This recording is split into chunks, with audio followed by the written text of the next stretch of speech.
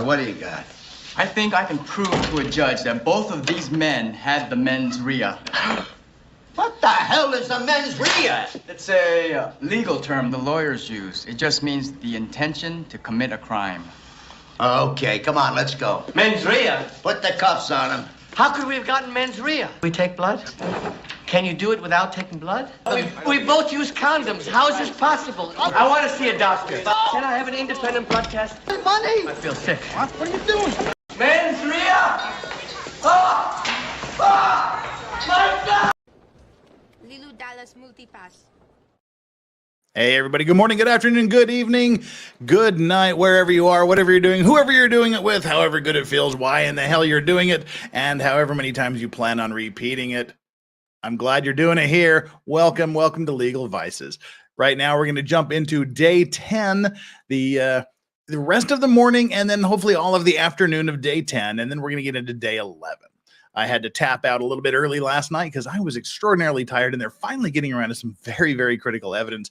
And I just kind of wanted to play it with a clean mind and sort of get a better feel for it rather than just being punch drunk and groggy and just the whole time. So that's why we're here. We're a little bit behind schedule. We'll deal with it. Right.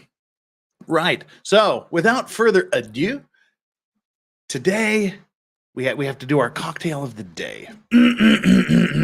Okay, here we go. Everybody grab your mystery ingredient. Okay, everybody, today the cocktail of the day is the Rusty Nail. 2 ingredients, that's all, scotch and drambuie. Any scotch will do. Peaty scotch is even better, but if you want to make your Rusty Nail the way God intended you to make it, you need a specific type of Scotch whiskey. You need Talisker. You need a Talisker whiskey. I'm just using Talisker 10 year for this because this is the whiskey that's made on the Isle of Skye.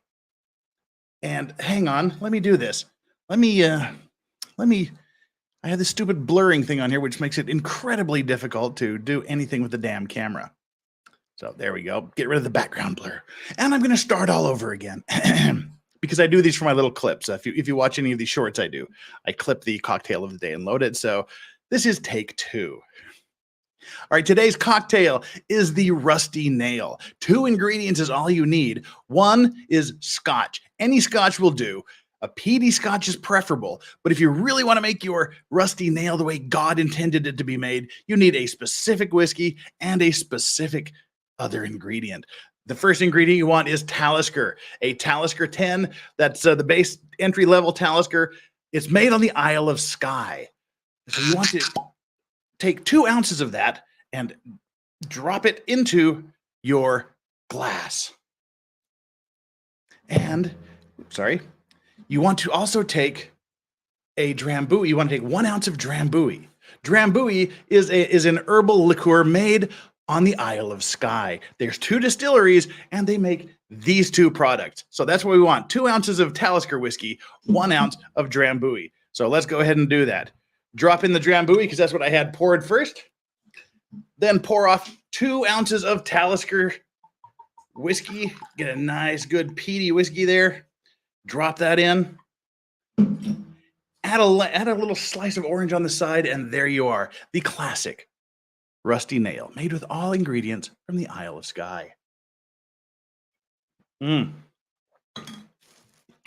a great cocktail that is. Right, there, got that out of the way.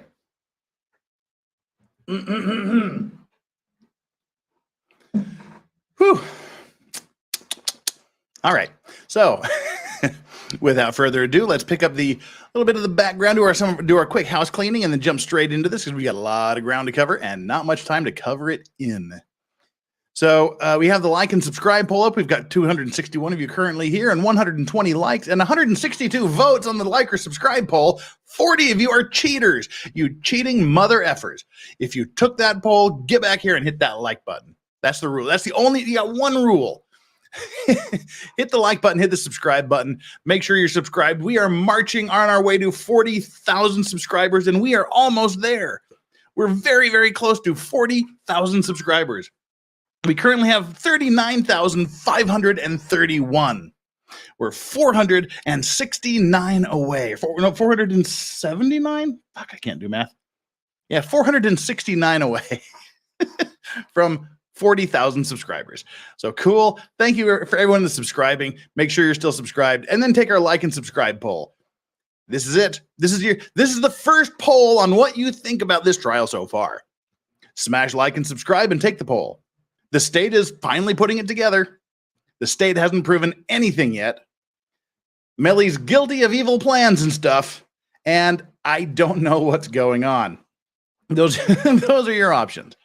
All right, so let's jump straight into this by first bringing on Chandler Remington. How are you, Chandler? Or Behandler, I'm sorry. Ooh, I'm embarrassed that I look terrible and I accidentally turned on my camera. Good morning. I see that. Good morning, Chandler. Wouldn't you like to do a take two on that one too, huh? I will be more camera ready in a moment. All righty. Well, there we have Chandler. Chandler Remington, the handler. The handler is here. She will be joining us on camera when she gets her face on. I will. All righty. There we go. That's really all we have for the background. Let's jump into the very last 30, 45 minutes of, I guess it helps if we actually bring the video up, huh? We just came from the O.J. Simpson stream, and I had not loaded the video yet, so give me just a quick second here. We have Yoda giving us 10 minutes of activity for the day behind me, so if you're scratching, that's him in his bed just scratching around. We want day 10 of the Melly trial. There we go. And we want just the last little bit of the morning session. Where are we? Hang tight, peeps. All right, there's the lunch break. So we want to go about 45 minutes before the lunch break. How convenient. We'll go back to 2 hour, 2:15. All right, maybe 2:30. We'll go to 2:30. Right. Oh, hi, Yoda. What's up? Okay. Does Yoda have something to say? Yoda's just being a spaz, because that's what Yodas do. All right, here is the screen, and then we'll give you a little bit of a catch-up on what's going on here. All right, we are finally getting into some very important evidence in this case. What we know so far is that there is a video showing the defendant leaving a recording studio shortly before the murders and sitting in the rear driver's side seat, the rear driver's side passenger seat of this Jeep, and driving off. An hour and a few minutes later, they show up at the hospital.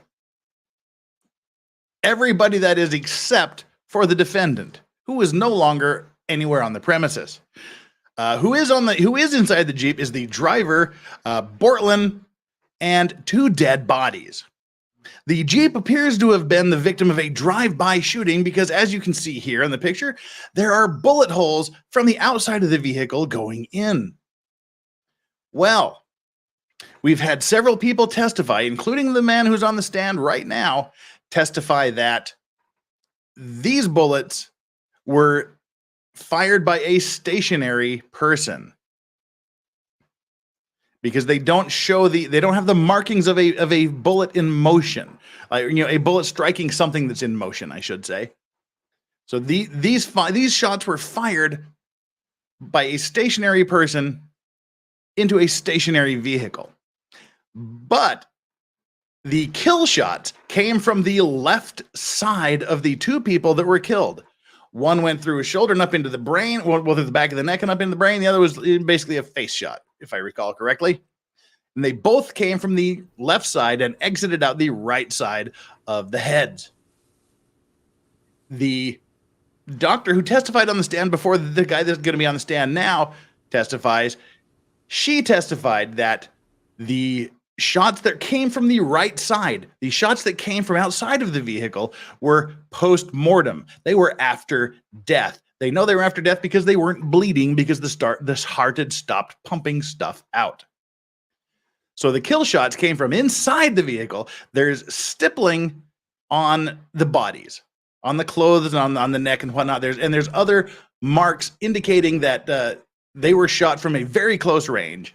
And this guy is doing trajectory analysis, and he's saying that both of the shots came from just about the rear passenger's seat location, the rear driver's side passenger seat location, where Melly, the defendant, was sitting but is no longer accounted for.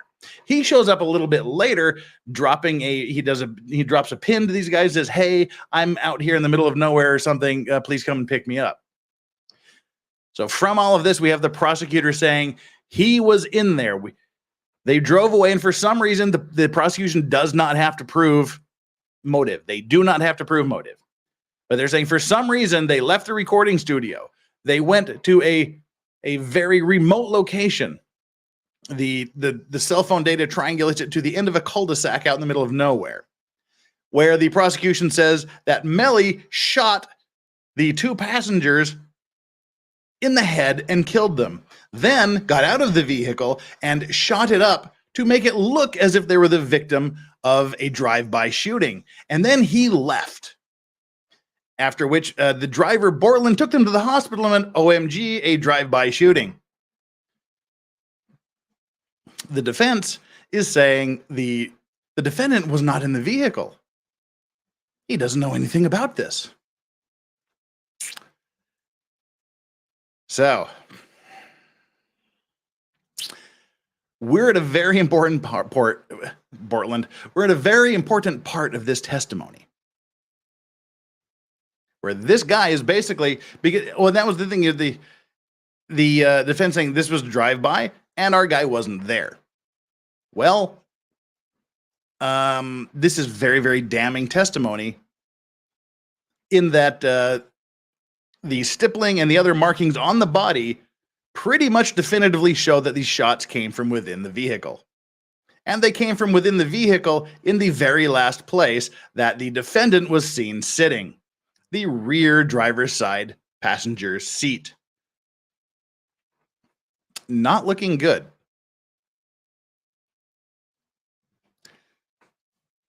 So, yeah, this is very, very important.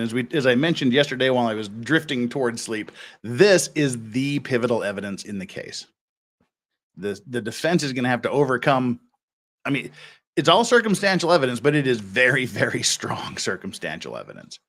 The defense now is going to almost have to come up with some sort of theory whereby they say, yes, the video shows him getting in the vehicle, but at some point, for some reason, he got out of the vehicle and went somewhere else, at which time they picked up someone else who got into the vehicle and shot these two people, and then exited the vehicle to never be seen or heard from again. And then the defendant sent them a pin drop from somewhere saying, "Hey, I'm out here, come and pick me up." That's almost what the defense has to do at this point to discredit this. I see, again, I don't know, I have no idea what the future is going to bring for this case, but one thing I do see is the driver, Bortland, testifying against Melly as part of a plea deal, as part of some other arrangement to go, yep, this is what happened. Or, which, I mean, well, it's not an or, it's an and/or. I'm thinking Melly's crazy if he takes the stand, because it just opens up way too many doors by the virtue that he's just on the stand. And on the other hand, he has got to rat out Bortland, the driver. He's got to say somehow the driver did it.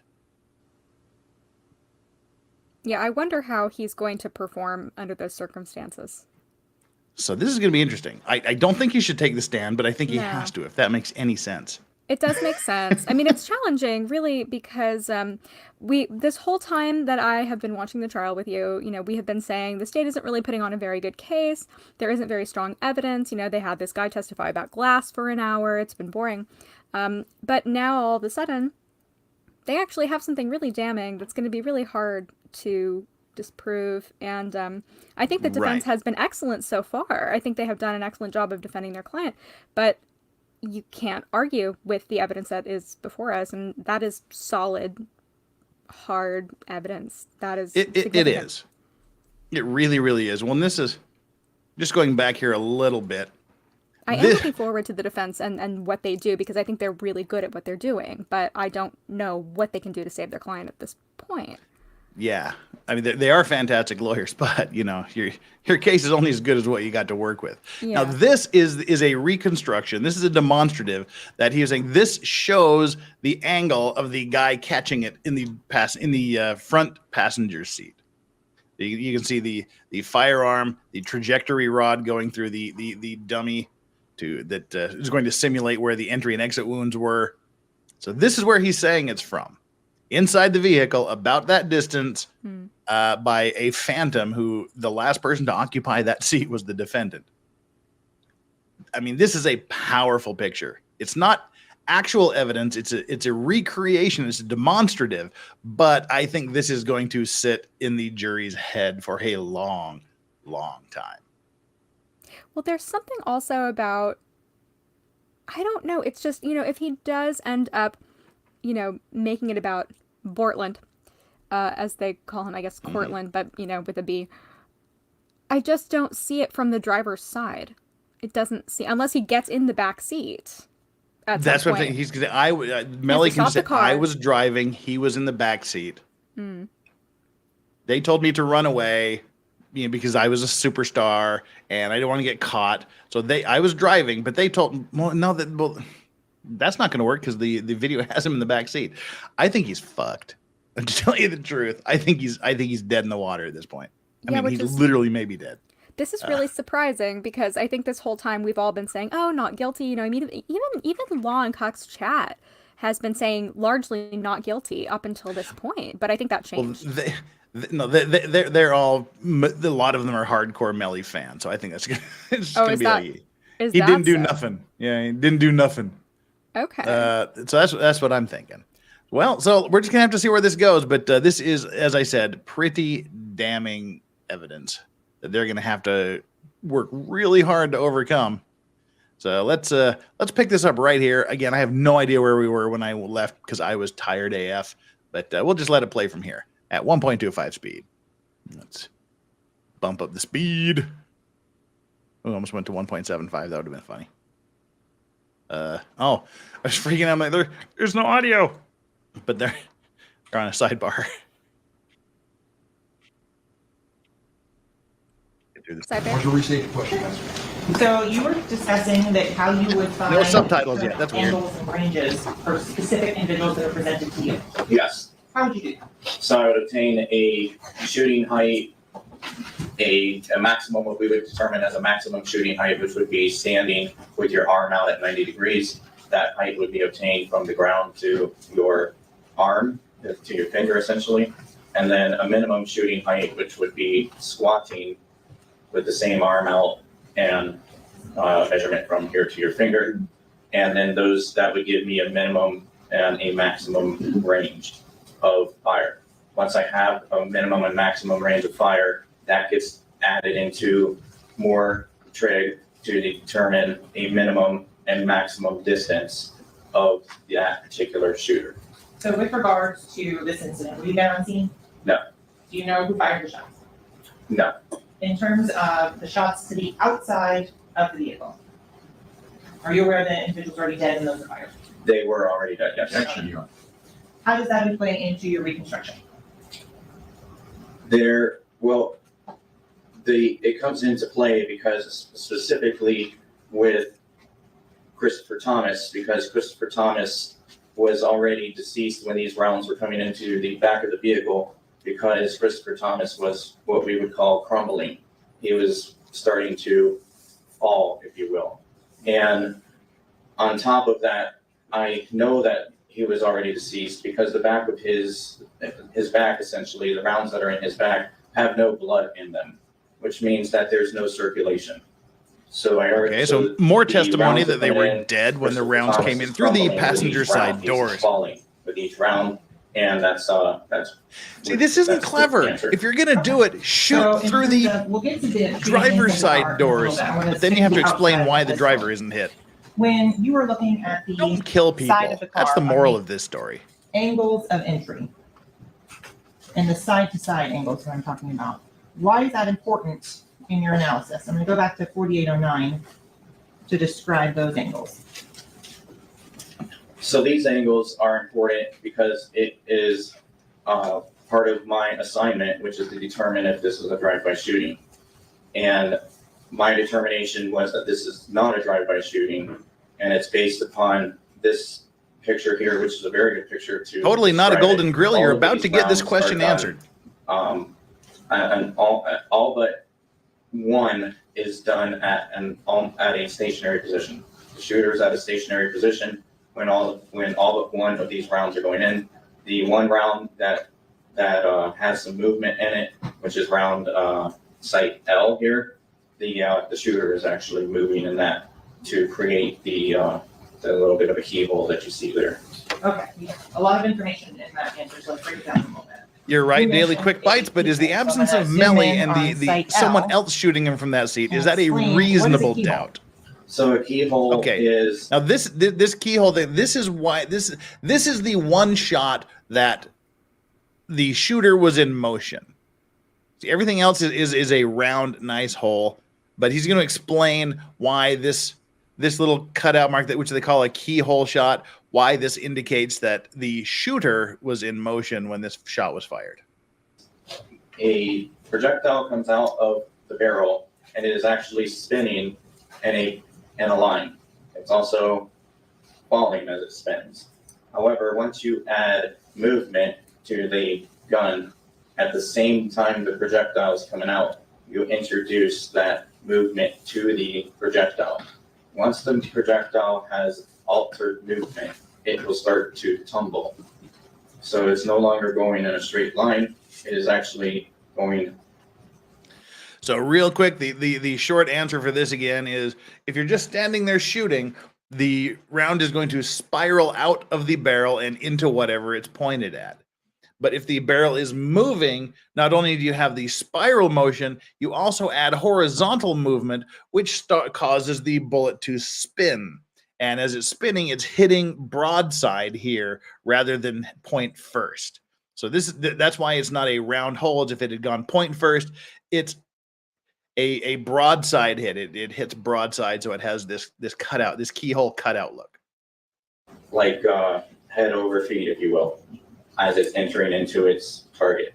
And that head over feet gives you this right here, which is essentially head over feet, the projectile coming in sideways. And in terms of a drive-by shooting, head over feet. two vehicles are moving at 45 miles per hour, what would you expect to see?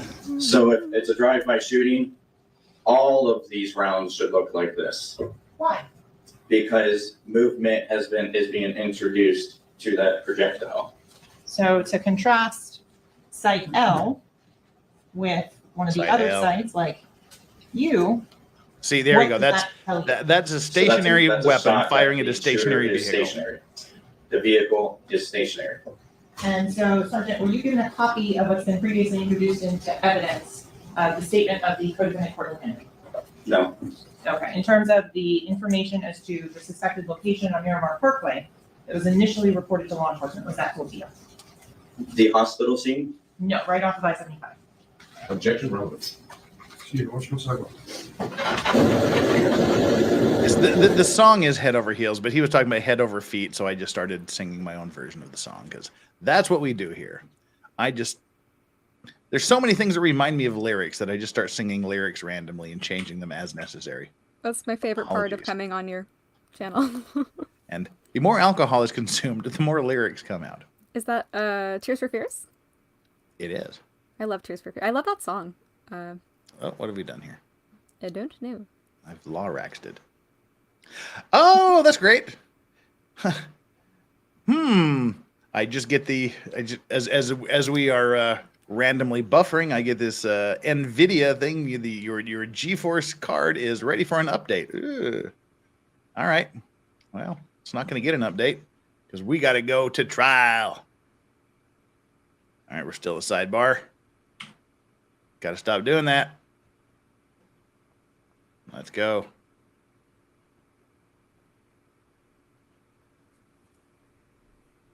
There's a head over feet song MLS. Oh, really? I know there's head, shoulders, knees, and toes.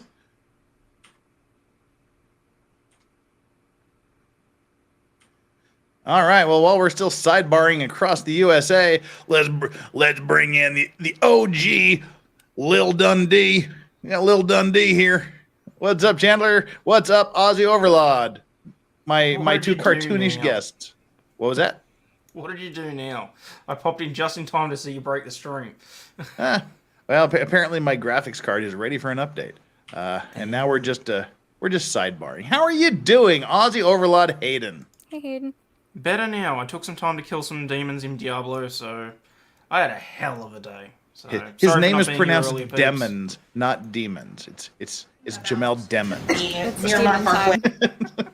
Demon time, sorry. Demon time. It's demon time.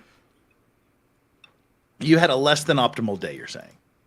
Yes, I had a very busy day, a very, what some would call productive day, but it had me pulling my hair out, so I just needed some quiet time. Munchkin was asleep.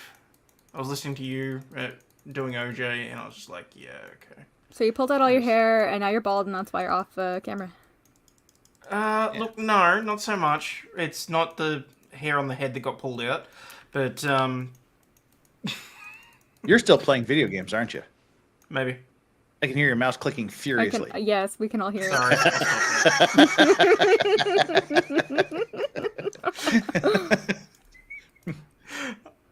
Busted! Don't make me put a cap in your ass. Wow, as Jeff, the kids say. You sounded really, really gangster when you said that. Yeah, I just did. now. I'm sure I did. All right. I love that. Let's get back to the hole in the car. An I-75 location. The Pembroke Road one? No, not there yet. We'll get there. So in terms of, for your training and experience, if two vehicles are moving on a roadway at the same speed, identical speed, are you still going to get these keyholes on that? Yes. Okay. In terms of other drive-by shootings that you have investigated, have you seen straight 90-degree entry angles on those? Absolutely not. What instead is going to be more indicative of a drive-by shooting? Keyholes. Okay.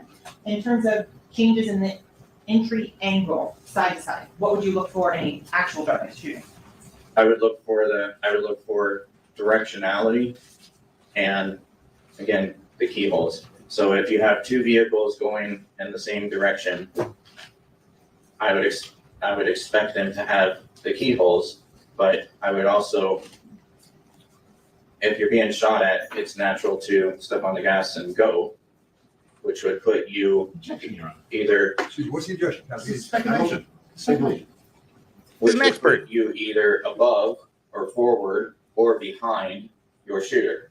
And once that happens, I mean, it's human nature, then we would start to have directionality keyholes from different directions. Little Bjork song. There's no way that you're going to sit there unless someone shoots you. Okay. In terms of, is there a demonstrative? That's human behavior, that would sorry. assist in showing the jury? Oh, I what was you like, mean by what directionality? Bjork song is about human nature? Yes, It's human behavior. Actually. Or you have one, okay. You've previously shown defense counsel. Bjork is weird. And I'm objecting on the same Beauty. It's weirdly hot. It's a demonstrative at this point, so I believe the appropriate instruction should be read. Can I see what you're showing? Sure. Objection to this, sir? All right, well. While they're doing that, we'll talk some more about Bjork. Why not? I do quite like Bjork. She's goofy and nutty as hell, but she made me want to go to Iceland. So definitely want to go to Iceland to see like Bjorktown. Using a demonstrative to assist in I explaining had Fred was demonstrating the obsessed with Iceland and Bjork. testimony of the witnesses, the evidence, the And that film she was in, the Lars von Trier film. Dancer in the Dark. That's the one movie that I could never The finish. evidence of the witness testimony. If it's later received. Well, that and evidence Requiem will for go a back to the Dream. jury room with you during deliberations. If it's never not received evidence. Okay, here, this is okay. This is a very this guy must really be an expert because he's doing things. So yeah, he's showing the different types of entry wounds depending on the angle of firing.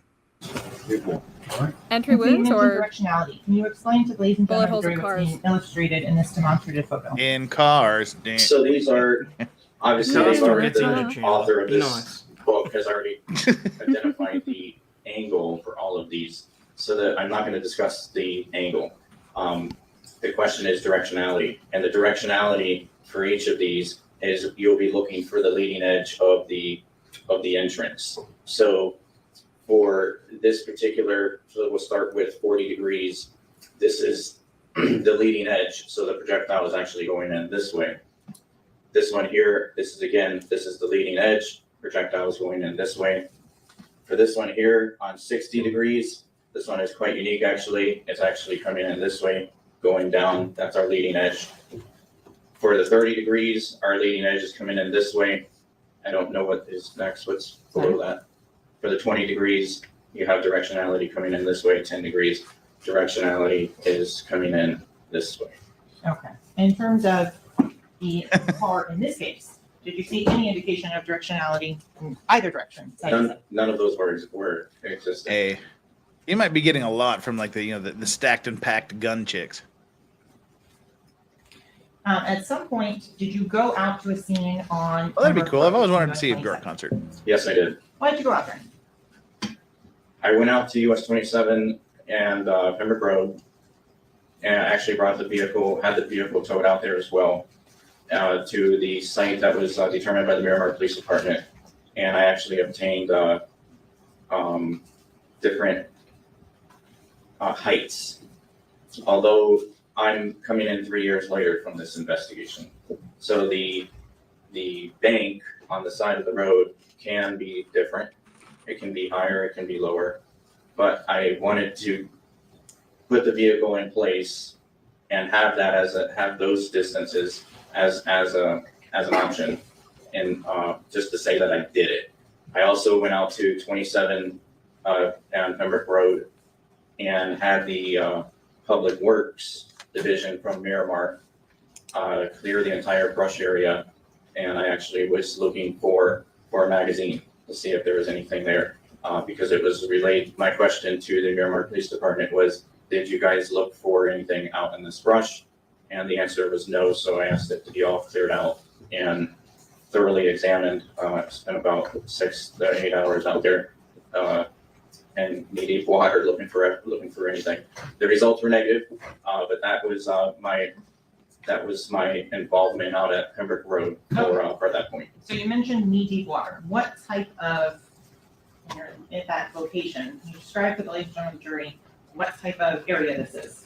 So 27 borders the Florida Everglades. East of 27 is Fed him to the Pembroke Road. Gators.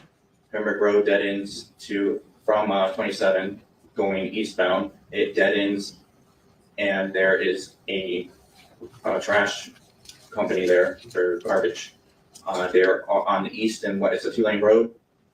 On the north and southbound sides of the road, at the time of my examination, was grass and rock. And then if you continue further down, you come to marsh. And if you go further down, you come into water marsh. And that's about all that's out there, besides a lot of mosquitoes. And so why is it important for the shooting reconstructionist to know the landscape in which this happened? Well, if I would have had the landscape in 2018, it would have allowed to create a more precise distance for a shooter. In terms of the drive-by aspect of it, does knowing that location at Pembroke Road help in assessing distances that another potential car could have been? It would not, because this definitely was not involved in a drive-by. There were fire cartridge cases found on the side of the road.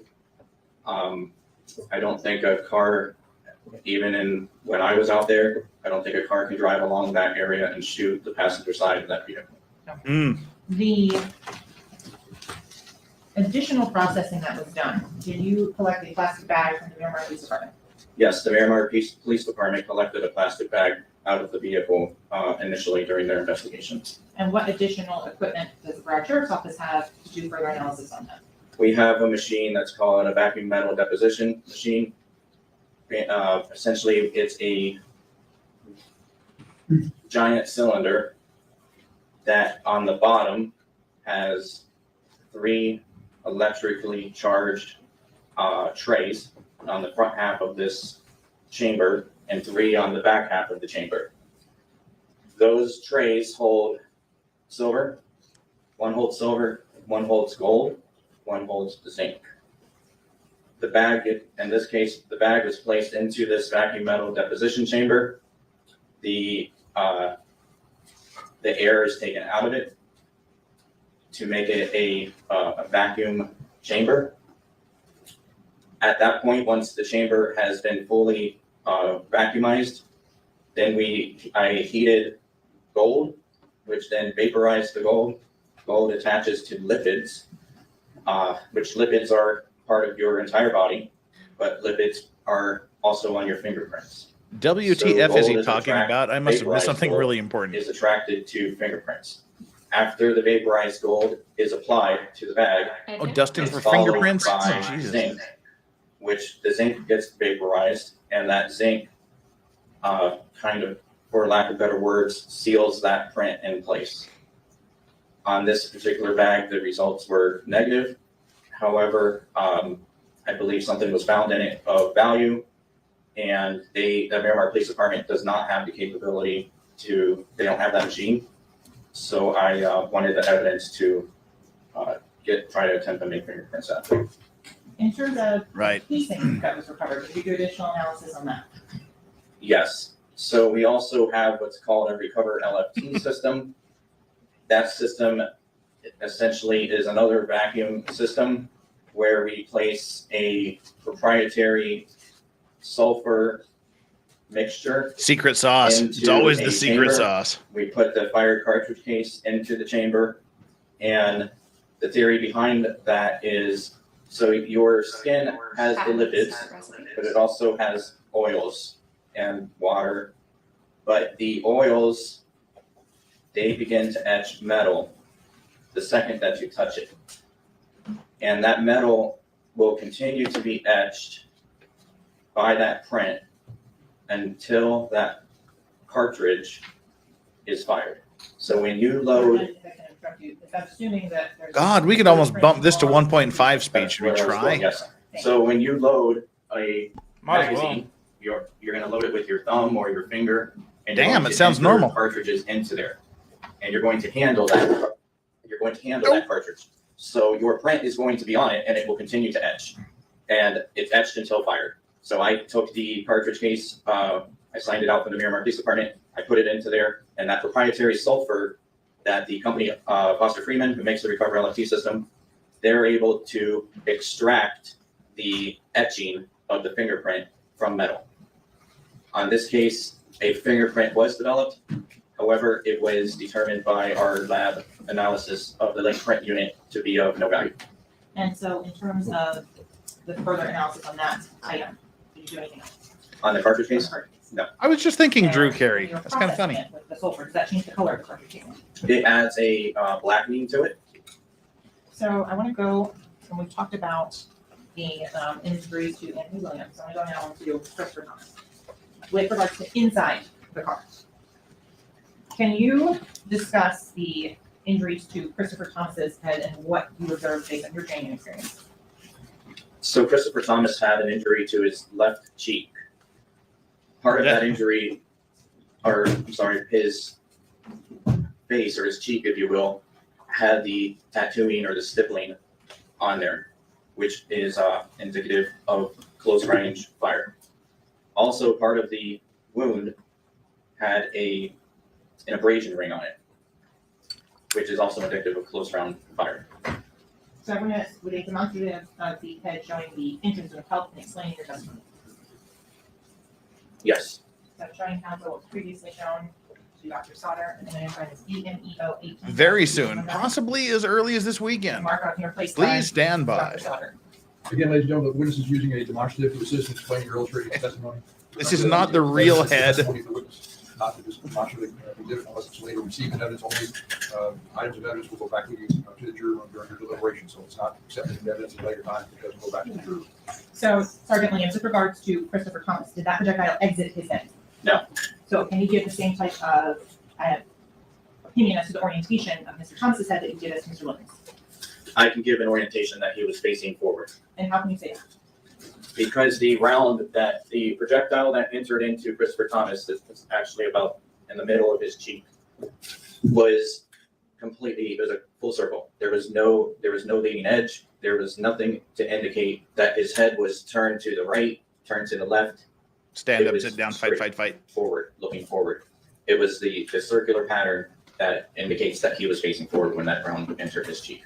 So, Sergeant Williams, you talked about directionality on the car. Does the same thing apply on skin? Yes.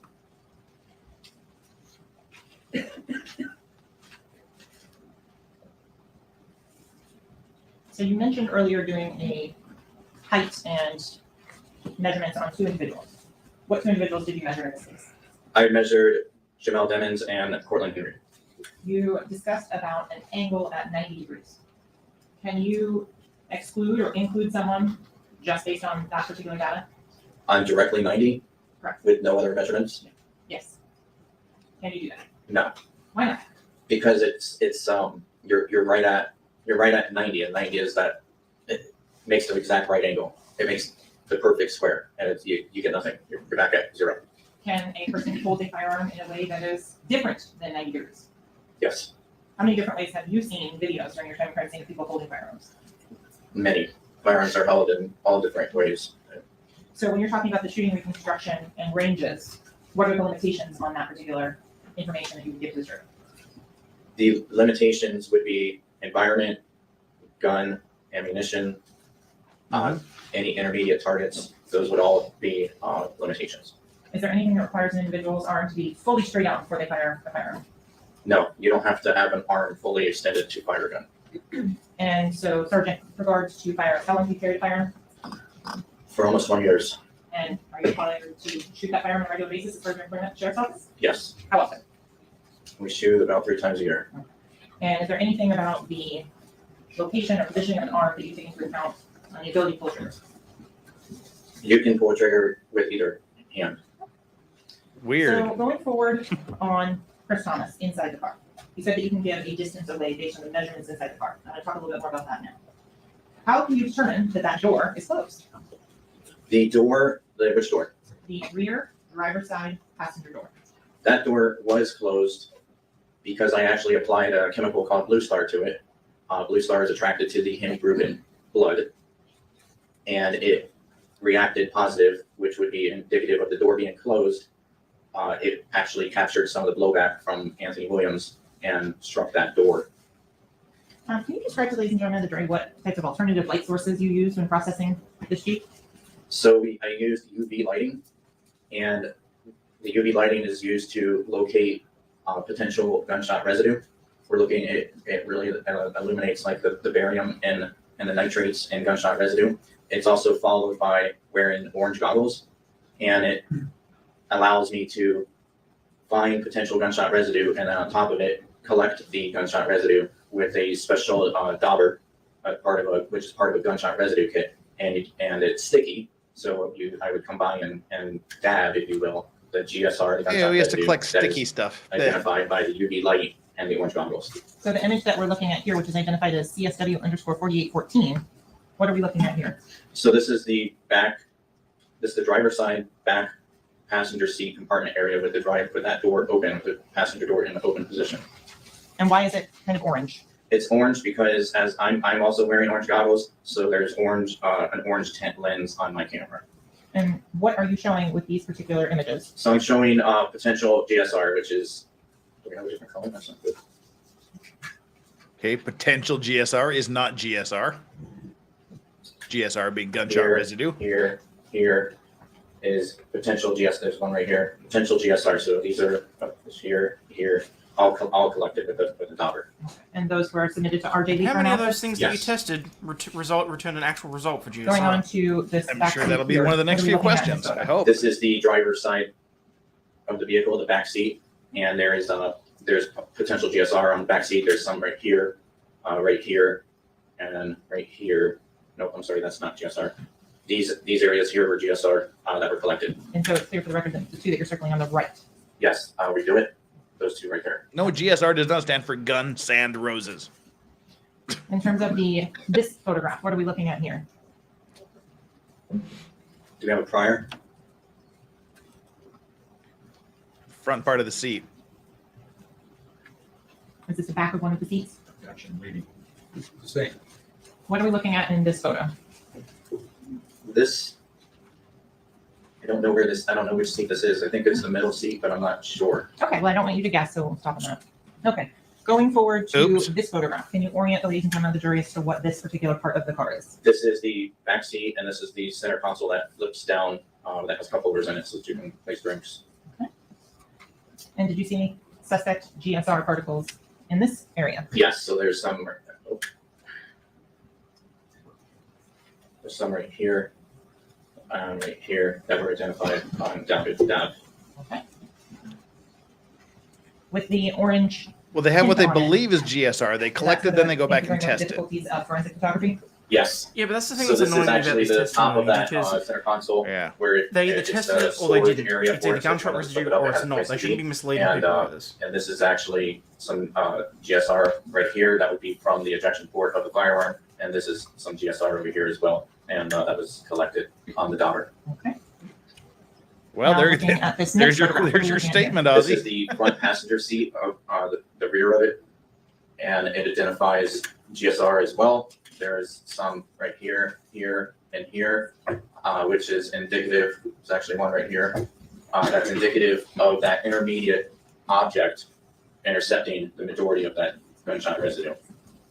Okay, and in terms of that item, I want to make sure I show you, identify it for, it's been previously admitted into evidence as states. It ain't looking good for the YNW boys. I need need some more baritone. It ain't looking good for the YNW boys. Still, Waylon has a little more nasal to him anyway. Whatever. I tried.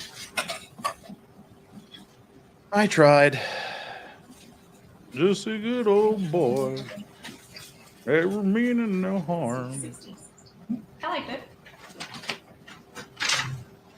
Going to Lucan by Texas, Waylon and Willie So, and the Sergeant, in terms boy. of the item here that's been previously admitted as state 60, is that the dollar that you're talking about? Yes. And can you explain exactly how it works and how you collected it? May I show it to the jury? If it helps, we can furnish it on the large screen here. You just have to step down.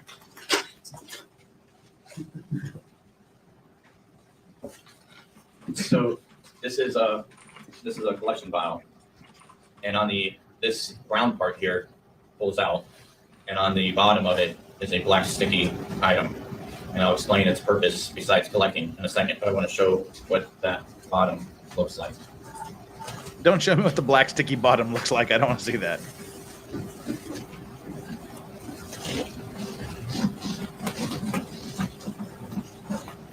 So when this is sent to a laboratory for gunshot residue analysis, this is actually what's called a SEM, S-E-M. And they put it into a mass spectrometer to determine the gunshot particles that are, the gunshot residue particles that would be there. And is this the SEM that you use to collect the GSR suspect particles? Yes.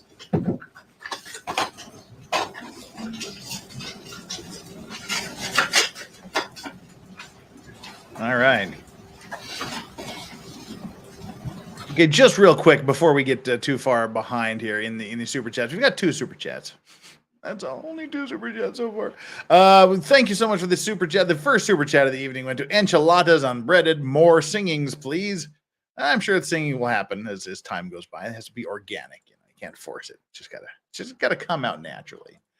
And Durna 1804, thank you so much for your super chat. Your new wife, Melly. I can't remember what that was in relation to, but introduced to someone in prison, perchance. Thank you so much, Durna. As always, super chats will be read as soon as possible. So we took a little super chat break there. And we're almost to the lunch break. Okay, so Sergeant, I'm going to show you what's been previously marked as states G. Very, very close to lunch break.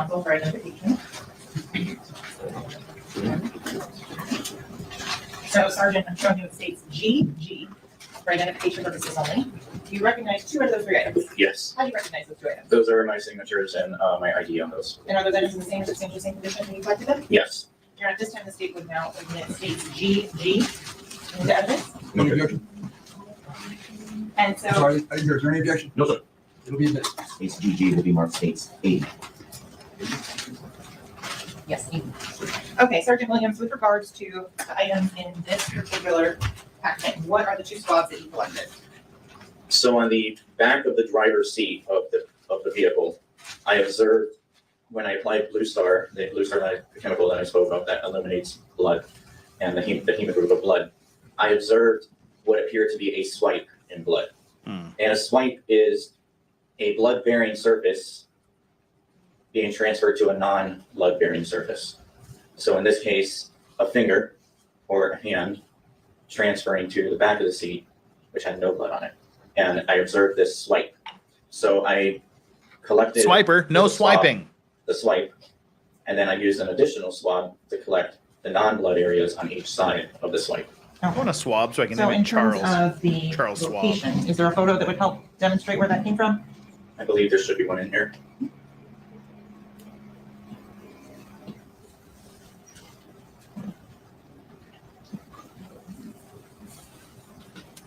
Excuse me, can we approach? Yes. Thank you for your time for lunch. Sure, sir. Okay. Well, there we have it. Don't swipe left or right. Always front to back. Front to back, always.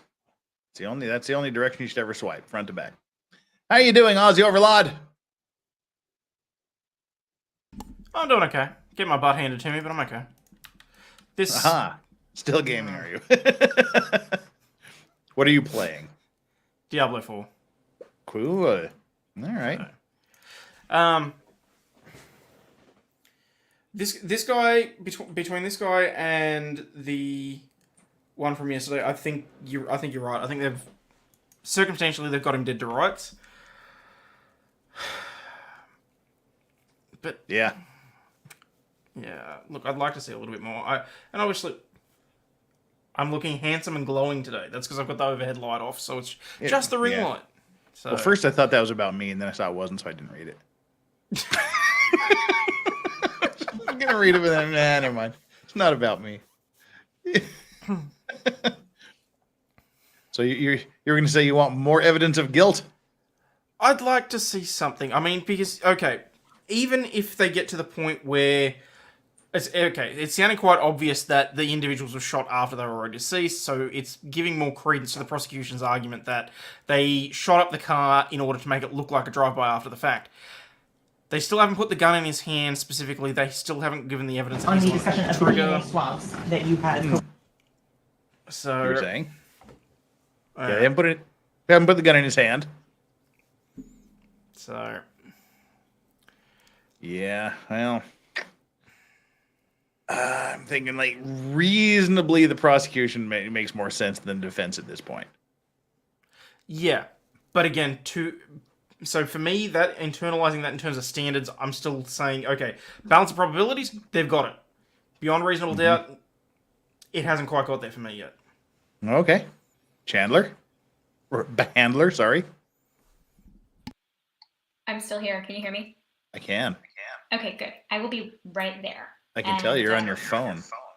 Yeah, sorry. I'll be ready soon. My apologies. All right. Meanwhile, I'll talk to myself. Hi, me. Oh, she muted it. All right. We'll get Chandler's opinion once she's put her face on. All right. Let's get back at it. Is this a good photo for you to show and demonstrate this blood smear swab as well as a non-blood smear swab? There was one that was with Blue Star. But I can point in the general area where it was. Yeah, just for this. Okay, so the general area of the swipe was here. Okay. And that was a swab, and then I conducted another swab of a non-blood area and a non-blood area. So, Sergeant Williams, I want to ask you, did you collect any swabs from the door handle of this Jeep? I did not. When were those swabs collected, if you know? Those were collected by the Miramar Police Department during their initial investigation. So, Council had asked for lunch break. This will be a logical point to talk about it. All right, ladies and gentlemen, take recess for lunch. Remember the admonition, do not discuss the case when formally opinion about the case, don't allow anyone to discuss the case in presence, so no research. Should leave no page on your lunch break. 1:15, all right? Woohoo! Now we're finally caught up to the afternoon session, so now we can start. We're about 30 minutes behind today, which means we're like a freaking long way from being done here. Let's see. Where does lunch end? About an hour from there, 407, far here, still going. All right. Is that where lunch ends? Nope, lunch is still going. All right. Somewhere in this area. Oh my Lord, they got a long afternoon. They went long yesterday. Crap. Let's see if there's like a gigantic long break somewhere in here. Okay, there's a little bit of a break. Well, that was just a sidebar break. Okay, that looks like a lengthy break. All right, we're just gonna have to power through. Okay, oh, there's a long break. All right, there we go. Andrew, based on your reconstruction? I'm guessing it's going to be about 3 hours before we catch up to the morning session, so we're going to be behind. I'll have to do a weekend makeup session.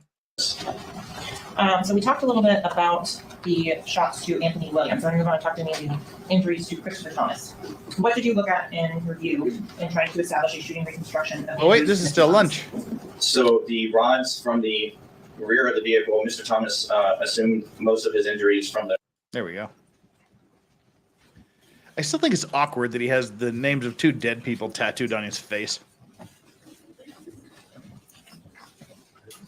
Yeah, awkward. People do is a word stupid for it. things when they think they have feelings for people. It's just. We are now starting yesterday afternoon.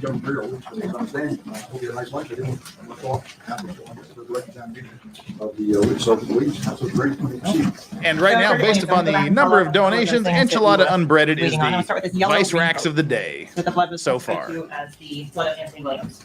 We were talking about that in connection with the logo on that. Can you comment as to the location, if that would be consistent with it being in that location when the blowout from Anthony Williams' head wound occurred? I don't think that it went back that far. Can you zoom in a little? Sure. And unblur it. I'll go to the next photo on that one, make it a little bit easier to see. To me, that looks more like a transfer stain, Okay. Because it has smear in it with a drop of blood that's already dried, and so the blood is already dried and it's transferred. So I think that's I believe that's a transfer stain with a hand. Okay. So to go back to the photos that you had taken.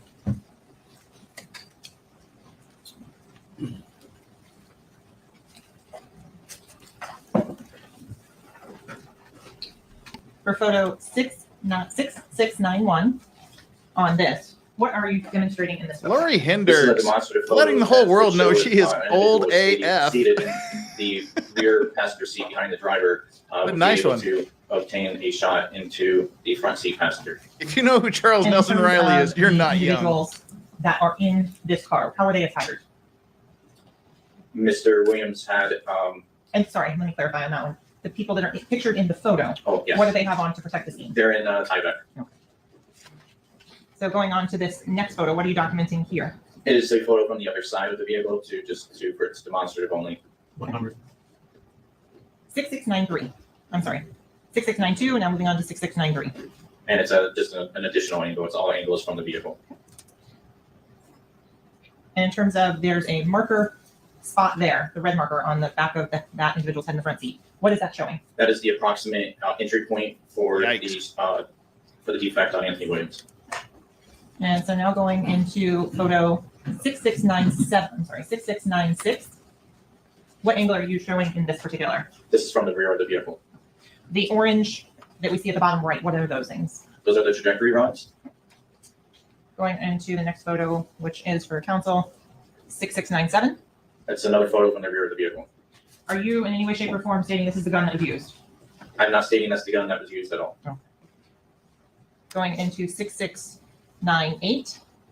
Lot Again, what are you 665 documenting here? then. That would be a photograph of the same positioning of the gun from behind the rear of the vehicle. Okay. Going to photo 6701. What are you showing here? This is showing the proximity of the backseat passenger behind the driver. Are his in relation eyes to closed the and he's front seat pretending to be passenger. dead? What the And hell? so I'm going to go forward to some of the ones now with the I think ruler. it's probably the flash from the camera. Either that or is really just being a pussy. When you are putting the tape measure in, what is your purpose of introducing the tape measure in these photos? And we're now here at 6708. and Waifu 6709. Kwan, quick on To the give a draw. demonstrative photograph to give a relation of distance. And so in terms of this picture is showing what? Well, it's not exactly to the end of the barrel of the firearm, and so it's approximately probably about 12 inches from the head to the end of the barrel. And so showing it from the other side, is that the It's better 12 angle? inches Yes. from the end of Okay, my and head that to my is barrel photo too. 6713. What are you showing in this orientation of the arm? No, it's not. It showed I'm the making photo that is up. showing that the arm does not have to be fully extended to obtain that shot. And so going out to this photo, which is 6714, much greater distance. Oh, okay, that's a thing now. All right. Correct. So 6714. I guess young shows the people can't know firearm him. And an alternative position, again for demonstrative purposes, to show a distance range, and a firearm can still be fired in that position and in the direction of the front seat passenger. Jesus. So now we're moving on to the rear passenger. Are you using the same demonstrative model for this individual? Yes. So you talked about the blood from Portland, or the driver, Portland Henry's shirt in the front. YouTube, this is just a simulation. I know, By right? the crime lab, yes. Okay, and were you made aware of the results of the DNA of the blood sample in the back? Objection, hearsay. Steve, watch your son. Sustain your never mind. This is done. Refer. So, Detective Williams, there's testimony before this jury as to the person who contributed the blood to the back of that shirt. How does that information help your analysis in terms of the shooting inside the car? The information was learned by me after the fact, and Objection, hearsay. And I'll help out what the information was. Go ahead. and it helped to solidify my analysis. In terms of, based on the information that you have, can you state how the driver was positioned when the shots occurred for the backseat passenger response? The driver, in my opinion, was seated in the front seat when the shots were fired inside the vehicle, And in terms of how would blood get on the back of the shirt? because he's seated in that position. So I want to ask, can we put some chairs here to help demonstrate what we're talking about? Sure. So you reviewed all of the photos from the initial earmark crime scene, Yes, and is there a difference in the height of the front seats and back seats? And there are. so this is not anywhere close to exact. Is that a fair statement of the chairs here? Correct. So when you demonstrate that you were the driver, how you would be positioned when the individual sitting in the rear passenger side seat is shot?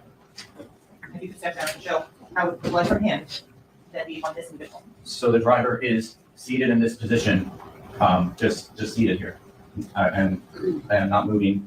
The blood from this individual, from the blowback, lands here, and blood from this individual lands on the back, and it's all from just not moving. Okay. In terms of the back of the seat, is his back pressed against the back of the seat? Yes, Okay. And that's for the first individual or the second individual? for both. In terms of, and you can resume your seat, we'll wrap this in a moment. So in terms of the distance between the individual in the rear driver's side seat and Mr. Thomas in that, do you know there's a minimum distance they were separated by? Can you restate that? The individual, whoever was in the rear passenger seat on the driver's side, and then Chris Thomas, who is in the rear passenger seat passenger side. Is there a minimum distance that they're separated by? There is. And how do you know that? So we have a known distance. As I said earlier, we are confined to the inside of this vehicle. So we have a known distance of shoulder width inside the back seat of this vehicle. We know a distance of shoulder width of Mr. Thomas, and then we would be able to deduce the difference between the center console The handler! and the passenger. So in terms of the photos at the Jeep when it first came to the hospital, I am are you aware aware. of how the back center console was positioned? Thank you. Yeah, it was down just like that. And showing from what's been previously admitted into evidence as states 30, photo DSC underscore 0127. Is that important for your reconstruction? Correct. So this is the blood that is on the center console is consistent with Mr. Thomas crumbling into the position above or onto the center console of the back seat. So the next photo in that series, again from states 30, is that one shows DSC 0_0133. Is this the plastic bag you spoke about and processed? Yes. Going back to your photos, what are you demonstrating in CSW underscore 6716? So this is a demonstrative photograph to show that you can fire a firearm from that position in the direction of a passenger who would be seated in that seat. Hey, welcome. Now, looking from the. Thank you for hitting that other angle, like what are you button. looking at in this photo, which for the record is 6717. And that is just a forward picture from the front of the vehicle facing towards the back of the vehicle to show that it is still possible to fire a firearm inside the vehicle. Okay.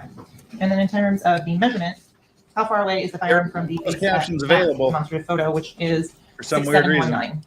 In this particular demonstrative, it's approximately 6 inches. This guy looks You like can he tell does he's his job so much. If Mr. Thomas was sitting You can tell the other guy's the bad guy because he's wearing At sunglasses. one point, I I love the believe that he sunglasses. did, It adds like because Mr. Kind of Thomas vibe. has what's called a defensive wound on his right hand, and that defensive wound was caused by a projectile. So I believe that at some point he turned and put his hands up or attempted to de-escalate what was going on and received the firearm projectile through his thumb. Okay, and so you're pointing to your right hand. In terms of the injuries to Mr. Thomas, you recall which hand they are on? I would have to look at the photograph. Okay, we can come back to that in a moment on that. So the defensive wound, why is that important for you as a shooting reconstructionist? Because it lets me know that Mr. Thomas was not aware of what was going on. He was taken by surprise, and his hands being up. If his hands were down, he would not receive a projectile through his thumb. His hands are in an up position, almost saying, maybe don't shoot, or I relinquished, or something. Or but just being received a Fonzie and saying, defensive wound "Hey." due to that projectile. And I think at that point, he repositioned to be forward facing. Okay, and so I'm You gonna jumped do the shark there a little. approach with the any photos with our state Sorry. 75.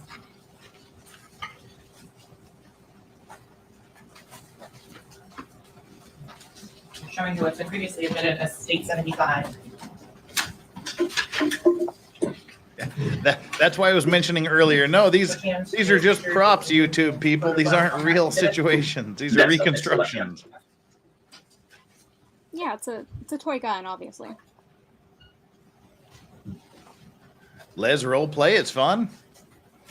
Les role play is fun. Continuing on. I enjoy with watching it regards to- anyway. We talked about, you can state that the rear, Wait, I'm sorry, the front we're talking passenger about something different. side Right? door, that the window was taken out by the projectile. When the man pretends to be a Correct. woman? Or Can you I'm testify as to whether or not the door was open?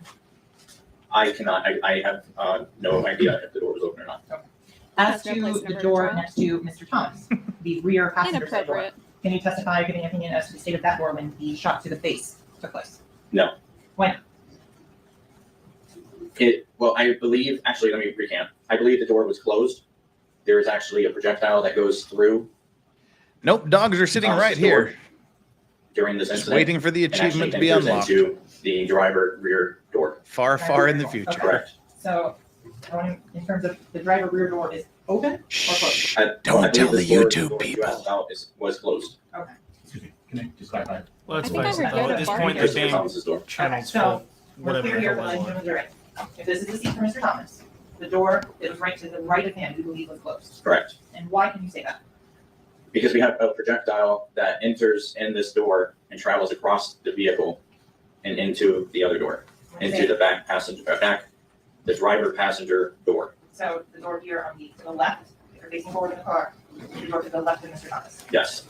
Can you state how that door was positioned during the drive-by, the stage drive-by? So after Mr. Thomas was shot, the door of the backseat passenger, the driver back door, was in an open position. How can you And- tell that? It was in an open position because of the projectile strike, the projectile that I spoke about earlier that enters in from the passenger side rear door, travels across the vehicle and enters into the door panel of the driver's side rear door. Okay, so I'm gonna going here to photo 6733 that you took. There's now another individual outside the car. What is this individual in this photo trying to demonstrate? This is another demonstrative of an alternative theory Okay. of if a shot could be obtained from a person outside of the vehicle. Okay, and so you mentioned we were talking about the one that goes through into the door here. Where did it strike that driver's side rear door? It struck it where the speaker is, Okay, and it struck. So if you have a picture of the door, you'll see that the speaker is whole, and then it has, because it's a speaker, so it's pretty thick. and the projectile actually entered on the front of this speaker. If the door was in the closed position, the projectile should have went into the speaker. 6733. This one right here is 6733. Okay. So, and there's some other photos that we'll come back to from Miramar to discuss that one. But right here, so you're saying an alternative proposition is being demonstrated by 6733. Yes. Are you able to rule this out as a possibility? Yes, because number one, the angle would not be able to be obtained into Anthony Williams. Number two, if the shot was made, the blowback would be more of a vertical blowback. What do you mean by vertical? So it wouldn't come up and down. Okay. So go up and down, So blow, because and of then where there's we're a at, money as shot, you stated something like earlier, that. of how the seats are. Is that what they were saying? And the closeness. Reasonably. Yeah, good This is a little approximation. further away, so you're It's not going to obtain as much blowback to be able to hit up here, and the blowback would come this way, back that way. Okay. It wouldn't go any other way. So I want to go, so we've gone through, that was 6733. So going to I want to go back a little bit on the angle for Mr. Thomas from that alternative proposition. So we're going to go to 6722. And what are you demonstrating in this photograph? So this is a demonstrative of an individual reaching into the vehicle to fire a weapon at Mr. Thomas. And in terms of the shot, could the individual get that angle if from outside? So if the not individual have could recreated the obtain that outlets? angle and make that shot, unfortunately, they would have to Missing be something. completely, the arm would What was have that? to be completely up against the passenger. So in the photo here, the person represented with sunglasses, the arm of the shooter would have to be completely against that person to make that shot. And I don't believe that this scenario is feasible. Okay. So, and now that was 6723. Are you showing the same thing? Yes. Going to 6730. What are you demonstrating with this trajectory rod and this photo? So this is the suspected trajectory of the flight path of the projectile that went into Anthony Williams. Again, as I stated, Mr. Williams had his head canted to the right, which is the reasoning for the flight path, and its continued perforation into the window, perforated the window and exited the vehicle. So Sergeant Williams, I'm going to ask, were the driver's side window intact? Yes. Were you provided the keys to the car to be able to turn the power on and to put them down for purposes of pictures if need be? Yes.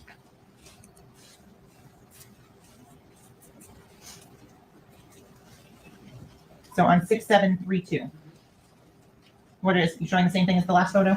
Correct. This is another demonstrative with the firearm canted and a downward with the ejection port facing down.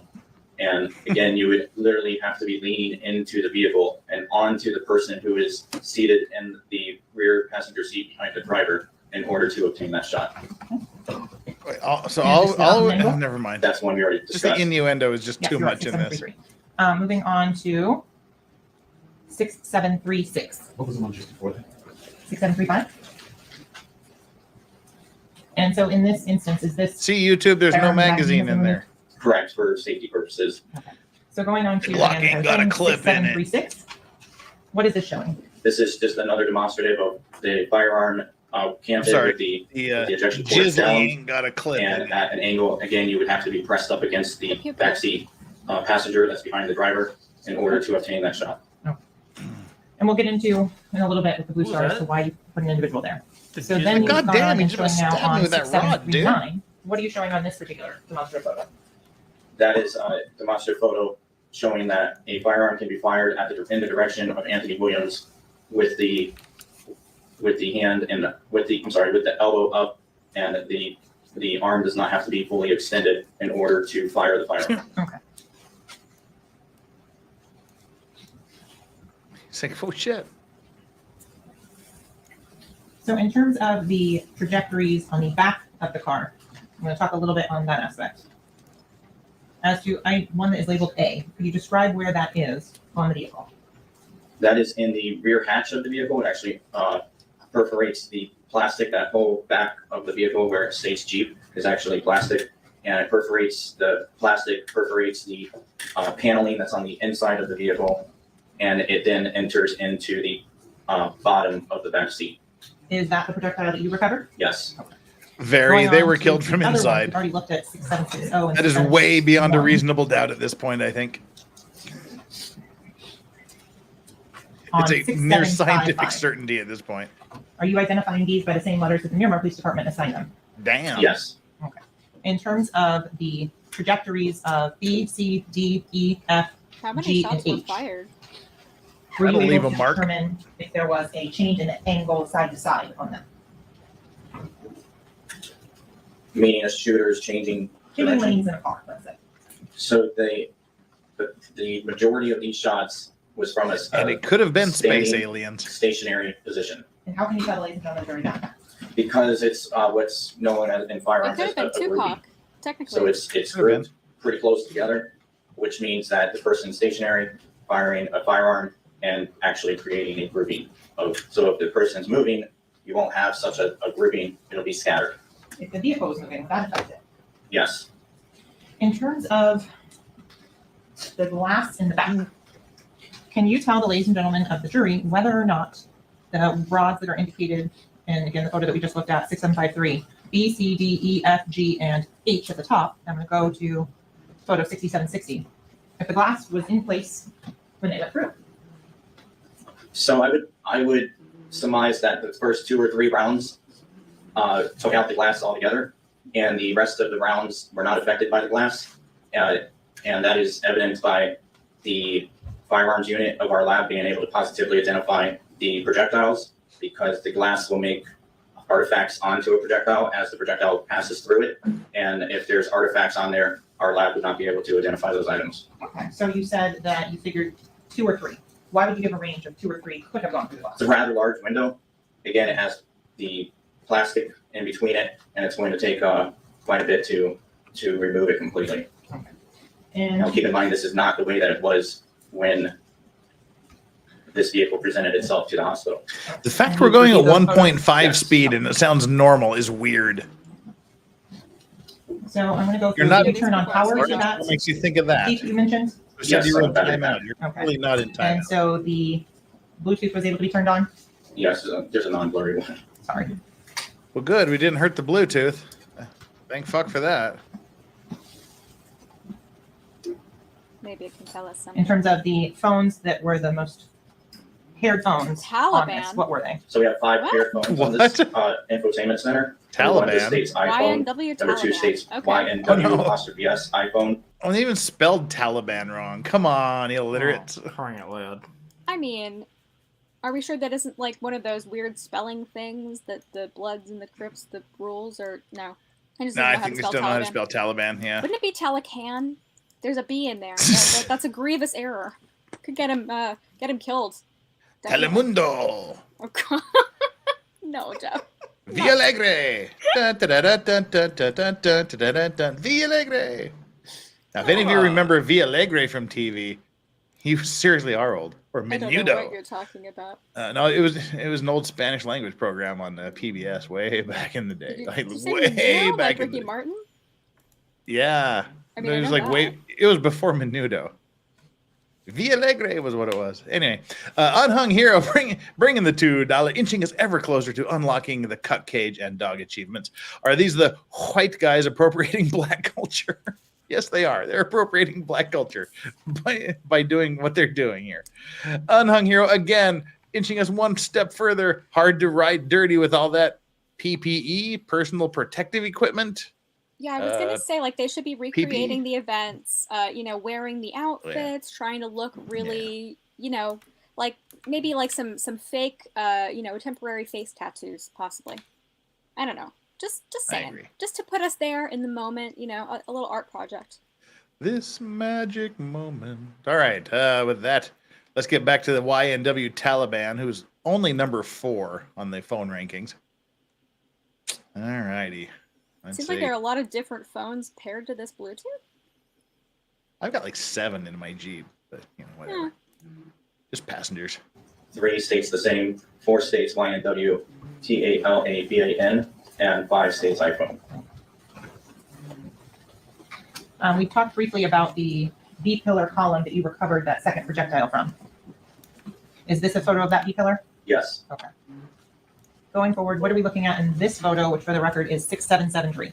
So this is actually the perforation site of the B-pillar, of the projectile perforating the B-pillar panel. Okay. And then once it was removed. All right, I'm car ignorant. What the hell is a B-pillar? 6776, but staying on 6774 right now. What is this picture showing? That would be the projectile. A B Okay. pillar? Okay. And then 6775. Is a close-up of the projectile. So I want to go to the, and then you mentioned on the back, that was, we've already reviewed that photo, which was 6777.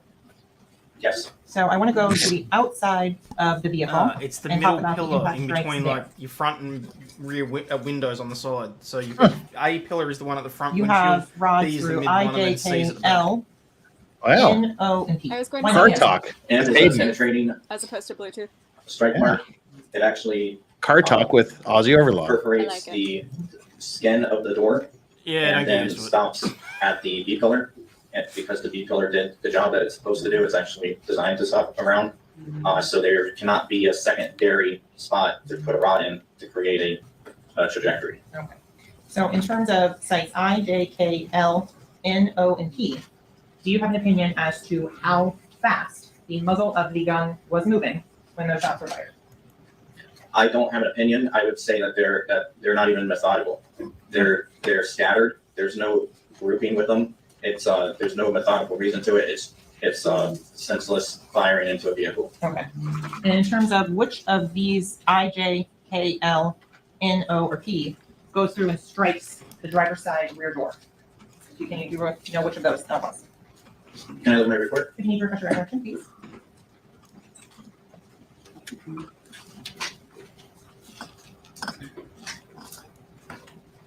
I wanna be your end gay, and you can be my end girl. I wanna be a cowboy, and you can be my cowgirl. That's a great song. Sometimes I get the references. Sometimes, like now, I really don't. Really? Which report are you referring to, Detective? November 16, 2020. It's an old song by a group called Boys Don't Cry. I've got a hat on. I got my boots dusty. I got Ozzy, my saddle on my horse, and he's called Trigger. I want to be a cowboy. It would be site M. And M you as in can be Mike. my cowgirl. So M is the one that you could connected through to the other side? Yes. Okay. Detective, I'm sorry, I thought you said M stopped at the B pillar. Oh, the Sesame Street counting. 1, 2, 3, 4, 5, 6, 7, 8, 9, 10, 11, 12. Oh, God, he's dying of COVID as we speak.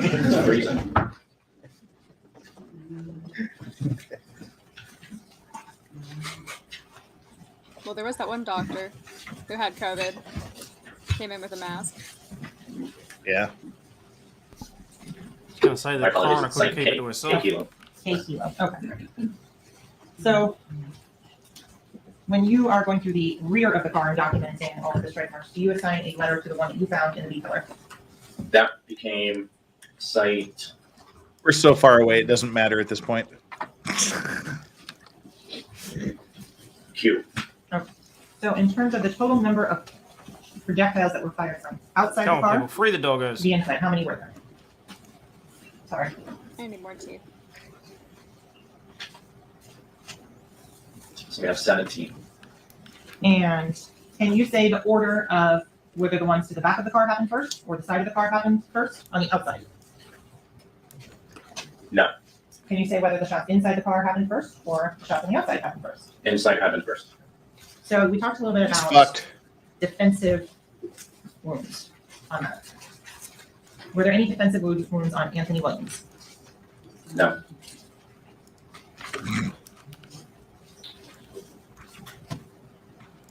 So there is testimony that there was a driver in a car. Could the driver, Portland Henry, have gotten that angular shot on Anthony Williams? No. Why not? He would have to have a rather large arm. Like, he'd have to be on spectral active. So in terms of, did you measure Did you the height of Mr. Henry? Yes. And what was that? height? Can you refer to your report as it down? He's 70.5 inches tall. Okay. And in terms of his arm length, did you measure that? No, I did not. No. In terms of the height to the shoulder, did you measure that? No. So with regards to the length of his arm, why do you say you have to have Inspector Gadget and Farm to get that shot on Anthony Williams? Because you would have to, it would be a very awkward position that his wrist is, no human wrist is simply capable of being in Watch order out to for reach that around, From boredom. extend it out, and pull the trigger. Okay. In terms Oh, go of gadget the murder intervening weapon. objects, how does that help you in saying where that firearm had to have been? The firearm had to have been, would be due to the headliner being there. I mean, I'm sorry, the head rest The headliner. being there. Okay. That all puts it Who was all the in follow-up line act? with the backseat driver passenger. In terms of the angle for the driver to get the shot on Mr. Thomas, is that possible? No. Why not? Because the injury to Christopher Thomas's cheek is an exact circle. And if Cortland Henry is pointing back from the driver's seat to the direction of the position of Christopher Thomas, you would expect to see a leading edge injury to his cheek instead of a perfectly circle on his cheek. On top of it, you would see more blood on the seat that Cortland Henry was sitting in for both. If he were to make both shots of I those also two saw Jojo individuals, Gadget there would be a drive by. substantial amount of blood on his seat.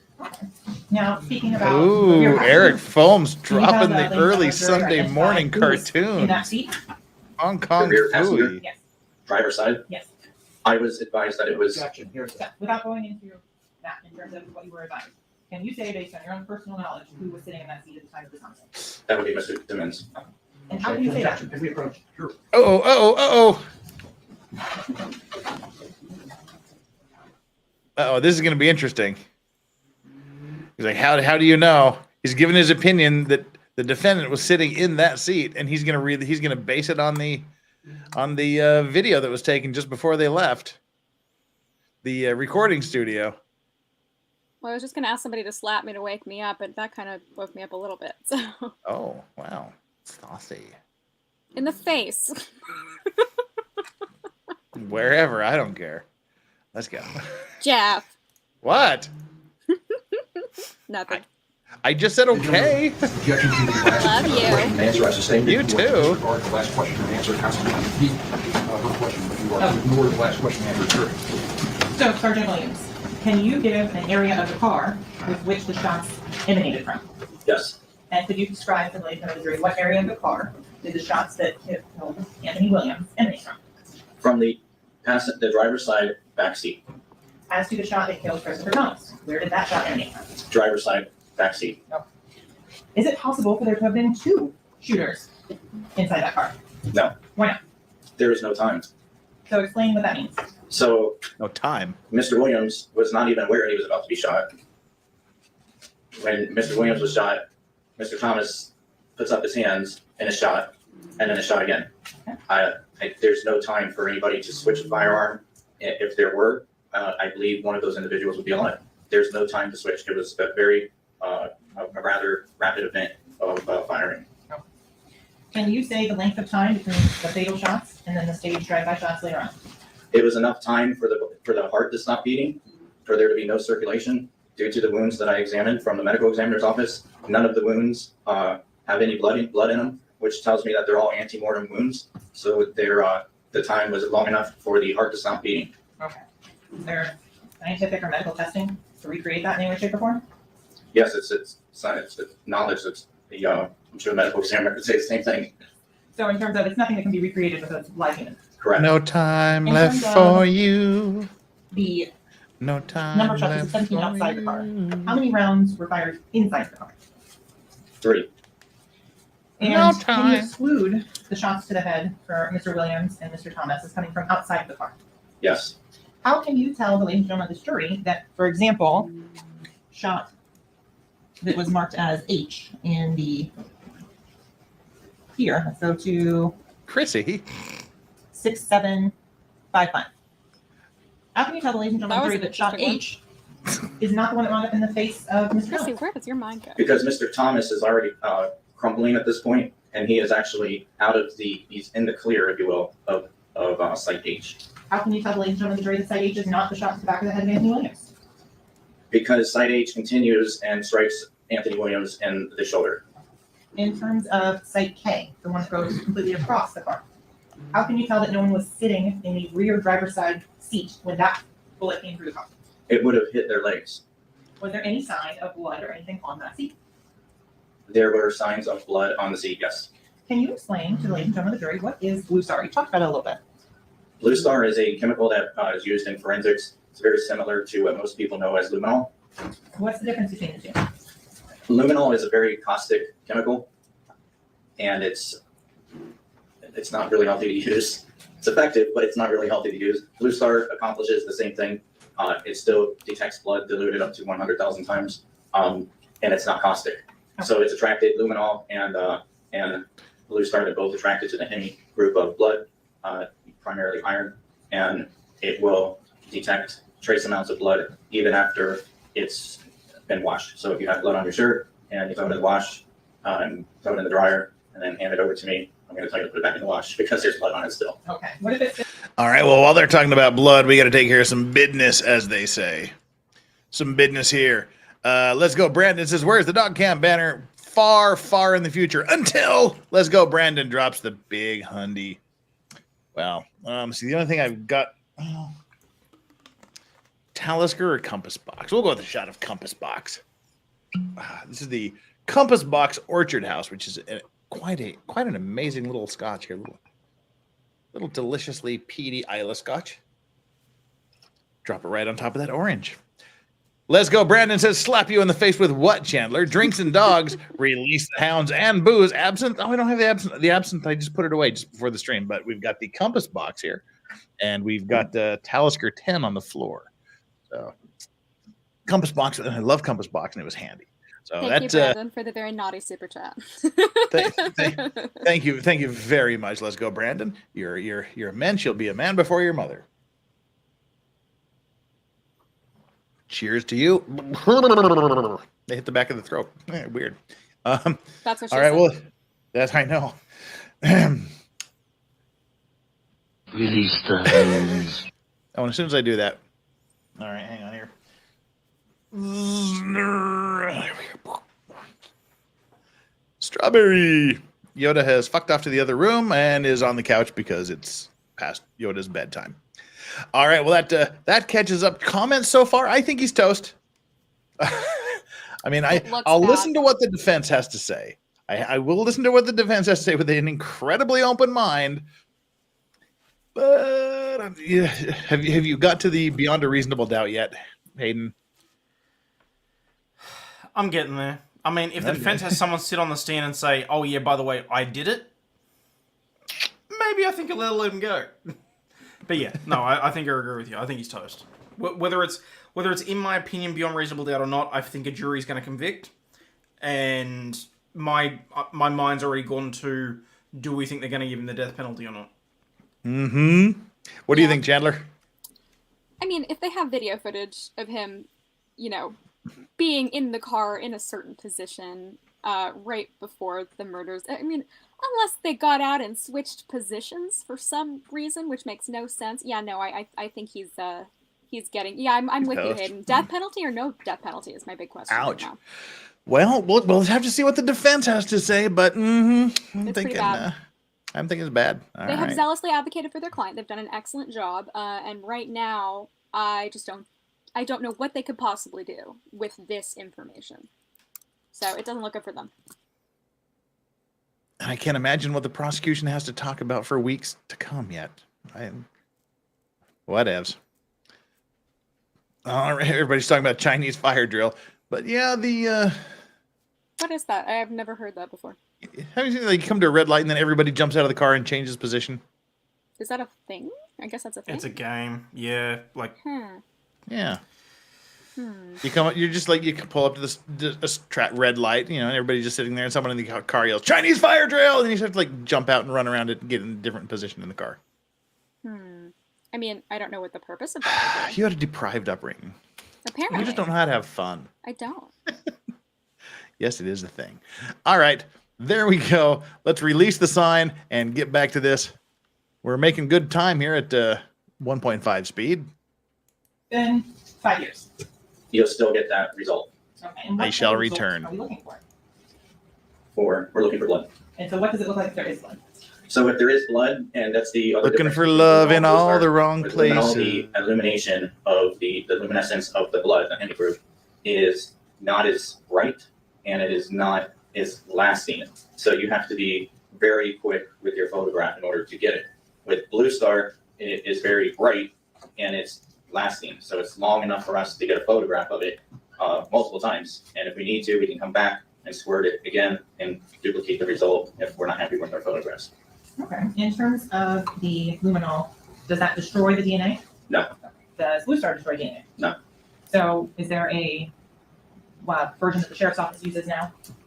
More so than the other? Is there a preference? We primarily use blue star. Before we end, is that something you could demonstrate here in court as to how blue star works? Yes. Do you have some with you? Yes. Okay. So you're in the state would be asking you to demonstrate and how the blue star works? Yeah, the She's one I prepared earlier. council, Counsel? right? No. Need some assistance there? Detective Williams, if you would be so kind? Go ahead. No, I actually, I see you move, so hold on now. He wants to take a look at it.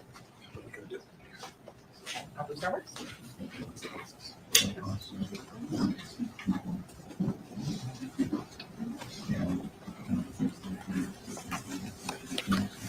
What are they doing?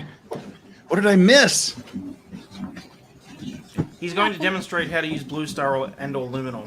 About, Ah. yeah. Something. So, ladies and gentlemen, I understand we remember to keep the restroom break. We'll take a short recess. Do not discuss the case. Don't comment All right. about the case. Don't allow anyone to discuss the case. Research, just so you know, take on your He sounds like he's like one of those auctioneers, like $5, $15. He's the only one talking fast. And Amoy's Currency, thank you so much for the super chat. Mistrial with prejudice for the BS the prosecution pulled. When years in a cage or execution is on the line, the state shouldn't be allowed leeway. I didn't see the reaction. I didn't see you do anything. I didn't think you were. Oh, okay, that's why I said go ahead. Is that a spoiler or have I missed some BS? All right, Mr. Dennis, need a restroom break? They've been pulling BS from the All right, beginning. thank you. We're recessed. Okay. All And then right. somehow you came into this trial later even than I did. So, Let's see. but yeah, prosecution has Scrolling. been on kind of bad behavior. They got Unfortunately, I called don't on the think it's gonna make carpet a for it for a difference. while, though. Well, there was almost a mistrial. I mean, they There was, made a yeah. motion for a mistrial, but that did not move forward. And it's too bad, looking at what we're looking at now, because, you know. Yeah. Maybe they would have wanted that mistrial after all. Ladies and gentlemen, thank you. Please be seated. Let the record help you on the questions of the defendant, Mr. Dennis, his counsel, the assistant attorneys. And the ladies and gentlemen, jury, please remain on stand. And we broke, I think you're over in Moxley again, ladies and gentlemen. Remember, the witnesses using a demonstrative to assist and explain or illustrate the testimony. The witness says the evidence and not be considered by U.S. evidence unless it's later received. So the items of evidence go back to the jury room during the deliberations. Proceed, counsel. Thank you. Sergeant Williams, can you explain what this object is in front of the building in front of the jury? So this is the back seat of a Ford Explorer that was owned by the private sheriff's office. We were deadlining the vehicle and sending it to auction for no seats. And they gave me this for this demonstration. Okay, so you talked a little bit about Blue Star. Can you explain how Blue Star is used and how it is reinstituted or reconstituted, I guess would be the proper term? for So- use in this? So we use Blue Star to, in any crime scene, to locate blood. As sometimes when we have an investigation, there'll be what is often referred to as cleanup, where the subject who committed the crime will begin to clean up the area to make it look like no crime happened. And so when you're, is Blue Star concrete mixed or? No, so Blue Star comes with a The not what? normally garbage trailer. So Blue Star comes in a container like this. It comes with a chemilucent solution, and then on top of that,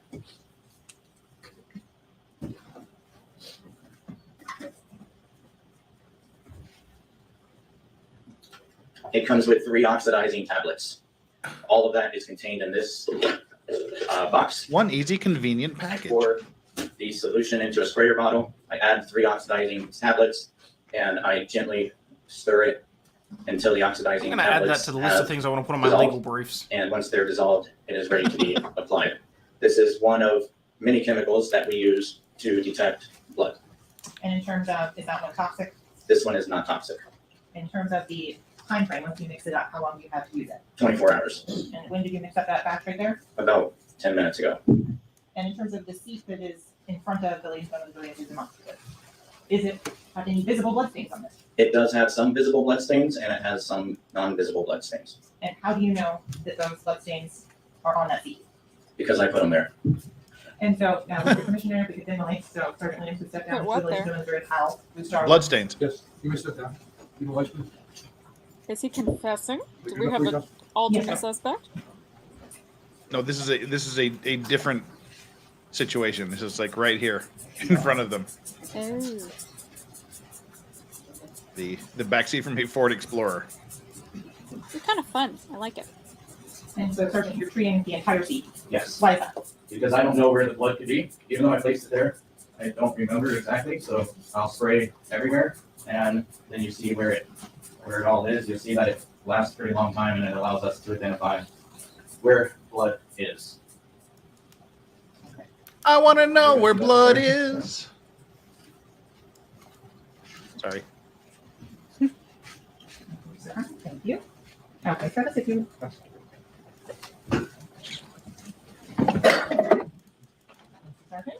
Confirm Jeff is a musical theater kid. Just burst into song. So Sergeant, did you have the opportunity to process the 2018 Jeep Compass in this case using Blue Star? Yes, I did. When you are processing it for Blue Star, do you take initial photographs to show how it looks without Blue Star on it? Yes. And Wait, this that's one is it? Photo CSW 4835. Yes, it is. Okay. And Travis, What- are you what- ready to demo what? this? Yep. I think that's all we get. Thank you. Wait, where's the? And again, going to the next photo that you took, which is CSW 4839. Where's the what? That would be What the prior. hell was that? Where's the bloodstains? Well, we saw some, And you this know, is CSW 4841. glow in the Again, dark this is prior to the application areas of on Blue the Star. left. Yes. I didn't. Oh, Really? must have missed it. Yeah. Oh, see, I just assumed that What are we looking at here in this time photo? to show There it up. is. So this is the application of Blue Star to the Looks like picture that. that was just shown. And it's Blood eliminating drops blood keep falling and on the my head. driver's side rear passenger Just seat. like the And it guy clearly shows that somebody was really, seated really in that dead. seat. If you look at right here, that would be where the legs are. And it continues on Okay, here we go. to show where the buttocks Wait, what? were. And what's very telling is that there's no blood on the back of the back seat, Why which would means you- that a back Looks like was there's laying against bioluminescent it. algae. Why that would you wash up expect to see offshore. blood on that area? Because that's going to be from the blowback from Anthony Williams. And in terms of that seat, did you saturate it like you just demonstrated in court? Yes. And for the record, that was 4846. This is 4847. Going out to 4848. So this is the same back seat, the same area. It's just from a different angle. And is that kind of the moisture that is showing up in some of the reflection in this photograph? Is that the application of the Yes, booster? from the previous photographs. So going to this particular side, what are we looking at here? So here again, you have the Oh. outline of buttocks. Yes, You it's have the where cage the time. leg Thank you, separation is. So there is somebody seated here. And then again, this whole entire seat has no blood on it. Where this area along here all has blood on it. So this void is indicative of an individual seated in this position. So in terms of the seat that we're looking at right here, remind the ladies and gentlemen of the jury which seat in the car this was. This is the driver's side back passenger seat. Did you also do the same testing on the front driver's side, going to photo CSW 4863 for the record? I did, And is this seat also processed in the same way? correct. Okay. Again, showing the moisture in this photo of 4865. Was this all done on the same day? Yes, And 4866? that was the smear the transfer that I was talking about earlier. So I actually swabbed that area with a swab to collect the blood. And then I swabbed an area of non-blood, and that's what was submitted to the lab. So going forward to 4868. and 4869. And so now we're looking at 4870. What is that showing? So this is the seat, and Which seat? this is the driver's seat, and the only illumination on the driver's seat is the very, very edge of the seat back on the outer portion or the interior portion of the driver's seat. And again, this is indicative of an individual seated in this seat, and that's why there's no blood here. The blood actually landed on the individual, and take that out for you real quick. And it landed on the individual and a little bit on the seat right around in here, and the rest of it was absorbed by the individual that was seated in that seat. If there's blood on clothing, would it transfer to the seat? If it's enough blood, it can transfer. If the clothing has already absorbed it, then it will. It generally will not transfer. And so going forward now to the same Jeep, where are we looking at the Jeep in this picture? This is the Broward Sheriff's Office evidence confiscation warehouse for the vehicles. Okay. So did you use Blue Star again on the door of the Jeep? I did. Okay, so this for the record. Welcome, you're now welcome to the Big 4875. Blue Star. What are we looking at? Door in is open. 4875? Come on in. This is the driver's side rear welcome, apartment to area the with Big the Blue driver's Star. side rear passenger door in the open position. So going forward to the next image, which is Good God, the fact that my son is 23 years old and I still You see that remember there's the reaction lyrics to to blood the on the door. Bear in the Big Blue Bear in House the Big theme Blue song House. tells you how much I watched Tells me that the door was fucking closed thing. during the shooting incident inside the vehicle. I just that what that introduced is? Scarlett to it. I'm sorry. And again, 4877. I'm not. It's the same That's kind thing. of funny. I used to watch that and I don't remember the song at all. I do. So Sergeant Williams, I only watched it 4 In terms of billion the- times. stippling and powder tattooing that was present on Mr. Thomas, would you give a range Pee-wee's Playhouse as to has a how better far theme away song, the in my muzzle would opinion. have been from the six? The range that I would give to that would be 8 to 12 inches. And without a actual firearm that caused that Exaggerating. wound, would you do a recreation? I could Just a not, little. but again, like I said earlier, this is a unique case where our shooting is confined to a known area with known confinement measurements, and it can be deduced. Okay, so I want to go to what's been previously in evidence as state Where, 30. oh, where, oh, where On the is photo, we talked about the Luna? site K and the Where, oh, strike where, mark oh, where across is the car. Luna? I wanted to go through, this is photo Where DSC is Luna? 0403, No, that's DSC Shadow. It's where is 0404, Shadow? and DSC you're 0408. right, yeah. You're describing the speaker and things. You're right. Is this what you were talking about? Correct. So if this door, 20 the fucking driver's years and side it's still stuck in my head. passenger door I'm was in talking a about closed 23 years position ago. during the shooting on the passenger 5 side a.m. I of the would get up every vehicle, morning to I watch would Pee-wee's expect to Playhouse. see this projectile strike mark to be in the speaker.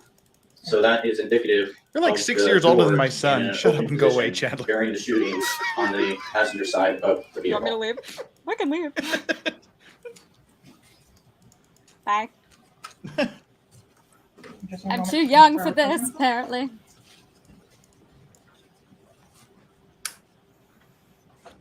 And in terms of on this particular strike mark that we're looking at here in state 30, this image, was this from inside the car? Goodbye. Was the round fired from inside the car? Correct. No, the round was fired from outside the passenger side of the vehicle. It perforated the back, the passenger side rear door, traveled across the vehicle, and penetrated the speaker area on the driver's side rear That was passenger lovely door. hidden.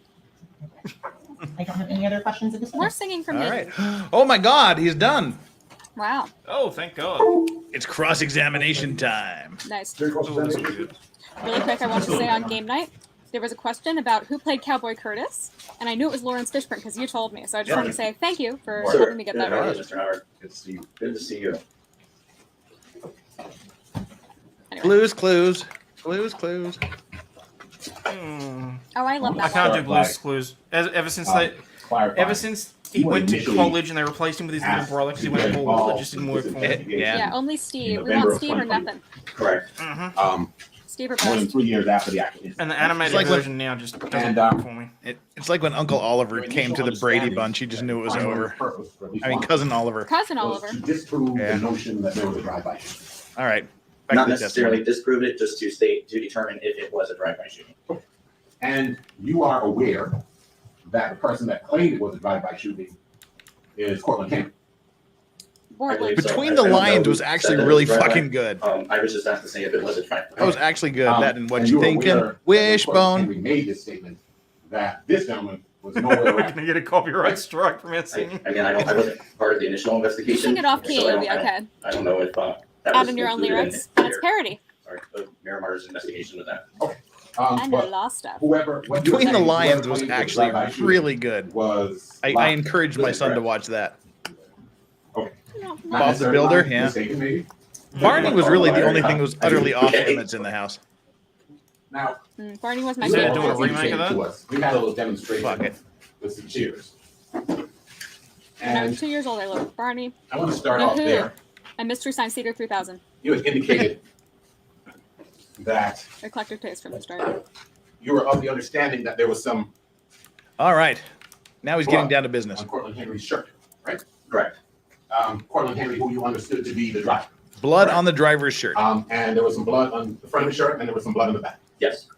And during your testimony, you sat in what would be the driver's seat, right? Yes. Now, tell me something. Do you know what kind of firearm was used? No. What caliber? 40. 40 caliber? Yes. If a 40 caliber is fired inside a vehicle, will it make a noise? Mm-hmm. Yes. Will it make a loud noise? Mm-hmm. Okay. And your testimony was that Cortland Henry was sitting here, sitting in his seat, right? Yes. Based upon your reconstruction, there was blood spatter that hit the front of his shoulder. And I think your words were, he was sitting still and not moving. And there was also blood spatter that hit the back of his shirt. Yes. Okay. So with a 40 caliber blasting in that car, you're saying that based upon your analysis, Cortland Henry was sitting still and not budging. That would be your analysis, right? Yes. Okay. Now, you also indicated that I was going to whip out his 40, go bang, and watch the guy Christopher Thomas, flinch. who you believe to have been sitting in the rear passenger seat, That would be had a a defensive demonstration. Yes. in his hands. In one of his hands. In his left hand. Correct. There was a gunshot wound, Yes. and that he was shot from 8 to 12 inches away. For the cheek. Okay. So, well, whoever was shooting at him when he had his hands up would have been a pretty bad shot to miss him from 12 inches away and hit his hand. Well, I didn't say that he was 12 inches away during that shot. State never asked the distance for that shot. State only asked the distance for the cheek. Okay. Well, you had indicated in your report that you took account of the width of the cabin of that vehicle. Yes. What was it? 50. Feel free to look at your report. I don't want to. I think it's in my Shot notes. through the but you have hand the and picture? Melly's tube Can blame. State pull up the picture? You give blood Read to the notes. that name. Oh, nice. Thank you. That's I good. got my musical contribution in for the morning. There you go. I'm satisfied. Touche. That was good. Doop, doop, doop. You had the same thing with all the pictures you just cited. Let's see, 77. We are currently 74 people away from 40,000 subscribers. If 50.5 inches. 50.5. there's 564 of you here now, 74 of you is all we need to get to Not an estimation, a calculation. of what that would be 40,000 in feet, subscribers. So that we have a base. So 4 feet, Come on, 2.5 people, you know inches. you want to. 4 feet, 2.5 inches. Yes. Okay. So Subscribe. the entire inside cabin rear of that vehicle is less than 5 feet wide.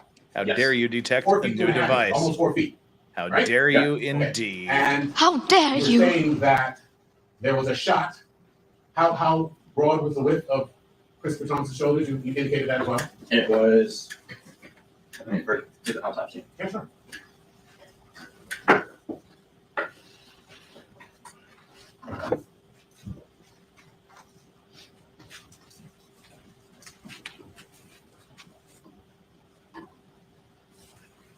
Surprise! Oh.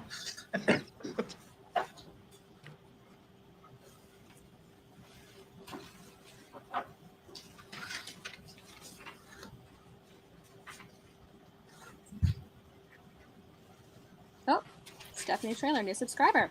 Thank you. Oh, wow. We should check things out here. Amidst the quietude.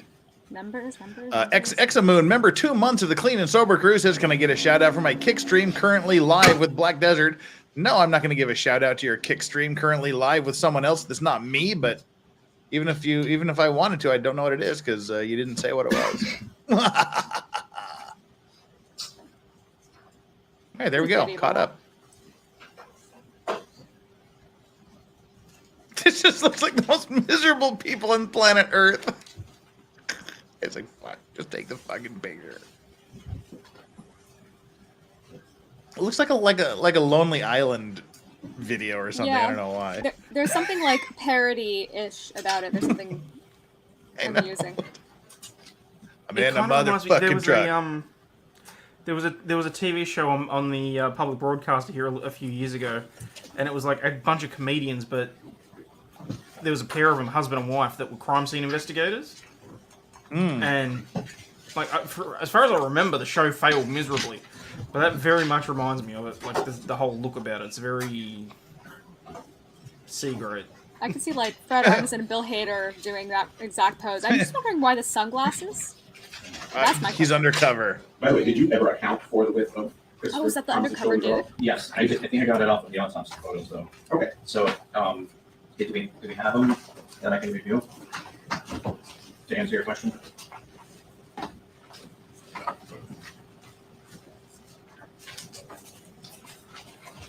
At least 875. Is all of them? That's for Mr. Thomas. 873 is Mr. Evans.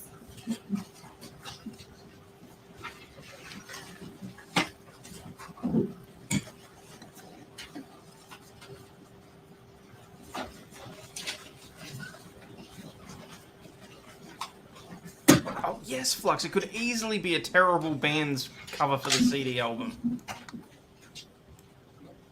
Do you have the one with him on the table with the seal? That's not evidence. So Mr. Howard. I don't mind you looking at it.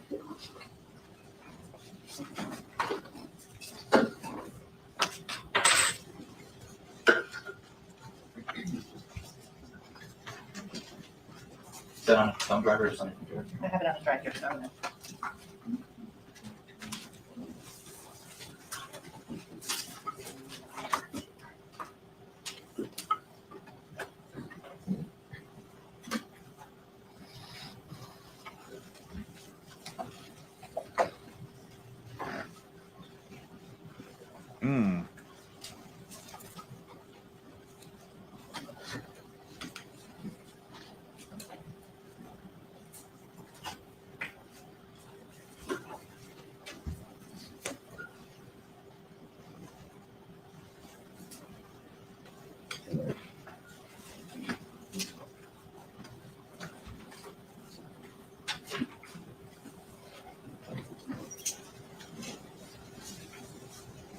Any day now, sir.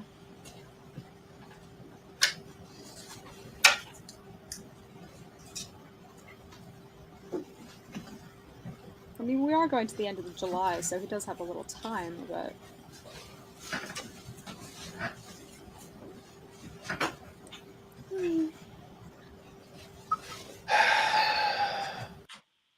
Oh, that didn't help, did it? I just made it worse.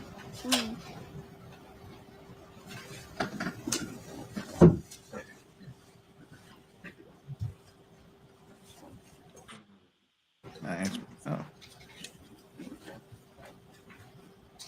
Yes, this is still 1.5 speed. How broad? 2 feet 6 inches. 2 feet 6 inches. So that's more than half of the 40 inches. That is More than half of the 40. less than half. Right? 2 feet. There's 24, 24. 30. 6 inches is 30. We have 50 and a half. So yeah, a little over half. A lot over half. A little over half. 60% of the width of the vehicle, Correct. according to your measure. Right. Okay, so that means the other person, if they were seated there, would have to be taking up less than 20 inches of space, according to you. Right. Okay. And in that less than 20 inches of space, you have a tape measure there? I wish I did. I have a ruler, I think. You have a ruler? I think so. Please. Thank you for having me.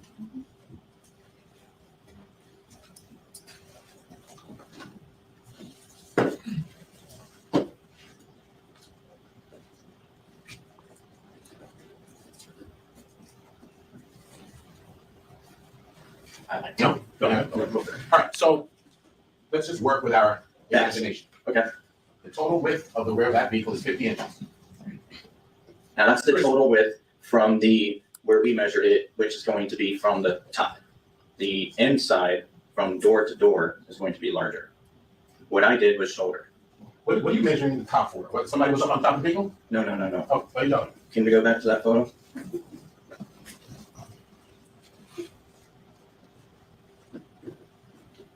It's 4851, I think it is. Right here. 4851. So that's shoulder right there, Mr. Howard. That's shoulder length. It's going to be larger for the seating area. That seems to be, if I'm not, at 51 inches is the entire width of the inside cabin of that thing. No, that's the shoulder. So it actually gets wider as it goes down. What are you talking? Can we pull up a vehicle? Pull up the vehicle. Just the actual picture of the vehicle. But you're saying that's shoulder. That's We're talking about shoulder. Okay, well, we're talking about shoulder. No, you're talking about butts in a seat. No, that's. So, but butts in a seat is going to be bigger than shoulder. You follow what I'm saying? Okay. I don't, but let me just continue my question and then you can. So the width of that shoulder space is 51 inches, actually, not 52. Right? 50 and a half. It's actually 50 and a half. Okay. The angle makes it look larger. And that's at shoulder width. Shoulder, yes. And Christopher Thomas's shoulders account for 30 inches of that 51 and a half. For the Correct? shoulder, yes. Okay. So the other person would have been inside of 20 inches of space on the other side. Correct. And firing a firearm inside that 20 inches of space, minus the 8 to 12 inches between the muzzle of that gun and that face, right? Okay. You agree? I'm following along with you. Okay. But can you sit back down? I will. I'll be back. So I'll give you that he was shot in the face and not the shoulder, right? Jesus. He was shot, Mr. Thomas was shot in the face and not the shoulder. He was shot. Are we talking inside the car? Or? Inside the car. Yes. I'm talking about the face shot. Right. Okay. And however, Sorry, I'm not going to go the there. person who was doing the shooting is now confined within 20 inches of space, according to your analysis, and the muzzle of their gun was 8 to 12 inches away. Okay? Mm-hmm. I want you first to look at. Can we just finish your first question? Oh, I'm about to give it to you. Witness getting saucy. At 6719. Now, first of all, you said you've been in law enforcement now for 20 years. You're starting with your 20th year. And a recent promotion. Correct. Thank you, sorry. In your 20 years of law enforcement experience, have you ever seen anybody fire a firearm like that? I've never seen anybody fire a firearm because I'm always after the fact. Okay. Well, you go to the range. Right. Actually, we fire like that at the range. You do fire like that at the range. It's called close quarter shooting. I'm talking about that picture. Well, that's up there. So if this individual in the sunglasses was standing, that would be considered a close quarter shooting stance. They're standing there outside. Same thing. If they're seated, it's close quarter. But can we go back to your other question on the inches? First, let's talk one at a time. Okay? Trust me, dude, you don't want to talk to a black guy about how many inches. You'll lose. Now, you've indicated to this jury that in your experience, you go to the range with your fellow officers and practice shooting like what we're seeing in that picture, 6119. 6719. 6719. Look at glasses. Yes, that's close quarter shooting. Okay. And when you say close quarter shooting, you're not talking about somebody holding a firearm in front of them. You're talking about one. What's the problem with shooting like this? The defense, I think, is really reaching at this point. Gentlemen, inside that vehicle in your demonstrative shot, 6719. Can you restate that? Okay. That image we're seeing, right? 6719? Yes. You've seen people fire firearms in the position of the gentleman in the dark glasses. Rebecca has just joined the Clean and Sober crew. Welcome, Rebecca. But the purpose of that photograph is to show that you can fire a firearm like that. And that you can fire a firearm like that, requiring that ridiculous contortion, right? That's not really a ridiculous contortion. In any event, based upon your analysis, 6719 would be, image 6719 would be how the shooter would have to have been positioned in order to effectuate the shot that you say occurred. Correct? True, but he only has to get off I one stated shot that from 6 inches picture is a away. demonstrative of showing that Do you know what that picture gives me vibes of? Have you ever seen the meme of the people where there's the guy sitting in church, then someone sitting behind them pulls out a gun behind them, and then someone sitting behind them pulls out a gun? I'm getting that sort of vibe from this. From the back of that seat could have been effectuated. That's the only one you thought to present in your reports. Actually, you have access to all of these photos, and we went through with the state multiple scenarios of different ideas or ideals of how this could have occurred inside the vehicle, and this is one of them of the multiple that were demonstrated.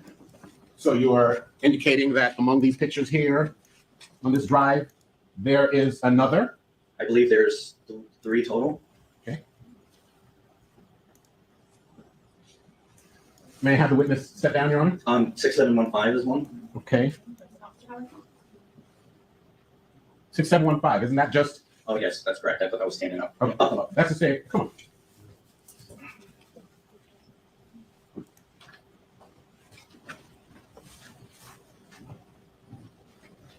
The driver was excluded so quickly because the shots came from behind the person in the front passenger side chair. Yeah, I highly doubt that the driver reached behind him to take that shot. Unless you went, look, what's that? And pointed out the window, and they all turned. Sure. Well, actually, Should you give don't you mind plausible deniability instead of me reasonable writing them down, why don't you just have them as you go? That number is? 6722. 6722. Oh, this person is outside the vehicle, I see. Correct. That's another demonstrative. Let's speak up, sir. That's another demonstrative. I thought you said the person wasn't outside the vehicle.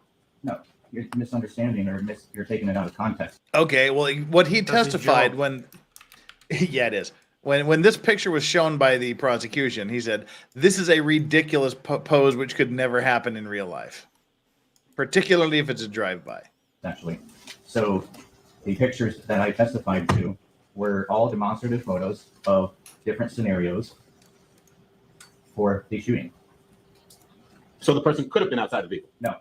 Okay, what but I testified is that somebody was inside the vehicle, but the pictures that you're referring to are you're saying that I only considered one option when I have multiple options for this. Okay, I'm asking for you to show me the other demonstrative scenario that you presented or that you devised in your examination with the shooter inside the vehicle. There's another one outside right there. I noticed. There's another one right here, 6726. Yeah, I mean, again, the defense has been awesome up to this point, but at this point, you really don't have a lot to work with, I'm afraid. And the argument you can make is you didn't do a good job and you had tunnel vision and you only focused on someone who may have been inside the vehicle. And he's like, nope, I got pictures of me considering someone shooting from outside the vehicle. And his answer is, oh, so you're saying someone could have done it? He's like, no, I'm saying that's a retarded idea. And I excluded that because it's stupid. I mean, perhaps they could bring on an expert witness with an alternate theory or an alternate vision. But at this point, I am not certain how this evidence can be overridden. It seems pretty solid. One heart. Whiskey 77 with a $5 super chat. If we know anything, it's that wannabe gangsters always use good shooting for them. Defense is sunk deeper than Ocean Gate at this point. Ouch. I don't think they've imploded yet, but it might be coming. So yeah, that's what she said. You can make it bigger so we can all see. That's what she said too. You can make it bigger. Another one outside of the vehicle. Oh, he's outside again? Mm-hmm. Okay. Outside the vehicle. It's another one that we discussed during direct, where he would be up against the person seated in that seat. And where's the shooter? Outside of the vehicle. Thank you. It's not what you think it is, defense guy. He's showing how stupid it is. He'd have to make the other guy sit still while he reaches across him and pushes him back in the seat so he can blow the other guy away. Would it be fair to say that after reviewing all those photographs, the only... Okay, here is the problem. Here's the problem I have. And I think the prosecution is dropping the ball here. If I was being questioned this way, and I probably would have said it on direct, is it doesn't necessarily have to be reaching across the guy. Melly could have gotten out of the vehicle and then reached in through the window and blew them away. Fair. And that would cut the knees right out from underneath the defense there. Yes, it's possible he could have got out of the vehicle and did this in order to prevent blood spatter or whatever from getting on him. So that's what I would argue. I don't envy the defense at this point. I feel like they demonstrative scenario you advised you devised was the one that we discussed that is depicted in 6719. 6719. 67. That's the only. Well, there's actually multiple pictures of 6719 at different distances, actually. Okay, sure. They're all in here. All of these are all different distances for 6719. The screen is yours. To show that So they did this to show that there are other possible scenarios, but they just don't work out. So that shows they thought of other possibilities, and they excluded those other possibilities and arrived at the conclusion it could only have come from the seat behind the driver. 6720. In 6720, the gentleman in the dark glasses is even in a more clownish, awkward position, isn't he? He's in a more awkward position, is he not? He is in, actually, that's why I wanted you to sit down and finish your first question, because it would make a little more sense to finish that one to explain where you're going with this. Because where you're going with this isn't going to help if I can explain my thought process on the injuries and the distances. You can retake the stand. Thank you. Ruh-roh, Shaggy. We may have rocked up here. So, 6720. And the other similar photographs showing the two people in that position at whatever distance the muzzle of the gun is away. True. The person who got shot, Mr. Thomas, the person who did the shooting would have had to miss. You are correct. From that distance and hit Mr. Thomas in the hand, according to your scenario, correct? Yes. Okay. Not miss. I think he shot him in the hand. Oh, he deliberately shot him in the I think thumb. he was firing. But so this is where you're not letting me sit down there to explain this. But you got. Oh, see, now this might actually help the prosecution, this question. As we had people saying in chat, him sitting like this he's not gonna be able to have enough wrist tension. It's kind of limp wristing. He tried to shoot him in the face, but because his wrist wasn't locked and he was limp wristing it, the bullet went astray and hit him in the hand. Oh. This could actually help the prosecution. Huh. Ooh, let's see where it goes. Yeah. Wait, let's see where that goes. Gotta be there. So. Okay. I don't like. Let's sit down together. I'll take that seat. This one. All right, so we have a little gap between us, right? It's the gap. It's almost 2 drinks. Go ahead. See Okay, so I'm Thomas. Okay, again, sorry to pause this again here. LC Matt says state still has to show Dimmons was sitting in that seat at the time of the shooting. Well, they can show he got into that seat and drove away shortly before the shooting. And for him not to be there, you would have to believe what I think is rather beyond a reasonable doubt that they stopped somewhere for some reason and let Melly out, picked up another person who got in the car and then shot them, and then they let that fifth person out who disappeared, and then that's how then they shot up the car. Yeah, I think the jury's going to be good at applying the principle of is parsimony. Yes, Hayden? I was just going to say, the only way that makes sense is if the gang legitimately were trying to frame him for the murders. Yeah. And how the hell do you go about proving that? Defense would have to bring something really strong, and I don't see it happening. Yeah. See, and at this point, I think Melly would have to go, no, I asked them to let me out so right at this point so I could go and do this, or something other than that. But I think they've shown he was there, and they haven't shown that he was, the defense hasn't given any good arguments to why he was not still there at the time of the shooting. Mm. You're holding a gun, right? Oh, you've turned now. Well, hell yeah, you're pointing a gun at me. So that's okay. So that's where we're gaining distance now. Okay. All right. So that's where that shot came in, because he's just going to go like that. There's no stippling here, so he's backing up. He's saying, "Whoa." Right. Okay. And then he gets shot, and then looks down or somehow looks at his thumb and gets shot. Okay. So I think that he's leaning to get away. He wants to get away. He has a gun pointed at him. Okay. So he's leaning to get away after he gets shot in the hand, and he says, "Oh wow, I got shot. Let me look straight ahead and get shot in the side of the face." He could be opening the door, No. trying to get out and get shot in the face. Defense, stop! That's making him look You're forward. making it worse. So he's like this, don't shoot me, get shot, and now he's looking for an escape plan. There's some reason he's looking for. That's Defense is making it worse, I think. this guy's making much more sense right now than the defense is. What do you think, Chandler? Yeah, I agree. I don't really know what the defense could be doing differently, but I don't think that he's helping anything. See, I never even thought about this shit. Hayden, what do you think? I was going to say, I don't think he's... look, I personally don't think he's making it worse, but he sure as hell isn't making it any better. No. I think he's making it worse because I hadn't even thought about that. How do you get shot in the hand if it's a defensive wound and then you get shot in the side of the face? Well, now he's just explained it. He's like, holy fuck, you got a gun. Bang. Ow, I better get out of the car. And then he gets shot in the face. Now it makes more sense. I think it... Well, he opened up a line of questioning that he didn't have to.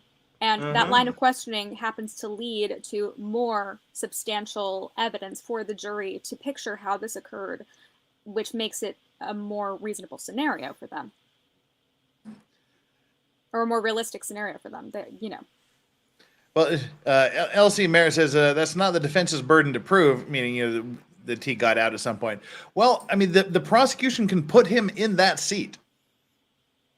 And his cell phone the cell phone that he is alleged to have been the primary user of at the scene of the dead guy's phone at the same time. So again, that's one. I guess that's an additional thing. He would have to get out and leave his phone in the vehicle. At some point, you go, okay, this is not a reasonable doubt that he got out of the vehicle at some point and someone else got in and shot them, and he happened to leave his phone in there as well. But he couldn't have because he used that phone later to drop a pin to say "pick me up." So it's not direct video footage of him aiming the gun at the victims, but the problem is that this is one of those scenarios that, you know how defense talks about, like, well, if you wake up in the morning and you see that the ground is wet outside, you can infer that it's been raining. It's that kind of thing. Yeah. You know, you see the video of him getting into that seat, and then the guy got shot by somebody sitting in that seat. You know, it's just the most plausible. The principle of parsimony, the jury is going to be like, well, that's the most reasonable explanation. Well, yeah, I mean, if we look at what's been shown so far, there's video of Melly getting in the rear driver's side passenger seat and driving off. There's been evidence to show that his cell phone and the dead guy's cell phone were together or within 78 meters of each other at a time approximately 15 minutes before they went to the hospital. And then later, a pin drop saying, "Pick me up, guys," from the same phone. Personally, I'm beyond a reasonable doubt right at this point. I'm already there. I'm already beyond a reasonable doubt point. Right. And all the I evidence can't that came think in... of a scenario that would reasonably explain this. No. Other than what the state is providing, essentially. Yeah. I think that all of that stuff about, you know, the gang explanations, it just doesn't necessarily enter in here. And maybe I can talk about that a little bit later, but it's like, just because he's not a fully fledged blood or just because he's a poser, that doesn't mean he didn't shoot somebody. And I know that that's not the burden, but still, we're starting to see this close in on the defense. Just saying. Yeah, I mean, it's not proof beyond any doubt. It's proof beyond any reasonable doubt. And at this point, I don't have a reasonable doubt. No, I don't either. Hidden?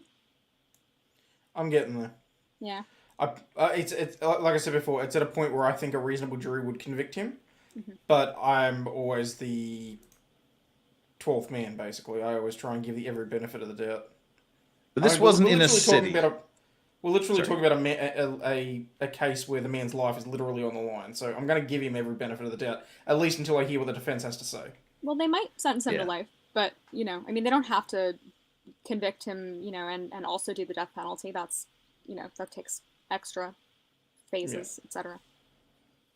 Yeah, and this, I mean, this wasn't, the shooting didn't occur in a city. It was like on the edge of town on a deserted road at the end of a cul-de-sac where it's like you say, there's no other car that would drive by and do a drive-by. So anyway. That's an odd comment here. Oh, anyway, Derma1804 says trying to attack this detective's competence was a bad idea. The guy's a pro. Yeah. He's doing a very good job. Well, I don't know if Pudding way. defense did that. I don't know if they attacked his competence necessarily. I think that he asked, very like scientific questions. The problem is that those questions opened up a new explanation that further cements what he's trying to testify to, which is that Melly was sitting in that seat. And Puddingway, a new member to the Clean and Sober crew. Thank you so much, Puddingway. Deeply, deeply appreciate that.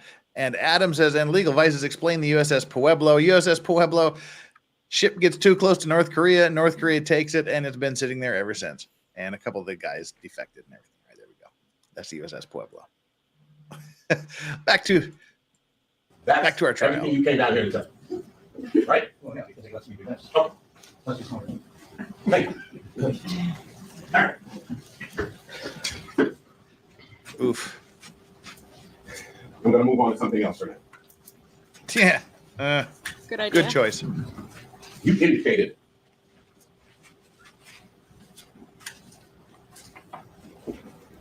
let's take a look at 6722. This was a scenario that involved a firearm or the shooter being outside the car. Correct.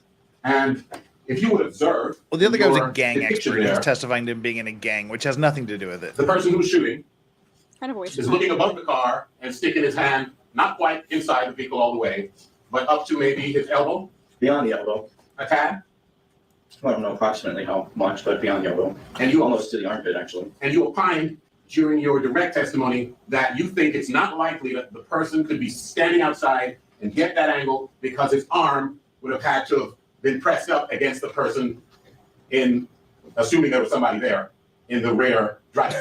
Right. Yeah, I forgot to say assuming there was someone there. there. You wouldn't want to be rude in a shoot. Well, I mean, if there was somebody sitting there also and you have a gun pointed at you, I would, it's human nature to try to properly hold the person. It's who is going to let somebody hold up against them and with a gun in their hand Okay. without taking any action whatsoever. Excuse me, sir. Would you please remain still while I reach with across you and just shoot your trigonometry friend in the and face? common courtesy, that's being rude, but also your psychology of what that person would have done. Not necessarily. So for this particular demonstrative, that is my answer. If you have somebody being rude and pointing a gun across you, I would say that you have to hold it's human nature to hold it. You want to protect yourself. You would want to make sure that nobody gets hurt. But that didn't happen, and we don't have any blood directionality coming this way. So this scenario, although it was hoisted, is not possible. I just want to be clear. The reason that's not possible is two reasons. One, the shooter would be being discourteous by pressing up against the person in the rear driver's seat, assuming somebody was there, rear driver's side seat. And two, Extremely because you're discourteous. assuming that person would have grabbed the arm and therefore it couldn't have happened that way. That is your science that makes this shot, not what happened. And what you're forgetting to mention is the blowback that's on the headliner. That would be part of this shooting incident, which I testified on direct that you would not have the blowback on the headliner if you had someone outside the car shooting Anthony Williams and shooting Christopher Thomas. So therefore, you added rudeness. So I disagree. I agree it's rude to hold somebody up against Be a rude. car like that. But at the end of the day, it's not possible based on the blood evidence and the trajectories of this that somebody was outside of this vehicle shooting into the vehicle. At the end of the day, it's just not possible. It didn't happen that way. Correct. And I just need this jury to be clear on why, at the end of the day, the shooter was not outside. Because we don't have the blood evidence and the trajectory to line up with somebody being outside of the car. Okay. Don't say okay. Say huh, or don't say anything at all.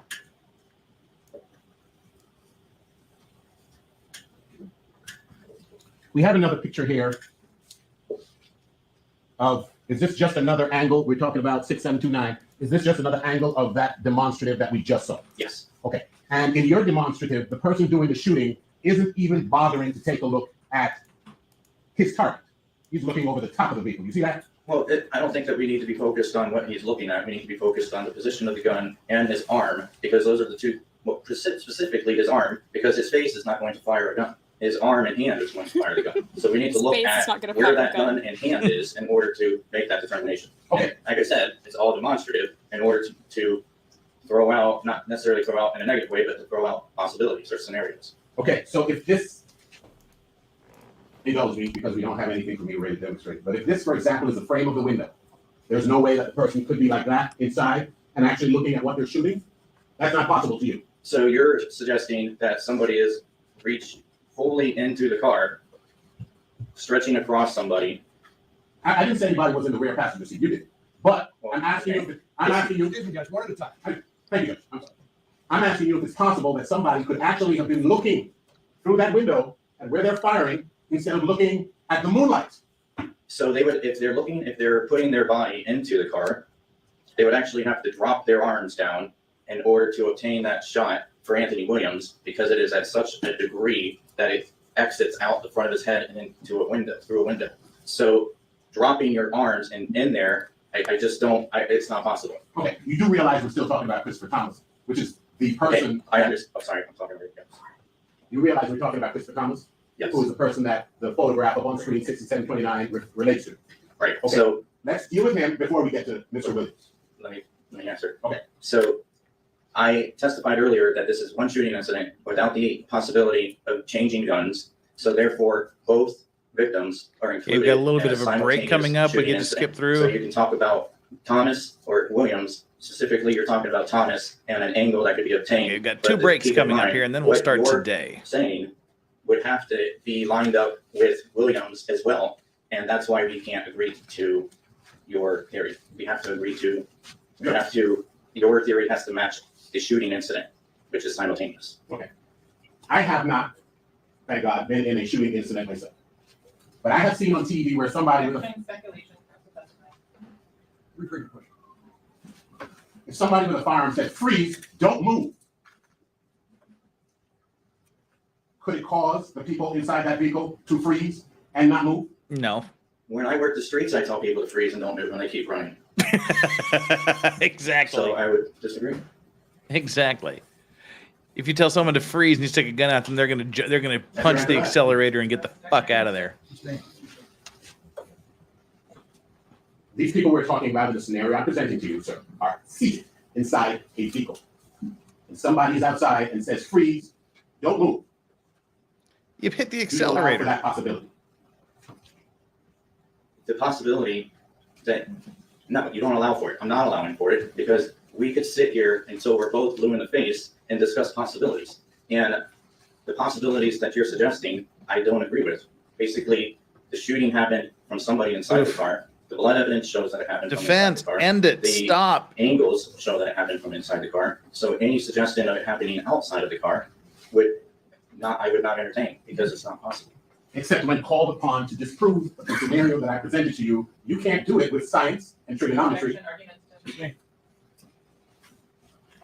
You're telling me that the scenarios that I presented to you are impossible because of your assessment of whether or not somebody would have grabbed his arm and whether or not somebody would have taken off running. Is that what you're saying?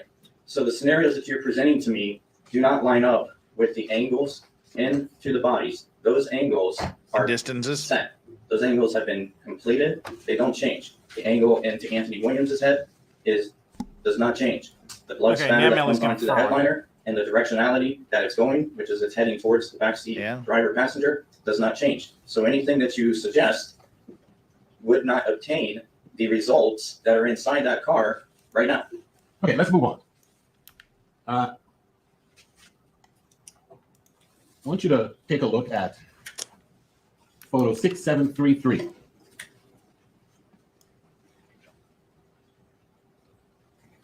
We can take a restroom break if the court doesn't mind.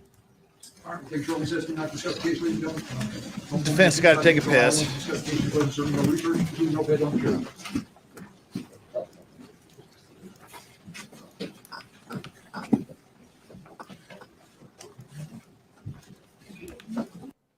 I gotta keep it low food.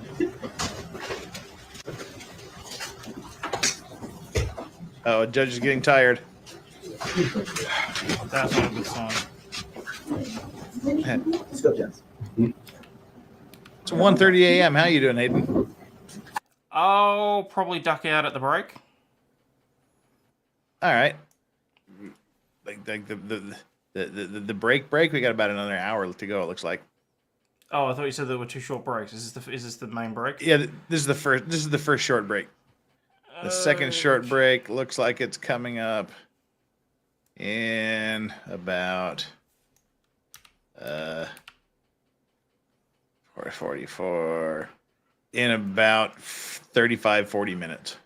Oh yeah, okay. I'm gonna duck out then. All right, guys. I shall see you all later. Thank you for having me, Jeff. And I'll probably Thank talk you to for tomorrow. being here, Hayden. Everybody needs to go over to Ozzy Overlord and subscribe to him if you haven't already done so, because dadgummit, he deserves it. He should be there. He needs all the subscribers he could possibly get, and like everything he's done in Remy_legal, make sure you get to her as well. She needs to be liked and subscribed to. Thank you. And please Lovely like and having you. subscribe this. Thanks for being here, Hayden. Always happy to chat with you. We miss you. See you later, bud. Have a great one. Probably talk to you over the weekend.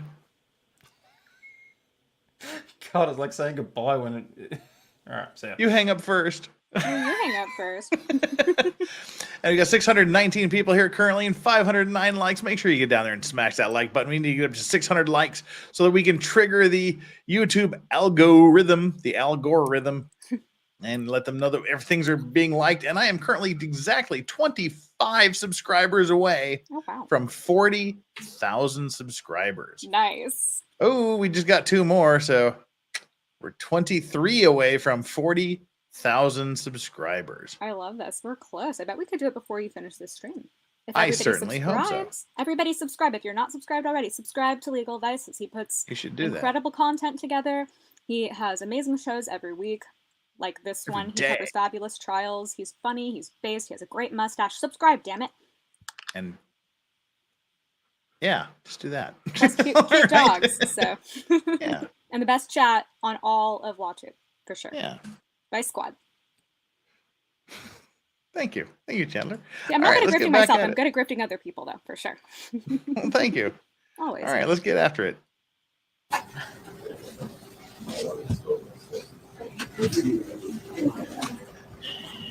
While he's waiting for them to come back from a pee break, I'm going to go take one. Be right back. Jury entry. And then there was the handler. And strawberry.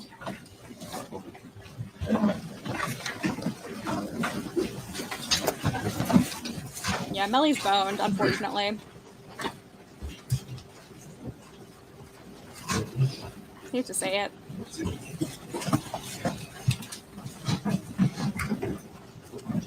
All present? All right, let's Good record the witness. of the defendant, condemns his counsel, the assistant attorneys. The witness remains on stand, our jury's present. People, we broke, you were still on your cross-examination, Howard, if you're ready to continue. Yes, sir. Thank you very much. You know, I got excited. Let me get some stuff I wanted to get out of the way. Okay. The firearm that you're using in all of these demonstrations is a 9mm? Yes. 6 hour? Yes. Okay.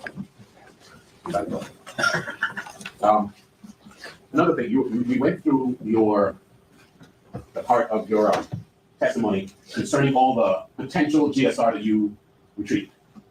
Correct. Identified. And you swabbed and sent to the lab for testing. Yeah, that.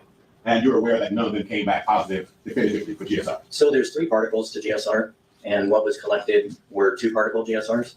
So there's elements of GSR in there, just not all 3 of them. And one of them will diminish over time. Obviously, I came into it 3 years later, so the nitrates one will tend to diminish over time. The barium will be around, and the lead will be around, and that's the other 2 particles. So those will stick around because they're stronger metals, but the nitrates that burn, they'll disappear relatively soon, which is generally on the gunshot residue collection kit that there is. It's recommended to collect GSR within 3 hours of the shooting due to wanting to collect those nitrates so that you can have 3 particles. But just because there's not 3 doesn't mean that it's not there. What was collected were 2 particle GSR, which is 2 out of 3 particles of gunshot residue. Okay. So if you can follow, for there to be a definitive determination that the particles that are being tested represent GSR, there needs to be all 3, correct? Correct. And there were not all 3 in this instance, correct? Correct. And the reason you think they weren't all three is because the third one would have dissipated over time? Correct. And you were called in 3 years later? Yes. So the incompetence that would have occurred here, it's not your fault that what you're saying is this isn't your fault.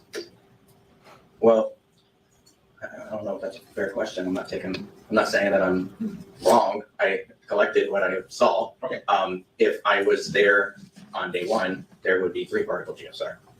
You were speculating that there would be 3 particle GSR, correct? Well, it would be within the time frame. Right. But you don't know that it would have come back as GSR because there was no definitive determination made on the particles that you collected, correct? It's not that there was no definitive. So RJ Lee will generally want, I gave you that report. Can I have that? This one? Yeah. So they have on there, I believe it says 2 particle GSR, there's over 9. Is it correct that as regards the samples that you retrieved, the result of the testing was total particles characteristic of GSR 0? Correct. So you, in order to have that, and have that back, in order to have that, you would need to have all 3. That's my argument. So if you look at the analytical results on page 2, where it says that there's total particles characteristics is 0, and then total 2 component particles is over 9. And it explains up here what 2 components are. And the 2 components, it says right here that 2 component and You can't read from the report. Right. 2 component and 1 component GSR are 2 component and 1 component particles are consistent with GSR. But there is no definitive determination that an expert would make that it is GSR without all 3 components. Is that correct? No, so you're missing the point. There are 3 components to GSR. The report that you just referenced Keto granola, states that that's they what I'm found snacking 2 on. of the 3 components of GSR. Now, it is not normal for people to have in their car lead and barium. So lead and barium are going to be in the car from a GSR incident. So those are the 2 that were collected.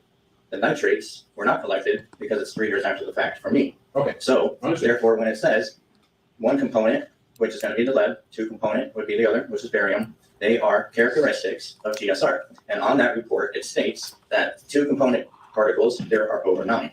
So that is everything but the nitrates. And if it was collected on day 1, you would have the nitrates. So your argument is not right. Okay. So let's go now to 67. Oh, we're at 6729. That's the photograph with the gentleman looking at the stars. Let's go to 6730. Get a clearer picture of 6730. 6731. This is another scenario that you posited. Correct. And in that scenario, you have someone holding the gun sideways and sticking their hand in the window like I have my phone in my hand right now, right? Yes. Okay. You didn't consider somebody back here sticking the gun in a way that would be natural to shoot. There wouldn't have been stippling on them, you dick. So if I were to I'm sorry. consider I've gone anti-prostate your defense at this scenario, point. the projectile would actually end Interesting up turn. in the headliner and possibly through the roof, because that is a very sharp angle. You're on your knee and you're shooting in an upward position through the window, and it would not hit anybody but the car. Okay, I'll give you that. This chair, don't give you him agree, that. I was trying to demonstrate on is lower than the car window. You agree with that? Yes. So I wouldn't have been on my knee. I was trying to give you a demonstration. You can. Oh, you can't tell me that. Okay. So if somebody were sticking their gun in a natural firing motion, as opposed to sidearm, at the back of that window, at an angle that would have allowed the projectile to go through that window, that's not something you considered and thought maybe you might put in the picture as opposed to this guy with the sidearm action? Well, again, we could go back and forth onto every possible scenario that you could have in your mind. I'm not going to entertain all of your scenarios. If you come up with one that would line up with the blood and the trajectories, then we can talk about that. But as far as your scenarios that are moot, I can't speak to them because they don't make sense. Fair enough.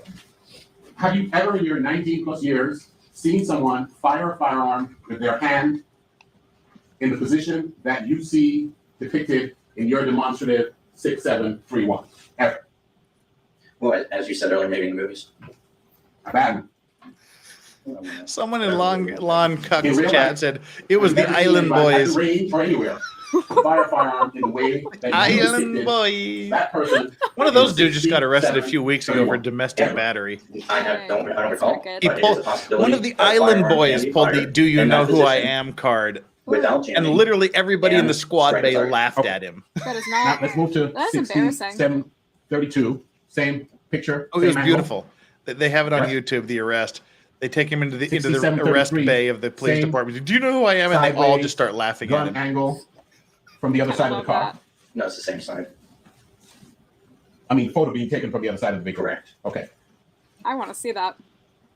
Law and crime currently has been 6734. 61% not guilty. The gentleman is holding the firearm again. Seriously? Yeah. Same position. Come on. Same position. 6735, same position. Yes. You're never accurate. 6736, same position. Almost never. Okay. Now, of all the scenarios you could come up with to put in your report and to have demonstrated, every last one of them included somebody holding a firearm at an angle that you have never seen anybody hold it in your life. No, that's an incorrect statement. We are 3 subscribers away from 40,000. 3 subscribers is way. all it takes. To do a reconstruction. That is a shooting awesome. reconstruction, correct? Yes. And prior Oh, to I'm so doing that, excited. you observed the shooting reconstruction that Miramar did, correct? Yes. And I think you said you took one look at it and you knew you had to start from scratch, right? Yes. The terms that you use is what Miramar did was the worst thing you had seen in your life, right? Yes. Okay, because they used string and some kind of gum, putty. Putty. And Gum. first of all, in their depictions or in their reconstructions, they had the string sagging. Yes. They also had all the strings from all of the perforations tied to the same lamppost, right? Yeah, to the ruler, like a ruler thing. The ruler, I think it was a ruler. which didn't make sense at all. No, that would surmise that the shooter stood there and made miraculous rounds. Okay, and that. So just to be clear, what Miramar did before you took over was totally incompetent, in your professional opinion. Improper characterization. It lacked training. Okay. 2 when you said it's the subscribers worst more. thing you had seen in 2 your life, more. your words. What you meant to say was it lacked training. Well, it's the same thing. I mean, I don't like to be rude, but it lacks training. Okay, so if you weren't being rude, you would say that it was an incompetent exercise and investigation. Understand. Let's move on. You got your point. Okay, thanks. And then, when you took over, the first thing you asked the state to do was tell you who, strike that. Did the state tell you who they thought the shooters were?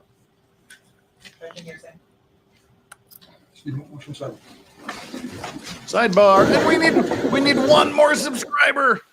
One more. We need one more person to go and hit that like and subscribe button. One more to hit the subscribe button. We are at 40,000. We are currently 39,000. There we go. We just hit 40,000. Congratulations. Oh my god! Congratulations! Woo! Thank you, everybody. I love it. We are at 40,000 subscribers. That is very Hey. special. I'm so happy to be here. Wow. Kind of made me happy. What All a right. moment. Jeff, you earned it. Yay. All right. Awesome. I love it. I'm thrilled. Well, on to 50,000. Yep. 10 let's more do and we're it. at 50,000. 50,000, I'm going to do a 24-hour stream. I've decided that. Ooh, I'm looking forward to that. Did the state tell you who they thought the shooters were? The state advised me of who the defendants were. Okay. And they asked you what? What was the analysis they asked you to conduct with respect to the 2 people they had already identified?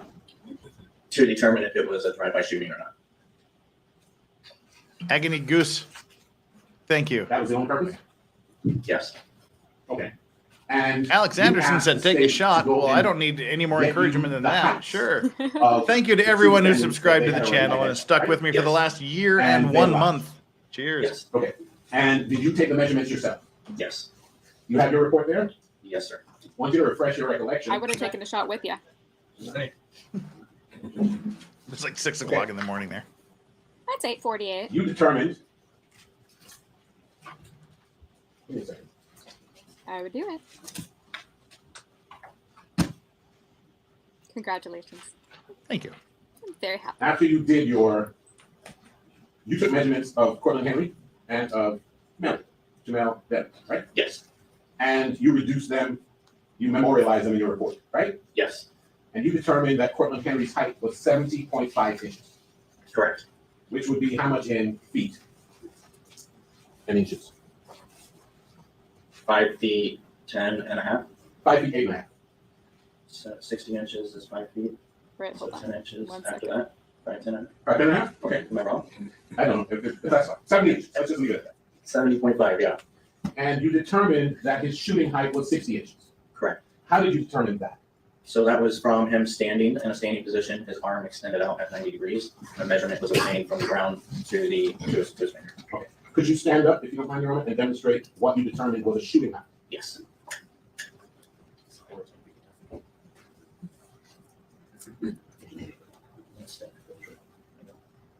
Okay.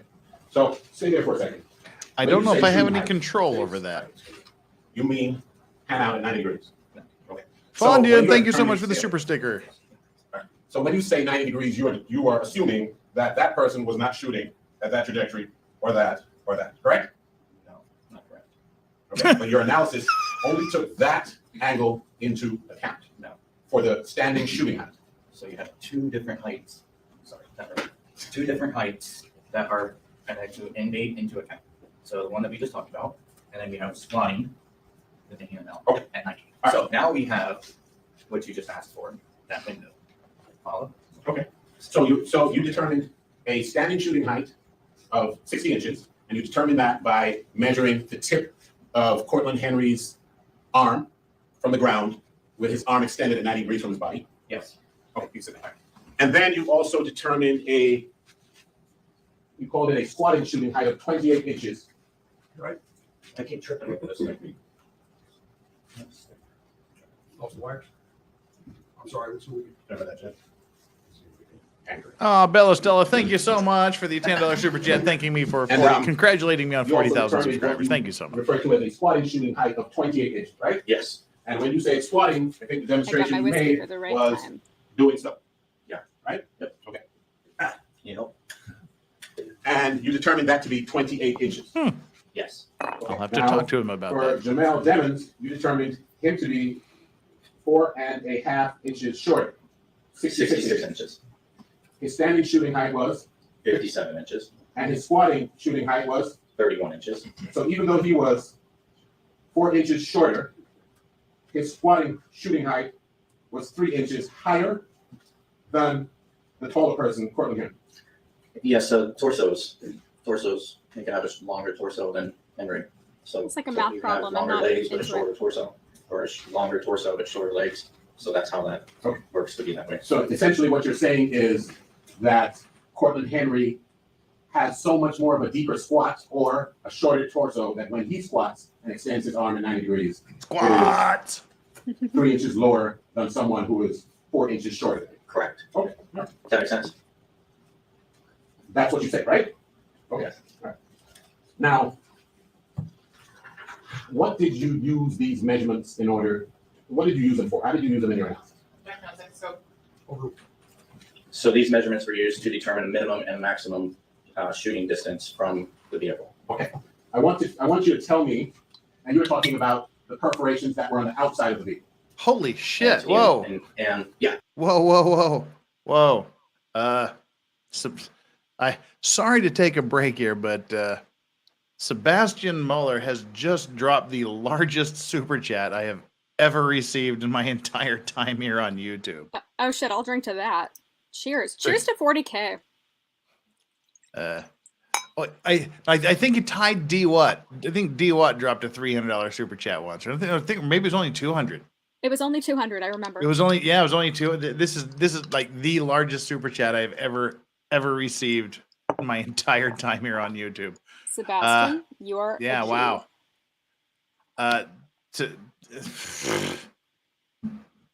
That gets a shot of good stuff. Yup, We'll absolutely. We'll go with the Talisker for that, man. I'll join you. Can't really do shots of Isla whiskey because it's too peaty, but Sebastian Muller, thank you seriously so much. 2,000 equals $292.24. Congrats, Jeff. Well, I mean, ridiculously seriously, thank you so much from the bottom of my heart. I got no words for this. This is like ridiculous. Well, can I say something? So, yeah, cheers. Cheers. Mm.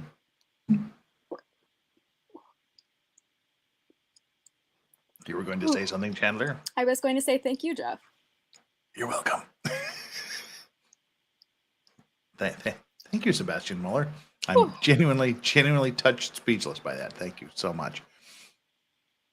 And Waifu Kron, congrats, Jess. Thank you so much, Jess. You rock. Someday invite me back on your channel. That was fun. Volpe Fox, the largest super chat. Absolutely. Thank you so much for acknowledging that. This is super awesome. Thank you, guys. Seriously, that's yeah, y'all are just like touching as hell. Thank you very much. It. You're very loved. You can all continue to touch me. Anyway. Wow. 40K is a big deal. It's a big deal. Thanks. I mean, I got nothing. I mean, I'm struck speechless, which is a very, very difficult thing to do. I'm going to say I'm sorry that Hayden wasn't here to enjoy it with us, but I'm honored to be here for that moment. And thank you to everybody in chat for celebrating with Jeff. Right. Wow. You guys have all made that possible. Wow. All right. Well, let's get back to this because it's getting awkward. Yep. Anything on the outside of the vehicle, nothing on the inside. Okay, so I want to use this red pointer. Wow. And let's say, for example, you had an angle like so, right? Okay. Into the side of the vehicle. You guys How freak would me you out. use somebody's height to determine where they were?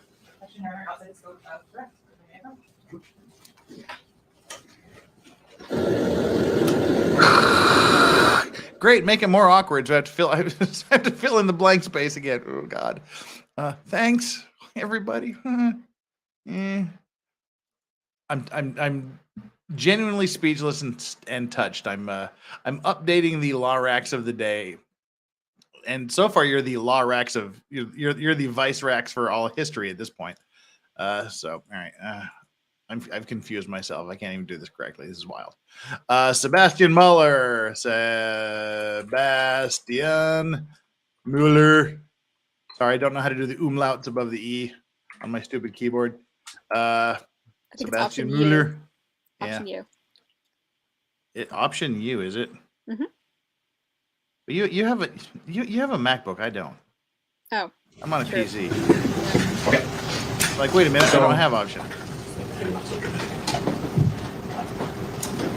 Let's assume this rod was at that angle. Okay, a perforation in the vehicle came back. Okay. You would agree with me that somebody standing here and shooting could make that angle. Yes. And somebody thank you so taller than much. me Damn. standing here could make that angle as well.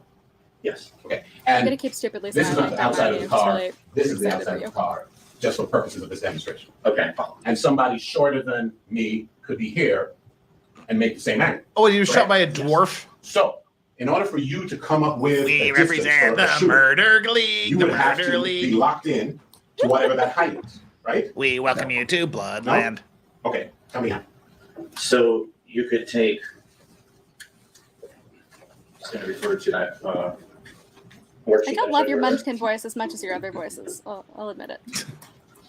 Well, I don't like the real Munchkin's voices either. But I like you know, your they can't Kermit help it. voice a lot, and I really like your Camelot impression. Those are my two favorites.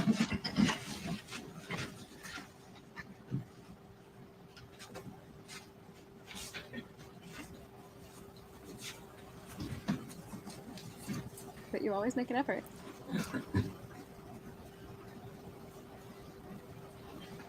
All right. Flux, thank you so much for the super chat, Flux. I can see the air today. I can see the air today. Come on. Come on. Yeah, it's been crazy on the East Coast. Lots of California wildfire type conditions over there. It's just been raining here for the last 10 days. Well, 7 days. Non-stop pounding rain. It's monsoon. Yep. Yay. Monsoons. Colby with a $30.31. That is an oddly specific number. This is a very oddly specific super chat number. Is it Thank you so much. ritualistic in some sense? Could be. Probably satanic. Yeah. Colby donating 40,000 SK1. Aha! In honor of your achievement. I see what you did there. That's why it was oddly specific. Thank you so much for donating 40,000 Monopoly monies to me. I love it. And Nicholas Starr of Trial Watch. It's the real Murdoch murderer again. Oh yeah, the 2'8" guy. Nicholas, you From the missed Murdoch trial. Jeff reaching 40,000 subscribers. Yes. All right. Have we all paused? What is going on here? Everything's just buffering. Everything's buffering. And I took a shot of whiskey before 9 a.m. But Sweet. it was worth it. I had to. Who doesn't do that every For now a and then? happy occasion, for a celebratory occasion, I mean, come on. I do that when I clean up, the morning after the night before. You go, oh, Hair of the dog. wait, I didn't finish my whiskey that was sitting there on the table last night. Well, I'm happy to drink to a happy occasion. Let me put it that way. Man, what are we doing here? We're I just, don't know. hanging We're just around. kind of hanging out, and then we're loading. The video's paused. Yeah, that's me. That's my fault. Yeah. Skip ahead 2 minutes here. Oh, now I've done it. He's gone. Canadian He's done smokeout it still happening in again. Michigan. Yeah. 2 more dollars. I want my $2. All right, we got here. All right, this is there we go. Nope, we're still just staring at space. Oh, wait a minute. That's not a sidebar. They're just dicking around. All I do now is dig around. Now, that being said, Any Sparks fans? say I don't have a distance, or I'm sorry, a height for the shooter. And when you don't have a height for the shooter, you would somewhat reverse these numbers. I'm just going to say somewhat, just to make it easier to understand. You would somewhat reverse these numbers. It's 2,300 Aussies who subbed, so they aren't real. Congrats, bro. A Thank you so much, and Nicholas. maximum height for a shooter. Aussie bots. They're all koalas. So, but you have to know where One Aussie bot. No. Okay. So once you have your strike mark, your entry, right? And I put the rod in there, and I get a height of the rod, I get a height of the strike mark. Where'd you put your rod? The length of the rod. and I get How an long angle, is your right? rod? So from there, I would be able to work backwards to determine a minimum and maximum height for a shooter. And that I recently did with an outside agency from the sheriff's office, where they brought a car to me and wanted to know what the possible heights of the shooter are. I can only give a minimum and a maximum. And I gave them a minimum and maximum height of, and just stick with my answer here, of between 5.47 feet tall and 5.95 feet tall. And I said, can I just finish? And I said to them that it looks to me that the shooter was directly in front of this car, right at the very bumper when he fired into, or she fired into this windshield. The detective then showed me the video, and it's exactly what happened. The shooter was directly in front of the car. So This is for B Handler. I don't know how to up the ante. And giving them and determining Handler his distance. at the Anime Matsuri, I owe you $50 worth of so drinks. you have to inverse the trig in order to get the answer to your question. Thank you, Adam. And that- I'll make sure she gets $50 worth of drink when we hook up in August. I mean, when we meet in August. That sounded awkward.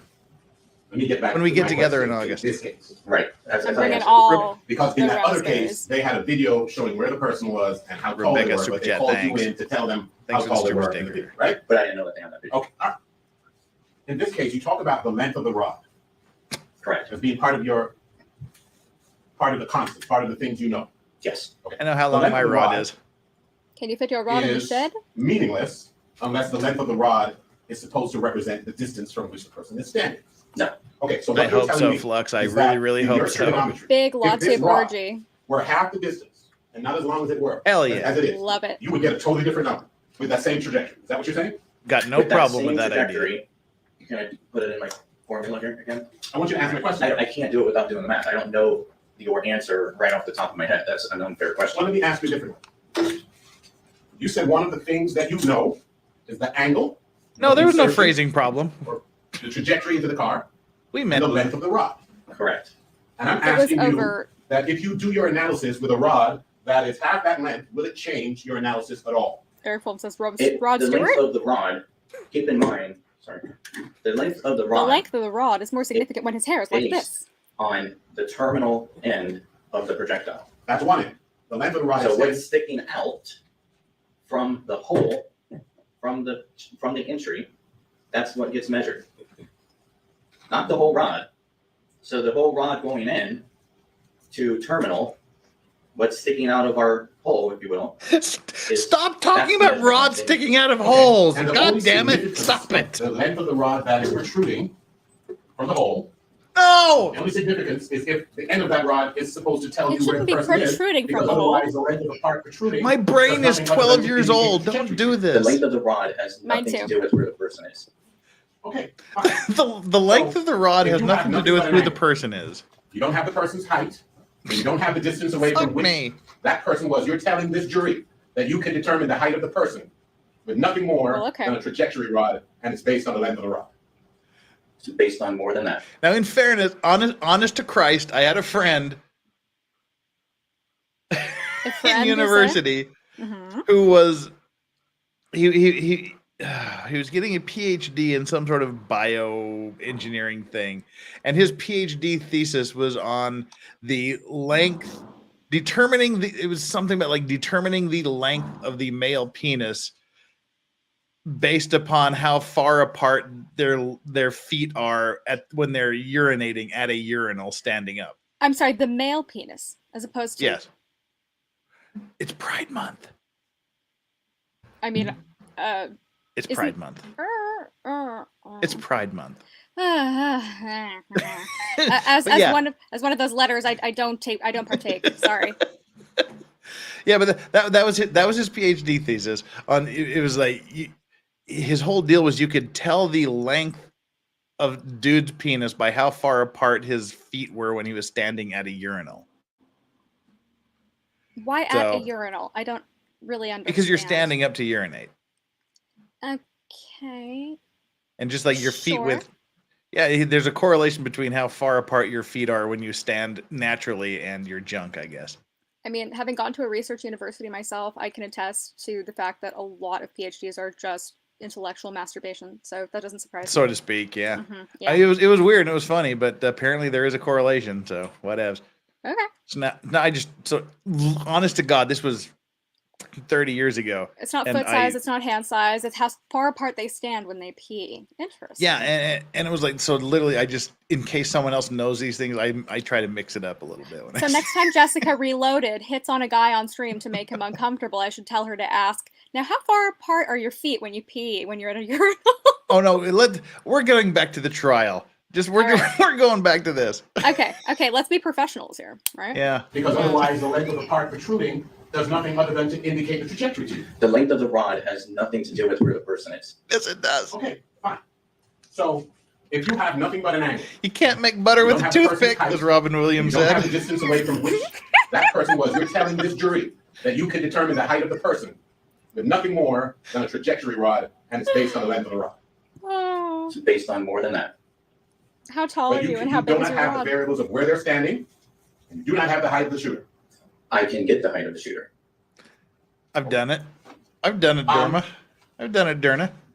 We've all done it. That you would do in your analysis if you were I have on not this done case it. in the exception is take measurements of the actual shell casings on the seat, right? 100%. And you would do that in order to try and triangulate where that person may have been standing. Correct. So the firearm is God. obviously going to eject, most of them eject to the right. So they'll eject to the right. It's a spontaneous distance.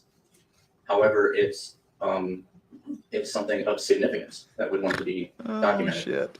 Because it gives you some idea of where the person may have been standing. It gives you an idea of, yeah, I agree with that. Okay. And in this case, the Miramar Police Department did not take any of those measurements. Correct. Okay, and that handicapped your investigation, at least in some manner. It didn't necessarily handicap it, but it could have made it for a more, it could have made it more, or just brought it more together if the measurements were there. So if I bring the car out there like I did, and I have measurements of where these shell casings are, and then I have measurements of where my shooters are. We had the 3-pound and meat then last I can weekend. I can make a diagram of where my shooter is, where the casing is, where the shooter is, where the casing is. That would make for a more a more precise report. Okay. Which is, we measure everything. We measure all of our casings at the sheriff's office. Okay. Now, poor Oliver. Doing your analysis in this case, measured Oliver's casing. and we're talking about analysis concerning who may have shot into the car. John Gordon, sounds like you want an Universe of excuse people to that you were measure considering were shafts. the two defendants that the state identified, correct? Correct. Okay. So if anybody else on the planet shot into that car, that wouldn't be a consideration that you made in your analysis, correct? The shooters that were presented to me is what I'm here to testify about. I can't speak for anybody else. Okay. So your analysis is limited gaining an to an inch. analysis of the two people who the state identified. The defense is getting worse. And in doing that analysis, Let it go. You at first determined that it was more likely that Mr. Demons shot into the car than Cortland Henry. Right? Correct. He's shafting And then you himself, took your deposition. unfortunately. Right? And then I realized that I used his actual height for the back of the vehicle. Okay. And then you revised your report and you then concluded that it could have been either one of them. It could have been both for the entire event on the outside of the car. Okay. Do you think that the fact that you only came up with Mr. Demons initially was influenced by the fact that that's what the state was telling you? No. I think that it was influenced by the fact that, as you stated earlier, with your demonstrative there with the rod, when I used his actual height, it made him taller. Okay. So essentially, you had made a mistake because you used the wrong numbers, right? Because for the back of the back of the car, I used his height. Okay. And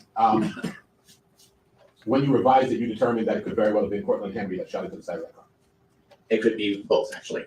So it brought Mr. Demons' height to where it should have been for the back of the car. For the back of the car and the side of the car, it could have been both of them.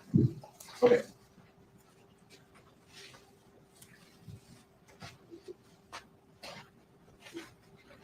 Now, when you did your assessment of this vehicle, you said you were wearing these smart suits, right?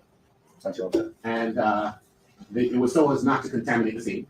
To contaminate the car, yes. The crime scene, and the crime scene in this case was the car. Correct. The interior of the vehicle. Yes. And you discovered two projectiles that had been sitting there for 3+ years and had not been discovered. Correct. And you also determined that there was blood splatter on the headliner that had not previously been detected. Blood spatter. What is it? Splatter. Splatter. Okay. Thanks. Right? Yes. Okay. And you know that that car had been They searched just had the at least 3 times. splatter argument. We know how much that turns you on. And do you know if they were wearing smart suits when they were rummaging through the car? I have no idea. I wasn't there. Now, the blood on Cortland, the blood on that yellow, what was it, a jacket? I don't know quite what that was. I want to show you. Raincoat or something. I want to show you what has been marked as State's Exhibit 31. Matter of fact, you put it. Can I look at him? Dalton Barrett, chill the fuck out. Just the stove something.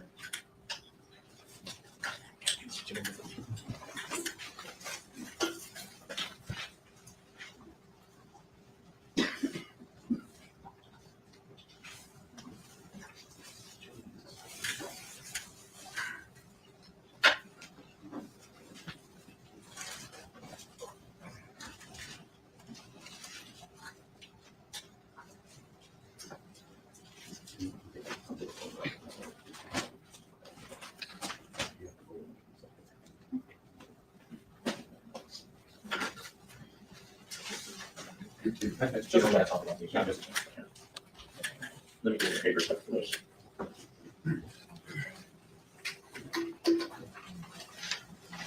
Why I go up there with that? You're gonna need that. Can we take a break? Nah, Dalton, this is my channel, not yours, buddy. Please. All right, we'll be in recess. Ladies and gentlemen, just let you know. My mods know what they're doing. Do not discuss the case, don't form any opinion about the case. Allow anyone to discuss the case in presence of legal research. All right? All right, time for another short break here.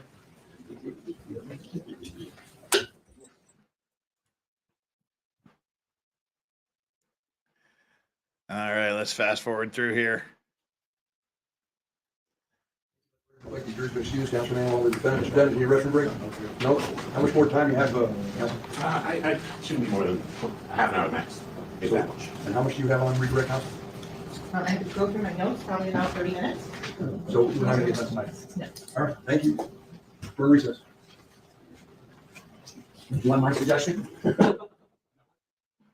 of a defense theory. I think that he has a. All righty, let's I think he's trying to get tidbits out of this witness. It may be that they don't really have. fast forward through the break here. And so all he's going to. And we're almost done with yesterday afternoon. So about 20 minutes, and then we'll start on today. We're supposed to tell the jury to let it go with 5 o'clock. All right.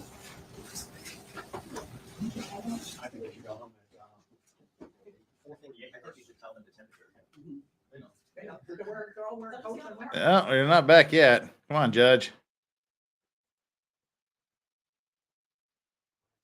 State attorney, ladies and gentlemen, are waiting to remain on the stand. Counsel, you can continue with your cross-examination of the sergeant. Thank you. Sergeant, I want you to look at this exhibit. Now it no longer has a number on the back. What is this? 31. 31. States exhibit 31 is this yellow jacket. It's a composite exhibit, so it has multiple photographs. And it concerns, at least part of it, the yellow jacket. See that? The yellow jacket? Yes. Yes. And here is a closer view. Now, we don't even need to What I want reiterate you to the do 3 rules first I is have. Just don't be tell me whether or not just don't be a fuckwit in chat. this- Just don't be fun, but don't be you a can determine dickhead. If that is a knit fabric, Well, good. All or right. it is the fabric. You don't care consistently about rules on outerwear. the YouTube channel? Can you All right, determine that bye. for me? I think I might need the photo back again. I'm sorry. Do you want me to come to you? Be nice to the mods. They work hard. They're lovely. We appreciate them. And respect Jeff's rules. Don't sully a wonderful moment. We're celebrating 40K. That is huge. Don't be a dick. Meh, he's gone. Nah. Fuck him. Nah.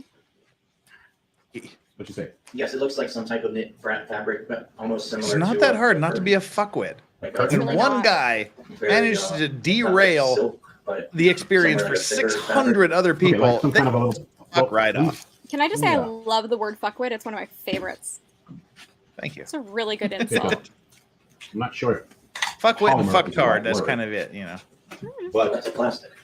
Yes. You think it's plastic? Yeah, Dalton Small Rod This is isn't an around outer here anymore. raincoat. Is it in evidence? I'm being offered some assistance. I'm going to check. Thank you. I mean, if somebody has a critique, you can email me.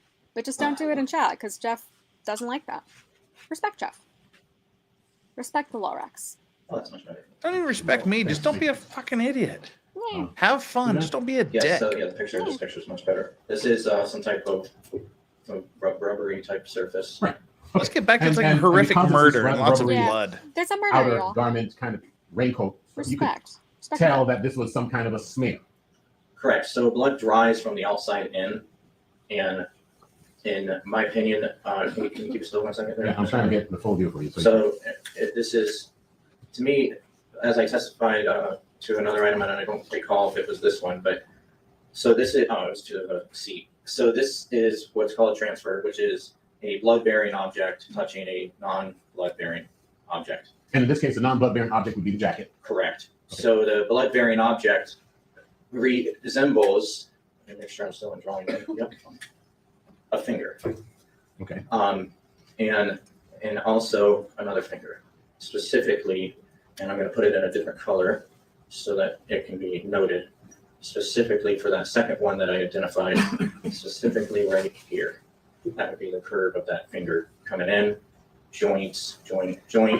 It looks like a finger. So it's a blood-bearing object being a hand touching a non-blood-bearing object. And the blood-bearing object had enough blood on it that it caused it to actually spill over, if you will. So all of this spilled over when it was laid down or whatever. And then, as I said earlier, blood dries from the outside in.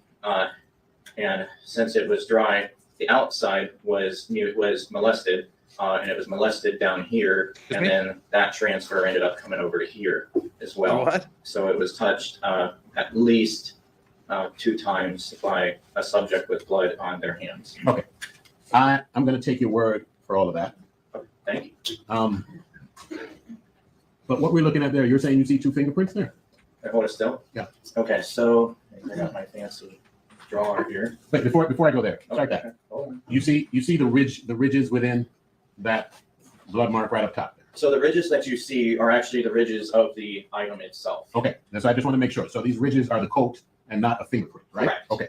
But you're saying, notwithstanding the absence of ridges consistent with a fingerprint, you have identified by shape that whatever bloody surface transferred the blood onto this item were at least 2 fingers. Right, so can you zoom it back out? Sure. And That's all. let's get the whole thing, bring it up a little, maybe center it. There we go. All right. And so what I'm saying is it resembles, it's consistent with a finger. So again, you have a He was finger. trying to write Melly did it. What did I do wrong? I got it, never mind. Okay, so you have a finger here, and you have the knuckle and a knuckle of your hand, and then you have the other finger here, right here, which these resemble fingers, knuckle, knuckle. And then again, as I stated, that blood runs from the outside in. This blood over here was all not dried yet, and then you have some molestation of this blood by an unknown object to me, and that originates actually at that crest where it's an empty spot, and it comes down this way. So, but as I stated earlier, there is enough blood on this suspected hand that when this, we'll call it a raincoat, was laid down in the back of this Jeep, that it allowed for pooling to extend out, and that's a substantial amount of blood for that raincoat. Okay. It's a blood coat now, bitch. The question that I wanted to ask you is whether or not you had an opportunity. I guess I need to say this.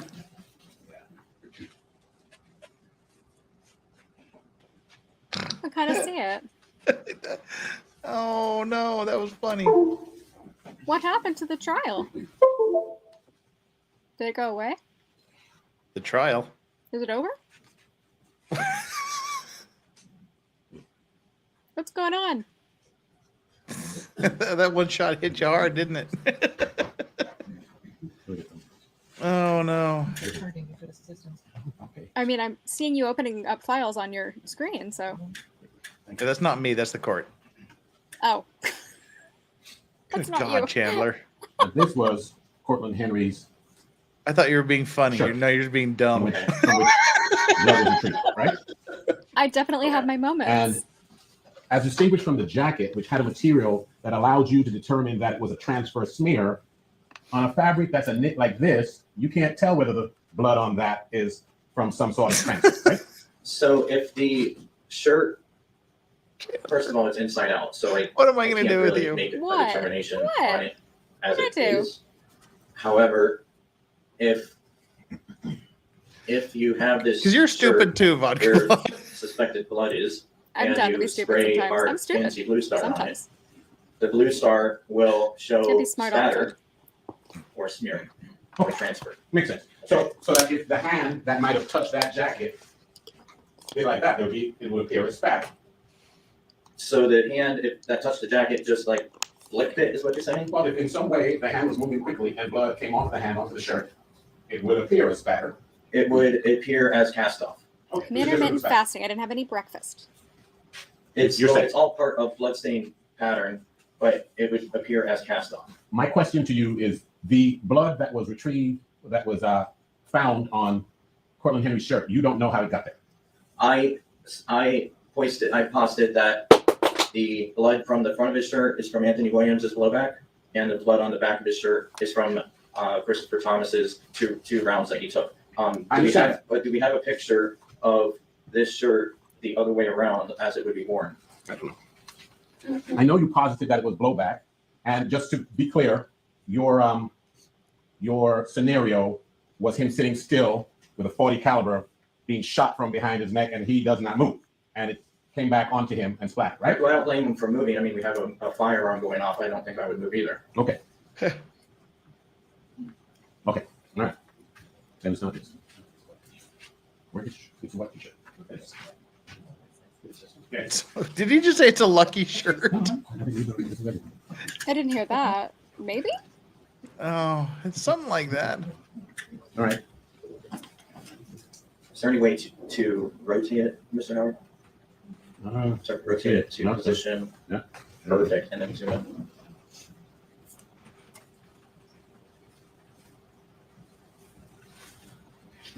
Oh, You're saying Lord. that it's not possible that could have. Oh, can you rate that? This is the cord. It's not me, Chandler. It's sensitive. I caught up. I caught up. You're Okay. saying that it's not possible that the blood on that shirt got there any other way than a blowback. That is not cast off at all. That is blood spatter from somebody being shot. That's the only Correct. possible way that And could it's have actually relatively consistent with the blowback that's on the headliner as well. Okay, so I'm just understanding that your opinion is that there's no way that that blood got onto that shirt other than blowback from a gunshot. Correct. Okay, and your reasoning is? He was wearing the shirt. He was seated in that position. A gun strikes Mr. Williams. The blowback goes into the air and lands on him, lands on the headliner, lands on the back seat. Okay, so all of the reason why you're saying that it's impossible that it got there any other way is because you're assuming that he was sitting in the seat, in the driver's seat at the time the shot was fired. Well, I'm not assuming because it's clear in the pictures that there is no blood on that seat. And the explanation for that is because somebody is in that seat. And it's Cortland Henry, you know that for sure. If whoever is driving that car, So the car was moving at the time these shots were being taken? whoever was driving it, whoever was seated in that seat. Whoever was seated in that seat. Correct. Okay. But that's cast off. Can I look at the back one? Okay.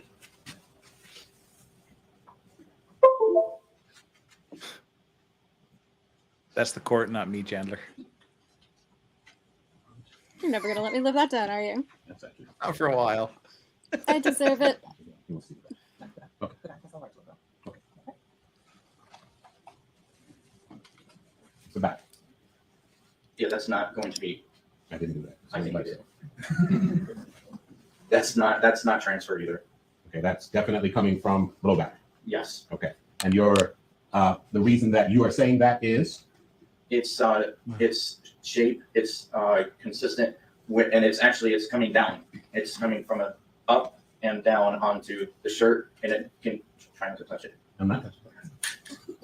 So, all right, let me use white. So this is actually white. So this is actually this is actually coming down. And this is coming down also. So this is coming from above. I'm sorry, I'm losing the microphone. This is blood coming from above the shirt. So that's not going to be transferred. blood? Ooh. So this is blood that's in the air and coming down onto the shirt. And that's what I'm reading in these photographs for the back of the shirt. Jesus, what the fuck was The that? only way How- that blood can come from up down onto a shirt. is if Wow, I it's just had another coming out of the stream wound, start in so my the ear, blood like hits the person. full Correct. So volume. it's going to be coming. I'm and- deaf now. And it's not necessarily Sorry that about it's that. going Nobody to be, else heard it, but I you know, did. If you shoot somebody Mop. in the arm, it's Mop. not necessarily going to Mop. cause as much blowback as the head. So the head is the one that's creating the majority of this blowback.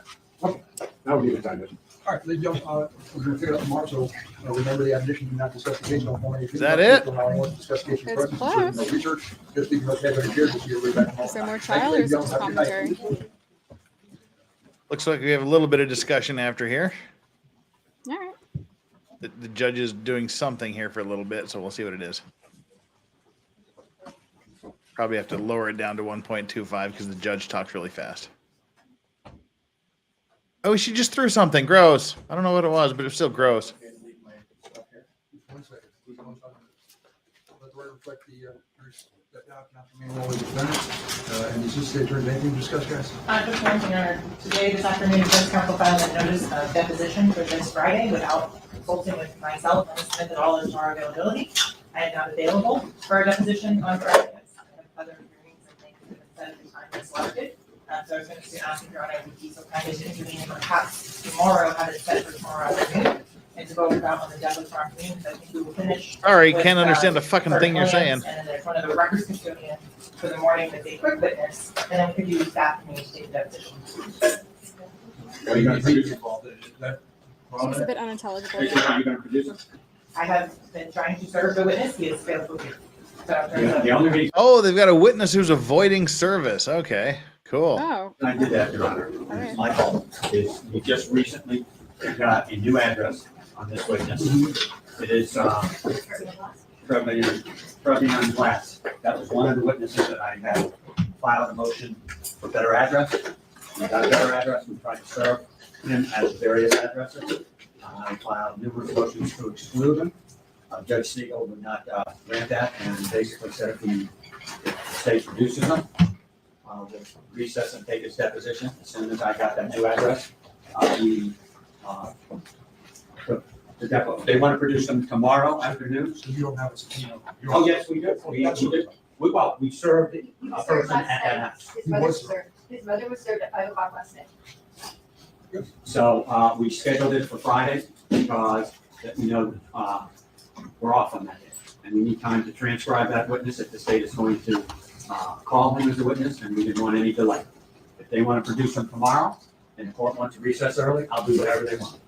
But my concern is that defense counsel said this unilaterally, and I've been your next court for the last 2 days. They obviously went about taking steps to this, to serve, but took no steps to coordinate this. They have to do that. I cannot produce this witness. I cannot have service on him to get him to show up for a deposition on that. So I would just ask Your Honor. Can I stop you for a second? Do you have service on for the trial? We've made several attempts, and in fact, Your Honor, I spoke with him myself. He indicated to me that he was not coming, and I asked him if I could arrange transportation, arrange a hotel. He said if I sent a plane for him, he would not show up. Those were his comments. Well, and so then to follow up as to the next statement that he made to Smith, Yes, Your Honor, he did in fact tell me that he felt concerned for his safety, and the state requesting him to be here in our county was a risk to his life, and that the state had no concern for his safety, and he refuses to come here out of fear. So he refused to say who, Judge. I did ask him if he was threatened or requested not to appear by anyone, not insinuating from any specific person. He said, "What do you think?" And I said, "I can't speculate," and he refused to further comment. But you have served some. We have a subpoena served, I think, on his mother, accepted service for Friday at 10:30. And I'm waiting for the affidavit or I will file it. And yes, ma'am. I know that. And before Judge Siegel on a hearing on a different case on Friday morning. What case? Calvin Smith, that is a 2007 triple homicide that he has been in the hospital with regards to his placement, and he's hit his mark 5 years for continued incompetence or would remain. And how long is your hearing supposed to be? It is scheduled for an hour from, it's scheduled from 11 to 12. On that, they set the deposition without any notice of attempt to coordinate with myself for 10:30. Understood, and I understand they're supposed to try to coordinate with it, but regardless of that, because the circumstances of this case, or you suggest, it's all speculation, but if Ms. Smith indicated that he indicated he wasn't going to cooperate in any way, shape, or form, chance of him showing up for this deposition or swimming up. Agreed. It's my concern though is that this is the second deposition we've had the discussion, because then the next thing I have to bring up with Your Honor is we're going to have to coordinate an additional deposition because defense had deleted a witness from the witness list in March of 2022, and then now they just told me today that they are going to add that witness back on. So I canceled the previously set deposition of this witness, and so now they're putting this on again last minute in terms of that. So we need to have court intervention as well as to that scheduling and making sure everybody's available for that. May I respond to that? She provided case law last week and last Friday, which now requires us to put that witness back on. And we agreed to produce him next week. Whatever she wants. What, it will at be done. 30? Who's the witness? It would be our cell tower expert or cell phone. So you pick a date next week to do it? What's the? Oh God, another cell phone There's expert. another one? We did attempts to Jesus. coordinate and they failed to make attempts to We'll coordinate. coordinate. We're just asking for the same courtesy. No, we This will morning, I said, give me a There date. better be diagrams and I cities, said, otherwise I'm it's a non-issue. not going to pay attention. Next week, they agreed they'll produce this cell tower expert. So let's go back to the witness, I forget his name. Carry on glass. So assuming, Ms. Smith, are you available on that date? Not at certain times, but I also have been scheduling all my No, other I cases. understand. Yeah, I have a judge fine in the morning, and I have a deposition at the jail at 1 p.m. All right, so I don't know, how long is this deposition supposed to take if he shows? It's set for 10:30. I would imagine that we would finish certainly by, Well, if he doesn't show, we'll be out the door at 11. If he does show, I anticipate the depot would take somewhere between 1 and 2 hours. And so, Your Honor, I also have other hearings that morning starting at 8:30. I am before Your Honor on the co-defendant on this case. I have 3 other hearings from Judge Davis, Judge Fine, and Judge Z.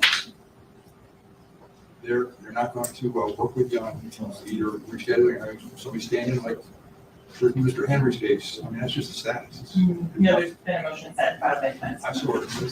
So. I can reschedule. It's not an issue. We can talk to the defense and your trial. You contact a jury.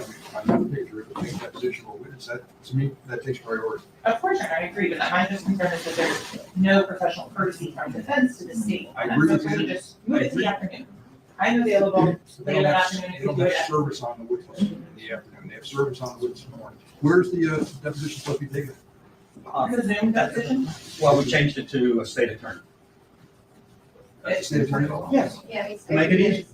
And this is a witness that is not local and doesn't live here? So is the deposition been served via Zoom or is it via personal service to our neighboring travel? Because this would be a witness that resides outside of the jurisdictional bounds of Broward County, and as such, we would be required to travel to his location to take that vote for the rules of criminal procedure. All right, real quick here, what's going on is there's a witness that I guess the defense said they weren't going to call, and then they said they were going to call yesterday. Like last year, they said we're not going to call this guy, but then yesterday they said, oh no, we are going to call this guy again. Now they're trying to get him in for a deposition, but he's refusing service, and they said no, he's not refusing service. He just moved. So they're trying to get this out of the way to get they're just arguing about scheduling a deposition for a witness that may or may not show up. And the prosecution is hinting that he may have been threatened or some other thing, and the defense is telling her to go intercourse herself in as nicely a manner as possible. Thank you for the summary. There's a lot of information here. You got service on him through his mother, but it's not his residence? Whatever the address they gave us, and they just gave it to us last week, we immediately attempted, and we knew we needed, we figured we would take the depot on Friday so that we would have time to transcribe it and not cause any delay, because we're under the impression, and Your Honor did not grant the motion to exclude these witnesses that we've attempted to take depots, attempted to serve them in numerous places over the last 2 years. They are listed as A witnesses. I suggest to the court that they are material witnesses if they show. And we're doing everything we can under the circumstances not to delay this one. I mean, I don't know what else to say. I understand what you said. I heard it. So this is my thought. I don't know who you have hearings with tomorrow. You mentioned Judge Fine, you mentioned Judge Siegel. I don't know what Judge Fine's schedule is or not. I don't know what Judge Siegel's schedule is or not, but I'm sure that it's something that we can work out. I know it's a case you have with me. I'm sure it's something we can work out. So, Of course, sir. But again, I'm just being told now that I'm supposed to now provide the room. I agree with you about you should have been noticed. I don't have any issue. I take full responsibility and I apologize. But so the question is, what are we going to do now? Well, if it's on Zoom, that's a lot easier, because then I can jump on and go from there. But for defense counsel to then all of a sudden make this here in person without any notice to the state seems highly irregular on that. So this is still going to be on Zoom. The witness can show up and then be told, we moved it to this afternoon when everybody is available, and do it at 3 p.m. after Ms. Smith and I are available to take this witness's deposition. So is it on Zoom?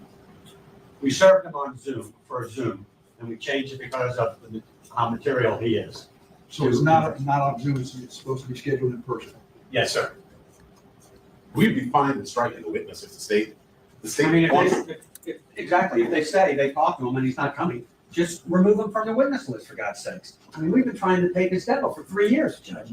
So maybe I have to look for him for temporary rescuing because he feels threatened and can't be here in court. I All right, so this is the way we're going to handle it. All right, the guys noticed her to be deposed. Now it's not a Zoom deposition; it's in person. It's inconvenient. It should have been noticed to you. I agree with all that. But we're in trial on a serious case. State seeking the death penalty. I mean, sometimes we have to change. They were able to get service on the witness. Let's see if he shows up. So if you need assistance with any of the judges, I'll take care of it. You let me know who it is. I'll either reschedule those hearings. I'll ask my office to do that.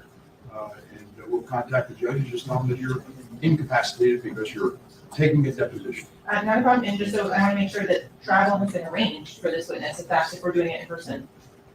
It's a 2-hour drive, I understand what you're travel. Pardon me? It's not, it's a 2-hour drive, I believe, from his house to here. I don't know any of that. Again, I don't typically arrange for travel or have it, but whatever the rules provide for, that's what the rules do. If there's any travel expense, if he shows, we'll reimburse him. All right, so let's just see what happens. My guess is if Ms. Smith's conversation is correct, he's not going to be here anyway. So let's just see what happens. All right. May I suggest that the state attempt to call him tonight or tomorrow and see if he's going to show? Or strike him. Or in the alternative, strike him. I mean, Judge, we've tried like numerous times to get these witnesses. I mean, we're in the middle of the trial. Yeah, Judge, may I just say that there has been this ongoing problem with respect to these witnesses. This particular witness now, we're being provided an address and simultaneously being represented by the state. He's not going to show. So we should probably stop with the charade regarding this particular witness and just strike. If they're saying he's not going to be available, I don't know why we'd be jumping through hoops to waste our time. Just strike him from your list and we can all move forward. Well, there's other remedies available to the court or the state. So I'm not going to go around the circle, all right? So if the witness shows up for deposition, he shows up for deposition, and if he could testify, he'll testify, and we'll see what he says on Fridays. All right, so you just make yourself available for that. If you need the court to contact other judges to let them know what's going on, I will. Yeah. All right, so just leave it as it is. And when are you going to let that council know the date you're taking this cell tower experts? And looking in terms of scheduling and whatnot on that, we can do it on. I'm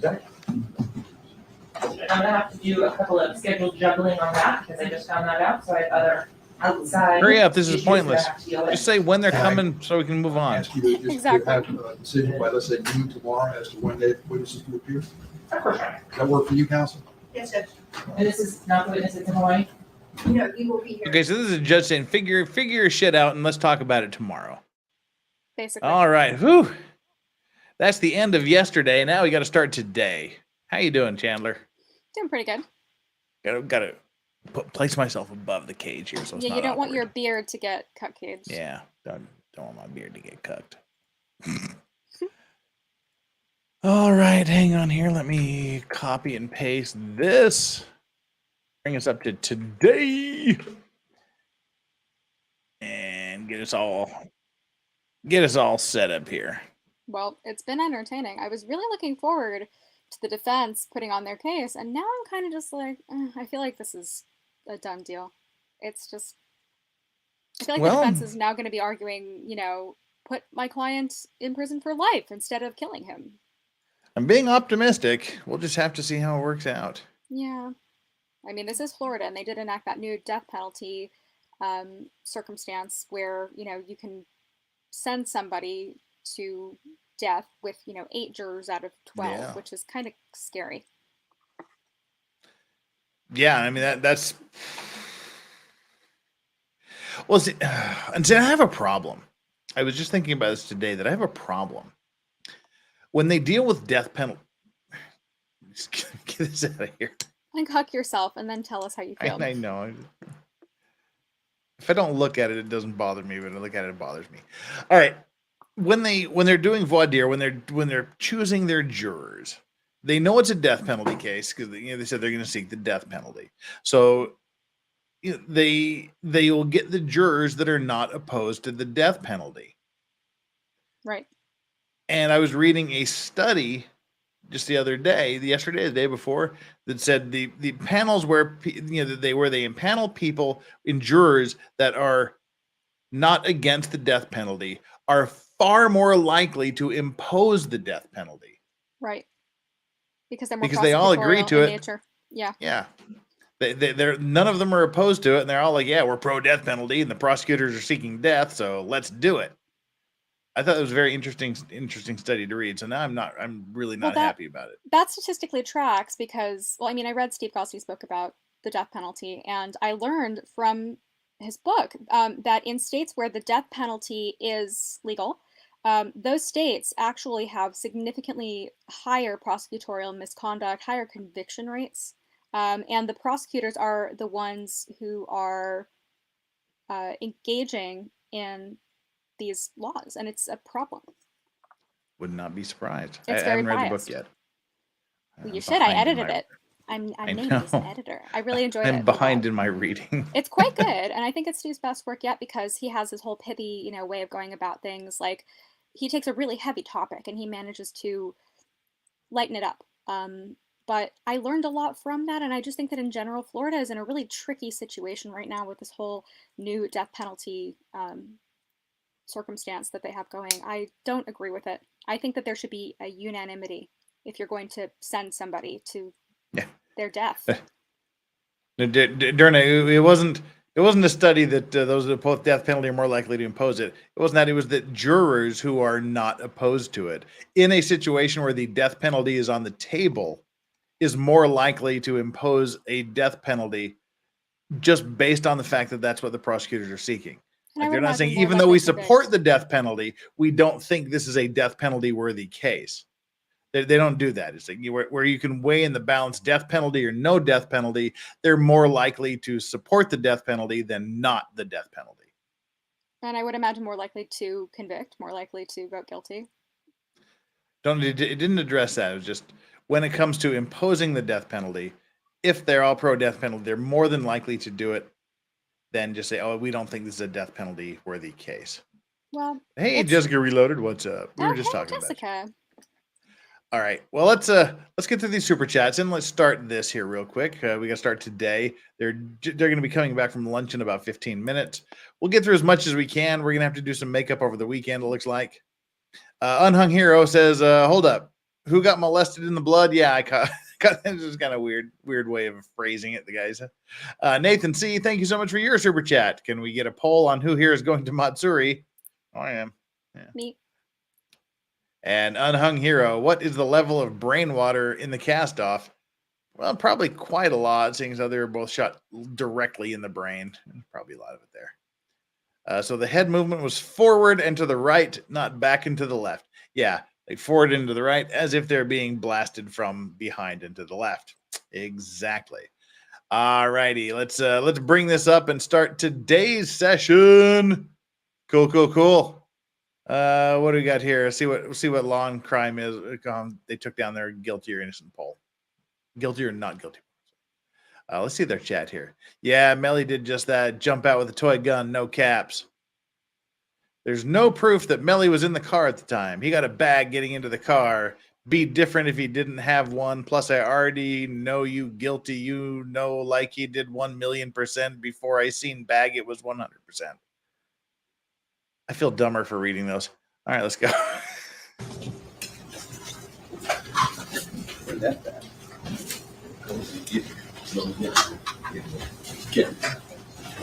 But I have a quick question. Who else was in the car? I didn't hear you. What? I just said I have a quick question. Other than Bortland, the driver, who else was in the car? The defendant and the two dead guys.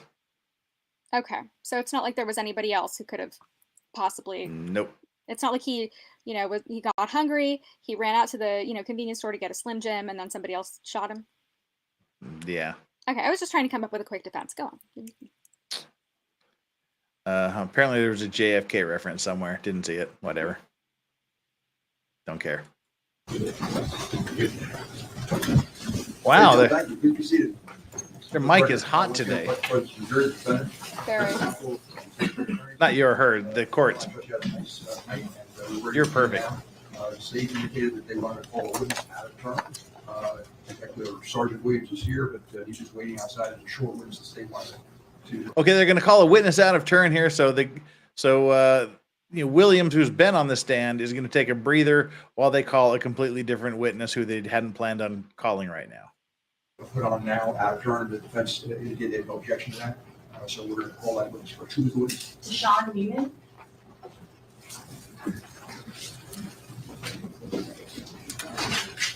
Who?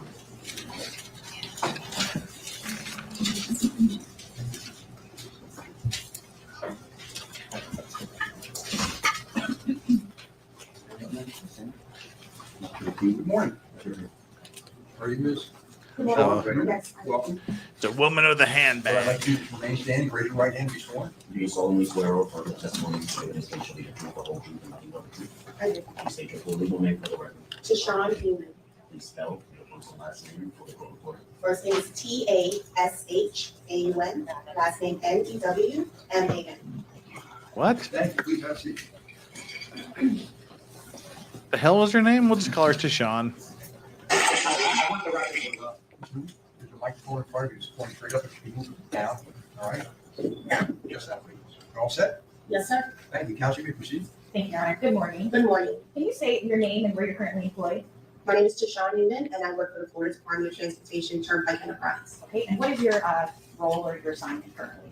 I am the account research manager. I oversee the department that does extensive research into accounts, as well as we fulfill public record requests. Okay, and prior to your position as an account research manager, what was your position? Oh no, it's turning into a Murdoch financial A trial. large portion of that position was fulfilling public records for law enforcement, as well as our legal department. Okay, and in this particular case, back on or about October of 2018, did you receive a subpoena, not you specifically, but the corporation, received a subpoena regarding video surveillance from October 26th of 2018? Yes, they did. And in the form of legal service, correct? Correct. Either subpoena or public records? Yes, ma'am. And did you fulfill that request? Yes, I did. And are video surveillance kept in the normal course of business by your department? Yes, they are. And are they? No, they just killed them, apparently. They were all in the car together. October 26th of 2018 and routinely kept? Yes, ma'am.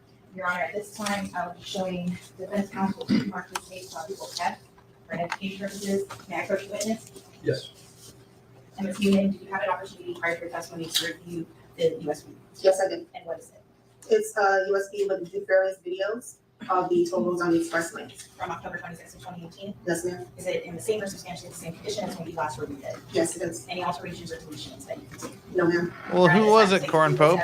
States quadruple I don't know what to do if you don't tell me who it was. No, sir. A duck emoji. States quadruple F, be marked Is that C. offensive? I don't know. No request to publish at this time, Your Honor. No further questions.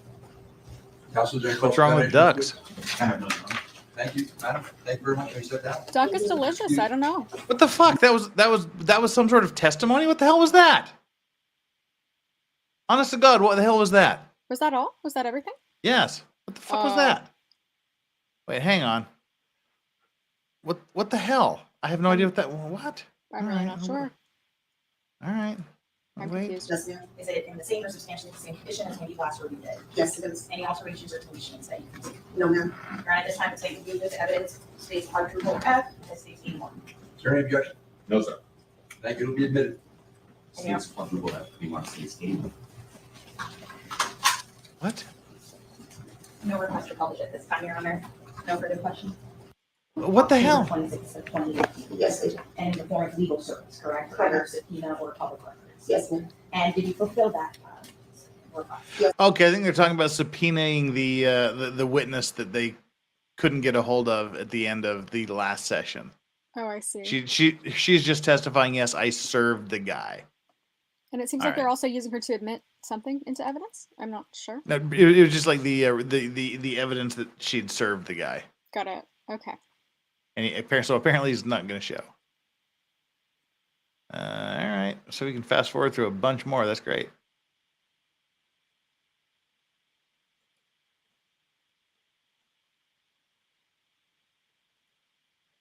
What do you think, Jesse? Mel Devon stands accused of killing his two friends back in October of 2018. Now, before the break, we were listening to the cross-examination of the state's reconstruction expert. And although he's not done with his test,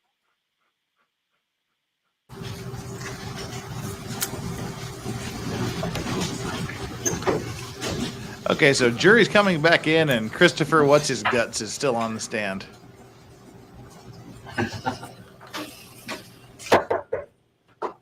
Very end, Judge.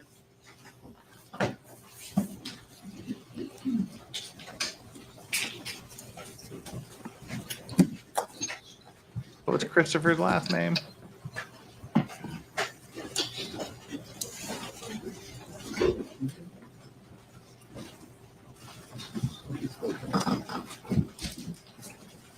Ladies and gentlemen, thank you. Please be seated. Let the record once again reflect the presence of our defendant, Mr. Demons, his counsel, the assistant attorneys, ladies and gentlemen, jury, and our witness, Christopher Williams, Sergeant Williams remains on. Christopher Williams. Sergeant, I just remind you, you still remain under oath, all right? And I think we're going to do your cross-examination. Yes, I have nothing more for Sergeant Williams. Thank you. Okay. No further questions. All right, is there any redirect? Yes, Your Honor.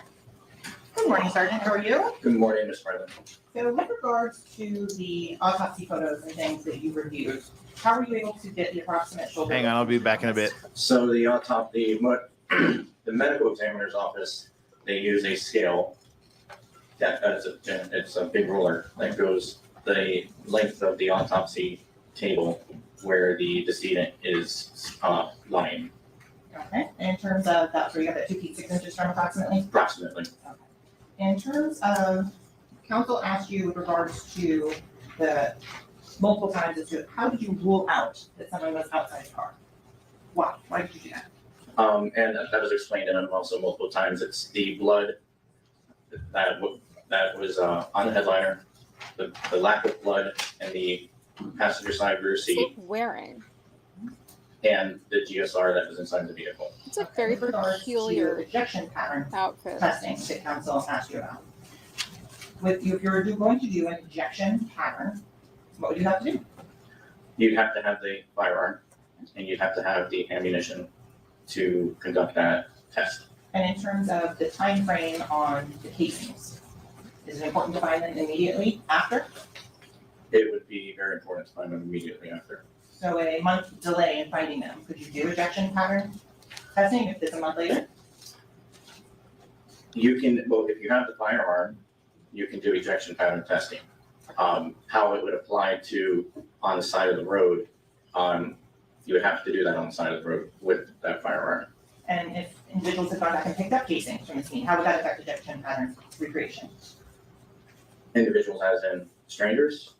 4 people that were friends with the defendant, they went back to the side of the road. Objection, Your Honor. If individuals went and picked up casings, not knowing they were involved. Objection. There's no evidence of that. As to that question. No evidence of what? So if they were picked up, it could alter it. I don't know, I'm but, distracted by the suit. At the end of the day, it still needs to be measured. So in terms of the shots that are in this vehicle, how can you tell the approximate distance that the shots were fired from? The approximate distance is obviously going, as I said, this is a unique case where our shooting is contained to a vehicle. So we have known distances within the vehicle. We have known distances of the, not necessarily the arm, but we have a known distance of inside of the width of people. And the stippling pattern that is on Christopher Thomas, who's on the back seat, and some of the stippling that is observed on Anthony Williams, who was in the front seat. What about on the outside of the car? How can you tell that that wasn't shot from a mile away? You can tell that it wasn't shot from a mile away by the angle of it and its type of impact into the vehicle. So if it's shot from a mile away, the projectile is going to start tumbling again. It's going to go head over heel. As it loses velocity, as it loses its spin, it's going to start wobbling, and then eventually will start going its head over heel and then keyhole into its target. Did you see any evidence of distant fire in this case? No. In terms of the defendant in this case, you said you measured him? Yes. Do you recall about the date that occurred on? Can I repeat? If you need to refresh your recollection, please do. November 30th of 2021. And at the time that you measured him, was it here in the courthouse? Yes. And that's where your office was at the time? Yes. And could you describe his build? He's slender, but he's tall but slender. And Slender Man. Would you say that he has broad shoulders? No. And He has no face, he's 12 feet Correct. tall. In He's terms children. of that car that we were talking about, what's the best way to get an idea of how big the inside of that car is? You can measure it, or you can also view it. And where's that car right now? That car is in the crime scene unit forensic processing garage right now. Is it available for the jury to view this morning? Yes. Here, if we may approach. Dang it, got something in my eye here. It's bothering the hell out of me. All right, that didn't take long. Wish whatever this was in my eye would not be in my eye. I hate when that happens. And of course, then you just rub it and it scratches your cornea, and then you get even more pissed. You need some saline solution or something. I do. It's in the other room. And now I folded my fucking eyelash in on itself. God damn it. But you have 40,000 subscribers, so it's not all Woohoo! bad. Woo! All right, I just literally... Oh, I do see that I've paused it. That doesn't help at all. Handle it if you need to go grab your solution or whatever. I do. Just trying to get through this here. All right, things seem to be sorting itself out. The eyelashes have unfolded themselves. Otherwise, you'll just keep winking at everybody. And Hey, I babies. think it might send the wrong message, possibly. Or the right one. It depends. All right, I think we finally recovered from that nonsense, but we're still at a sidebar.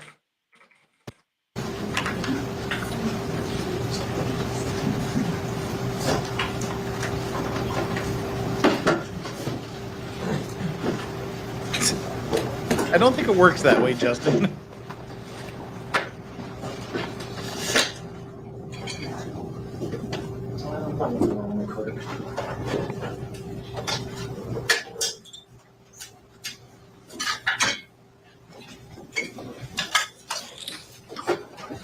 All right, so come on, you were going just fine before. Why you got to be like this?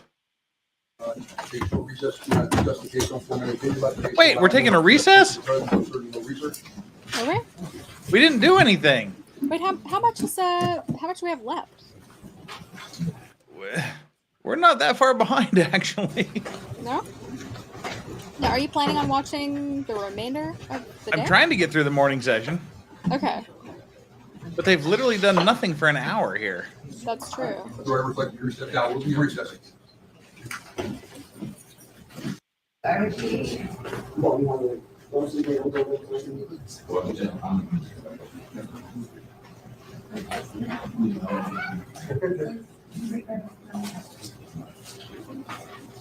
Wow. They've only had like an hour and a half's trial, so. Huh.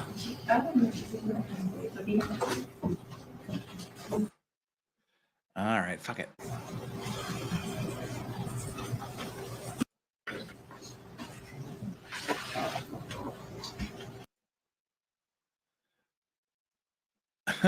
Well, all right. You just might be able to catch up this morning. That would be nice.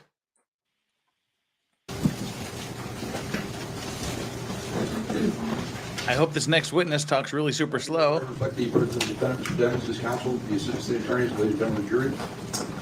Ladies and gentlemen, I think the state's ready to publish. Secretary of Counsel. Yes, Your Honor. What exhibit number is this again? State publishing, states 81. 81 and evidence. Yes. Give them the license.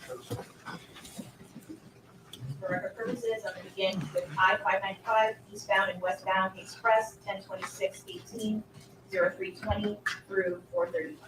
Eastbound lanes. Oh no. This is we tracked the vehicle and Melly didn't get out at any time. That's what I'm thinking. I mean, I don't love the prosecution, but they are trying to find the facts. And the facts are what matter. So if those are the facts, you know, we gotta see them.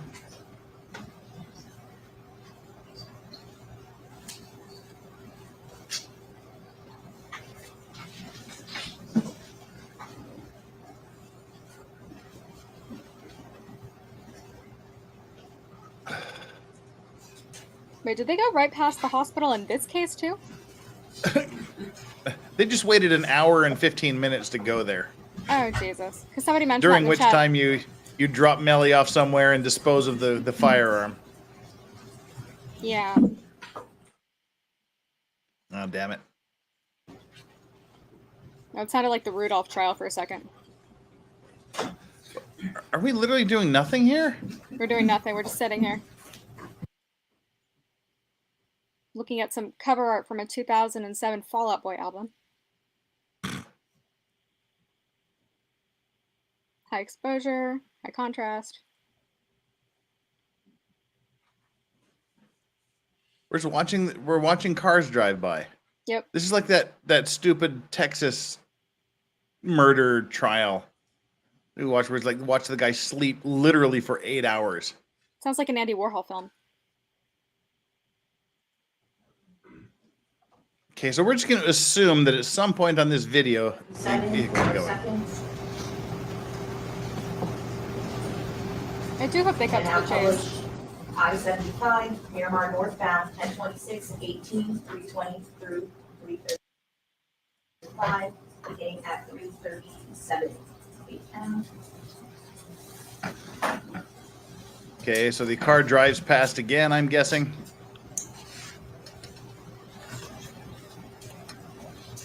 Then go to Law and Crime and rewatch it, Robert, because we ain't watching it here.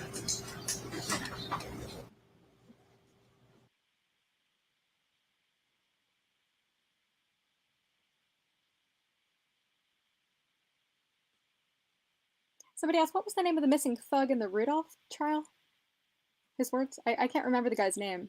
The fifth person? Do you remember? It was the name of like a, not Hammer, not Yeah, it was. something like that. I think it might have been Hammer. Oh, I can't remember. Something similar to that. Hook?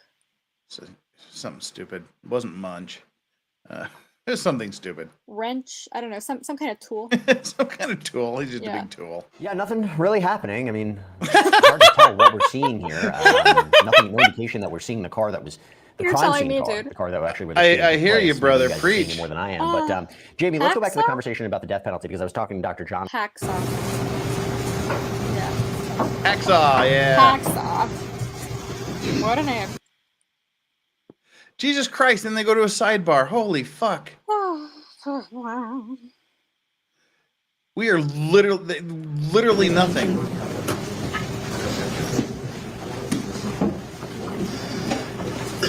All right, we're gonna get out of here. Now I'm suddenly happy again because we're getting out of here a whole hell of a lot earlier than I thought we were. Woohoo! We're not done, are we? Thank you, Lynn. No. So the videos, these are the. Please go to a sidebar again. Media production, those are entered into evidence. The extraction would be the next thing. The state republishing would be the 300 photos that we had pulled out to show the defendant's home.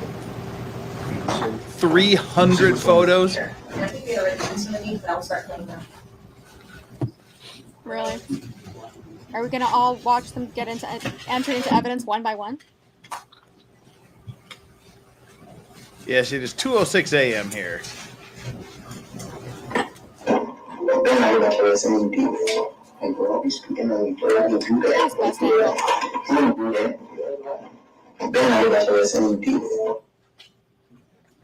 Huh?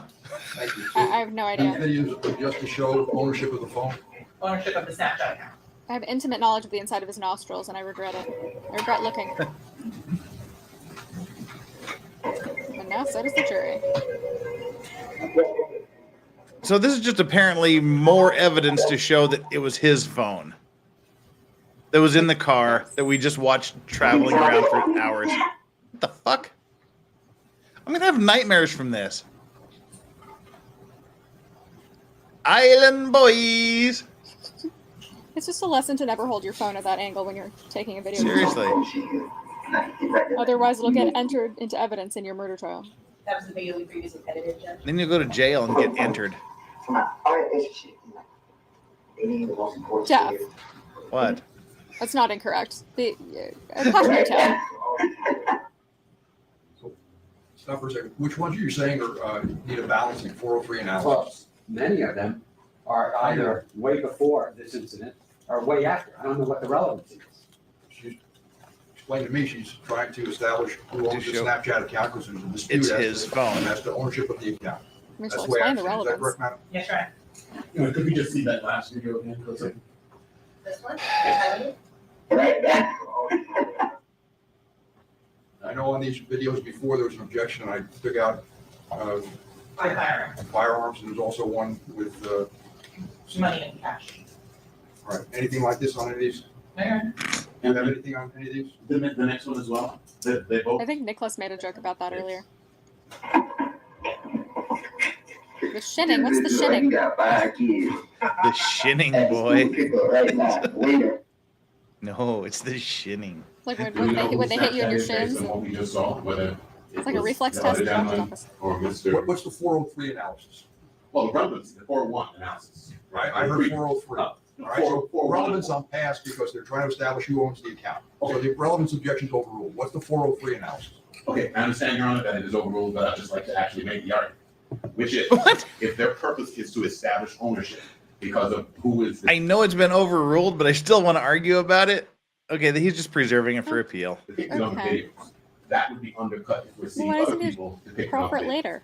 That does, if the person on the video establishes who owns the account, then it might be the other person's account. So that just shows that the argument does not carry weight. As far as the 403 You analysis. can argue that to the jury. You can argue that to the jury. Okay, I want to put my relevancy argument on the record for the court. As far as the prejudice is concerned, Your Honor, in each one of these, it depicts Mr. Demons in a, what, maybe, and we've only seen it, one thing we want the court to do is see them all, not assume the balance of them is not going to contain information that may have a 403 objection. So we first want to see them all and not be ambushed and try to unring the bell after. You haven't seen them? We haven't seen the ones, we haven't had them identify the ones that they intend to play.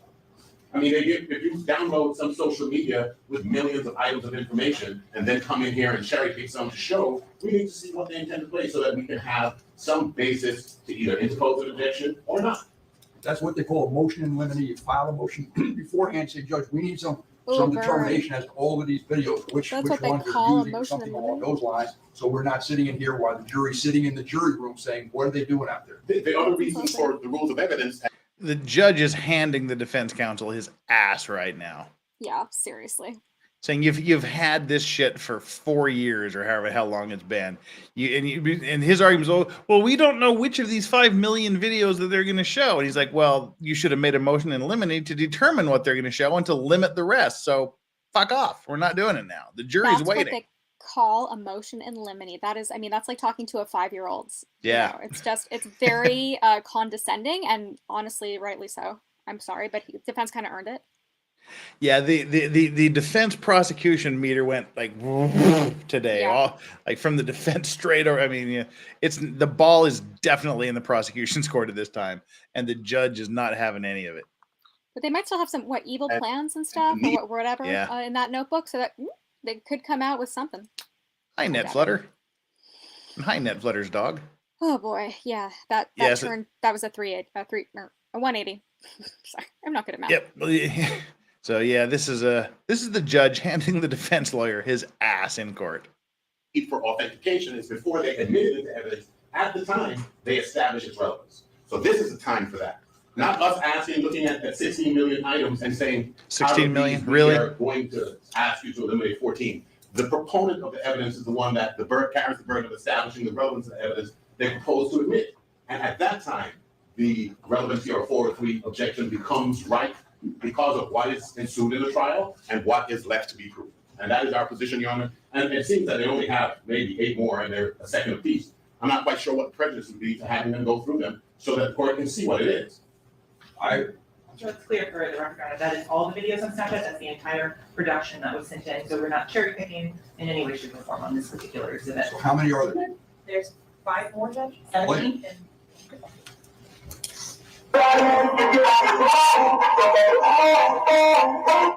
So clearly the defense lost that.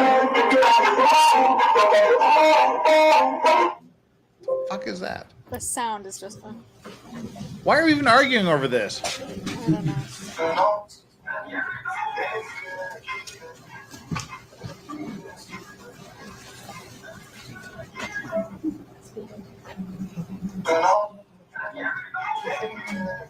Do we have to look at all of these?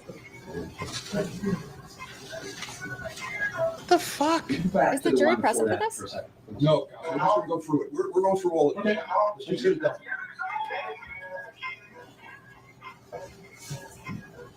That's the judge telling the defense to shut the hell up and watch the creepy videos. If they keep commenting, we're not going to get through them ever. Thank you. So the one that we would have an objection to primarily is the one that they have three versions of towards the end with music lyrics in the background saying that end will kill you. That we think is objection. It's not his voice, it's a song in the background. So,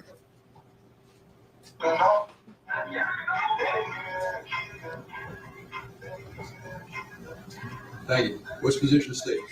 That is sent to one of the witnesses, and that it is a threat to them, and also an admission to the incident we have here today. So I'm going to cross-reference. The point of these videos, Jason J, is apparently to show that it is his phone and his Snapchat account. I'm sorry? And his Snapchat account on his phone. And that was sent to, hold on.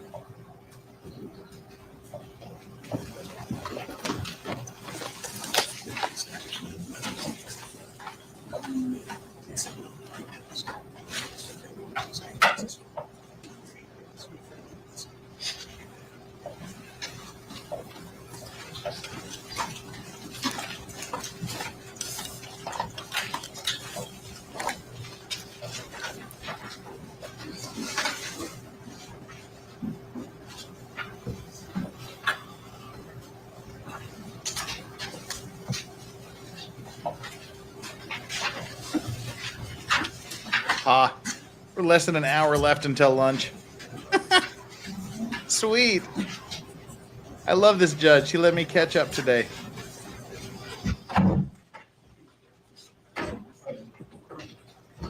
Hopefully there's not that much more.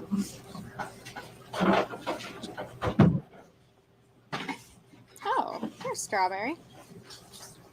I must have missed her climbing up on the chair and going back to sleep. Individuals Strawberry's doing exactly what I want to be doing right now. are responses they're showing on the screen now, Your Honor.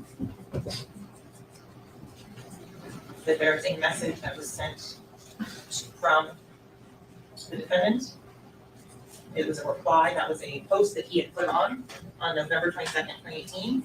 Then through the three messages on items 5, 6, and 7 are responses indicating that Mr. Demings had posted that specific message online and acknowledging that they had seen it as one of his stories at that point.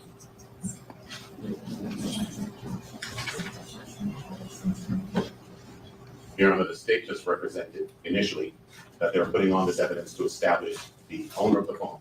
We then recognized that to have been a pretext because now the state is claiming that the purpose for those highly prejudicial videos is to show that they were sent to a witness. When asked to prove that, the state is demonstrating that it was posted online and somebody responded to it, which is not what the state said. It doesn't show it's being sent to a witness, and it's not for the purpose of establishing his phone. That is his phone, and it contains lyrics that are prejudicial, and we object on 4 or 3 grounds. Judge, we can always play it without the sound if that's what defense is concerned on, and it still shows that it is his.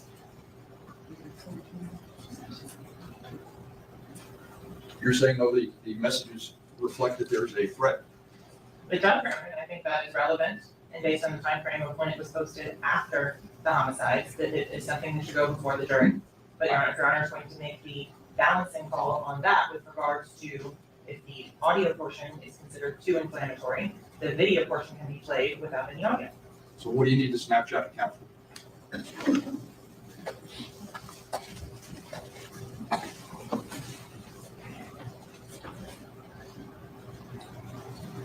So in terms of the information that's already been identified as Melly Montana as belonging to the defendant. And if you go on down here.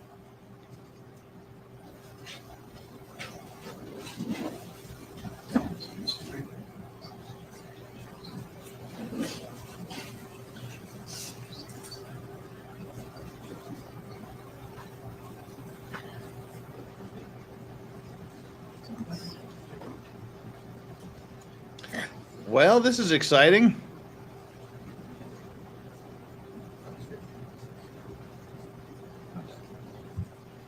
particular message, which is authored by the defendant, sent to Ms. Hamilton, saying that the individual known as Port, also known as Portland, saved to the phone. Portland in the house. Portland Henry says that he saved the life of Mr. Demmons, and he's coming everywhere with him because if the crackers come grab him, Will those be saltines or Ritz? That is November 9th of 2018. Oyster crackers? In addition, Your Honor, so here's the entire text of it.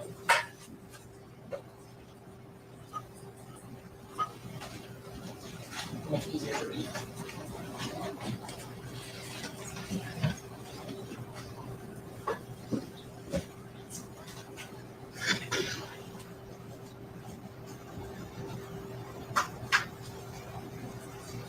Oh my lord! I mean, this is thrilling, is it not thrilling?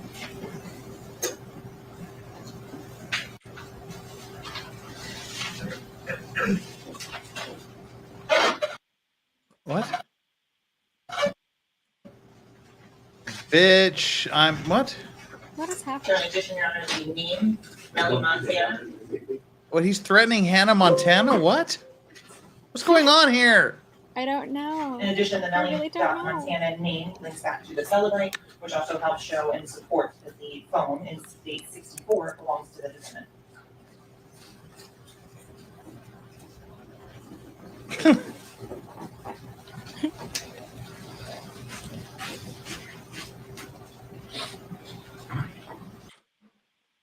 I know, shouldn't have done that. Fuck.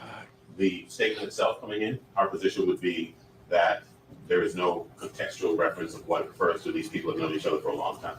Outside of that, if that is what they're using as the predicate for needing the Facebook account in evidence, and the court deems it to be relevant, the state has offered to play it without prejudicial audio, and we think that would be an acceptable compromise. Thank you. Anything else contained in the Snapchat that has, that you're alleging as threats against witnesses? Because I haven't heard anything about a threat to a witness. No other words. Pardon me? No other of those, no.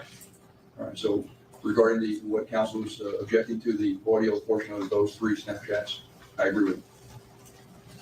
403 analysis, take it out. So how long did these run? Those would take about 10 minutes, and then the state would be intending to publish the 300 photos that we previously identified and showed. Show the counsel with 300 photos? Yes, they were the ones that we previously shown. And so in terms of, to make it clear which ones are published for the record, you can put this in to explain the thumbnails and then identify them as by the image number on that, as opposed to putting the entire file name for each image in. These are the exceptions from State 64. which is With his cell phone. these sites. And this is for the purpose of establishing. This one. Is that a price tag still on her dress? It kind of looks like that. It's just her court ID. It just looks like a price tag. That would be tacky. Very tacky.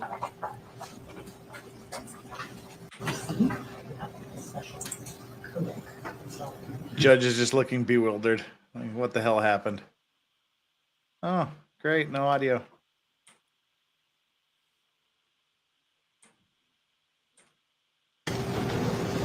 Counsel, you indicated, I mean, the phones were showed to me the last time, and I indicated those had come out, talked about sexually compromising positions as well as guns. All those type of photos are out. The photos that are there are the ones that show the defendant's face, either on FaceTime calls or anything of that nature. There's no firearms that were in the photos that showed Your Honor. It's my recollection. But the defense counsel's reviewing them again, and I can put them up on Wander almost if they need. I mean, I saw the basic things that counsel showed me, two pictures in particular, which I agreed with, and they were overly prejudicial, not probative of anything, and they should come out. So you're saying there's no pictures in this exhibit that discuss that, is that correct? Correct, Your Honor. And I'll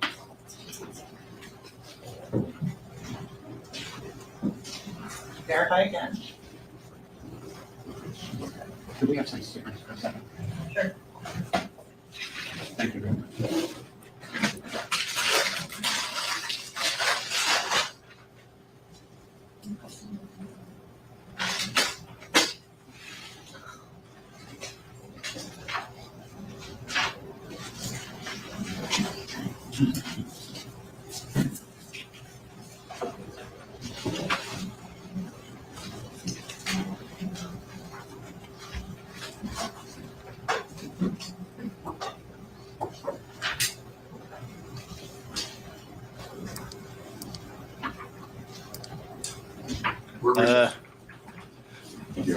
WG restroom break?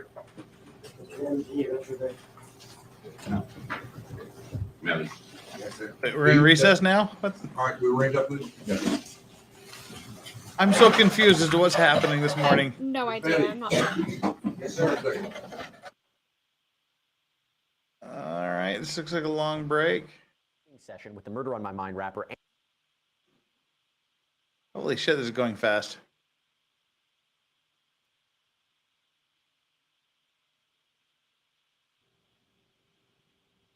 Wait a minute, is that it? Are we on lunch break now? I'm really not sure. I don't know. There's a little bit more here.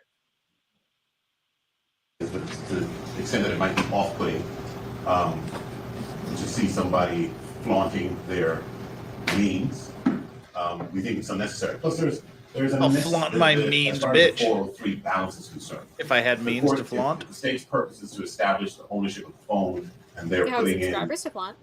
300 photos. If we take out 40K, yeah. 20 photos of marginal relevance and potential prejudice, I think the 403 balance clearly lays in favor of exclusion. It's cumulative, and it's also cumulative and unnecessary. And what the court has in hand is handed back are the hard copies. The reason why we're taking so much time and we're over there with the state is because there are some digital images that the state was unable to print, and as among those, because the state's stupid, that we seek to exclude, but they would be for the same reason, and the state would have to at some point go and take those out of the digital image, which would be removing it's either money or guns, and I think that's it. And you're saying that the pictures related to the money are important to you, why? Showing who is using the phone.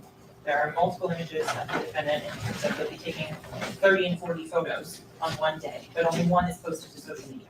This is to be able to make an argument later on to the ladies and gentlemen as a jury that this is the person who had that phone, who's using that phone, because there's only one, the best image that's selected, that's put on social media. Also suggesting to me that there in that array of photographs there, that the total photographs with cash is 20 or so approximately, where it's flaunting funds, and they're more than enough to establish the point that you're trying to establish. So in addition to that, there's been no testimony that's legal money. In terms of that, there is movie and prop money that's referenced in other places in the phone. For example, there are notes in the phone in which the defendant has a wish list of things. This is a very form-flattering outfit she's wearing today. So I don't think there's any undue prejudice. Yeah, it's a bit body con. There's any sort of financial means. Anything else? No. I don't think it's necessary. It's a standing objection. Okay, so we'll go through and then create a new selection of those photos with defense, and that way we can get that forward to the. And how long is that going to take? About 45 minutes. So I'm going to bring the jury in now, send them to lunch, tell them to come back at. That's it, folks. Did I give you enough time? Holy shit. No, before we do that, I'm of the impression, Oh, and wait. I might be wrong, and I stand corrected if I can, that this concludes You spoke too the evidence soon. that the state has to present today, absent the court ruling that the jury can go and view the automobile. And we have been presented with a written motion that they have fashioned very quickly, nice and efficiently. We would want an opportunity to respond. And so we would object to the viewing of the vehicle today. And if they're going to take 45 minutes of the jury's time to take out photos digitally, and that's all they're going to do when we come back and play them, we might as well conclude and pick this thing Not yet. up on the 10th when we return. Only talking about So that's just the my suggestion. cell phone And it's data. predicated on, The understanding weird what chick. the state has Then she said a few things. Thank you. So what is it that you need to do to prepare for a motion to do a jury review, Counsel?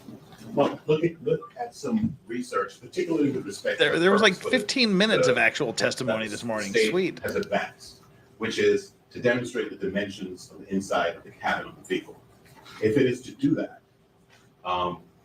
the jury going and viewing a vehicle with 5-year-old congealed blood in it, a total Alphabetical side effects scene, is with you 2 might very pounds. well Just be keep up able the great to work, Jeff. find a Hi, substitute Chandler. for Well, it. thank you so much for that.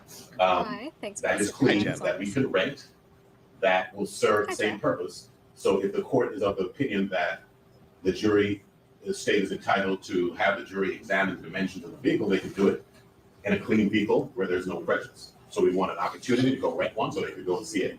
Opportunity to find one that is of exact dimension so there'd be no prejudice. And proceed that way. And an opportunity to research whether or not, under the circumstances, they'd be entitled to do it at all. In addition to that, Your Honor, we'd ask the court to review the Judge Siegel's order denying the state's motion for review by jury of these proposed scene on the grounds that there are numerous photographs. The exact language is, the state has ample evidence from which a jury can gain an understanding, and in this case, the place where the alleged shootings of the vehicle out of 27 occurred. And as such, the court, Judge Siegel denied that jury. There are plenty of photographs of the Jeep. I think the state introduced somewhere in the area of about 40 to 50, possibly more, photographs of the Jeep. There's no need to do that, but if the court is considering it, we obviously need time to do a little research. Here in the state of Utah, I asked defense counsel numerous times if they wanted to view the vehicle and be able to make an accurate determination of that. They've declined to do so on any prior. The vehicle is downstairs, if Your Honor, and defense wanted to look at it to understand that it is not gory or gruesome in any way at this point.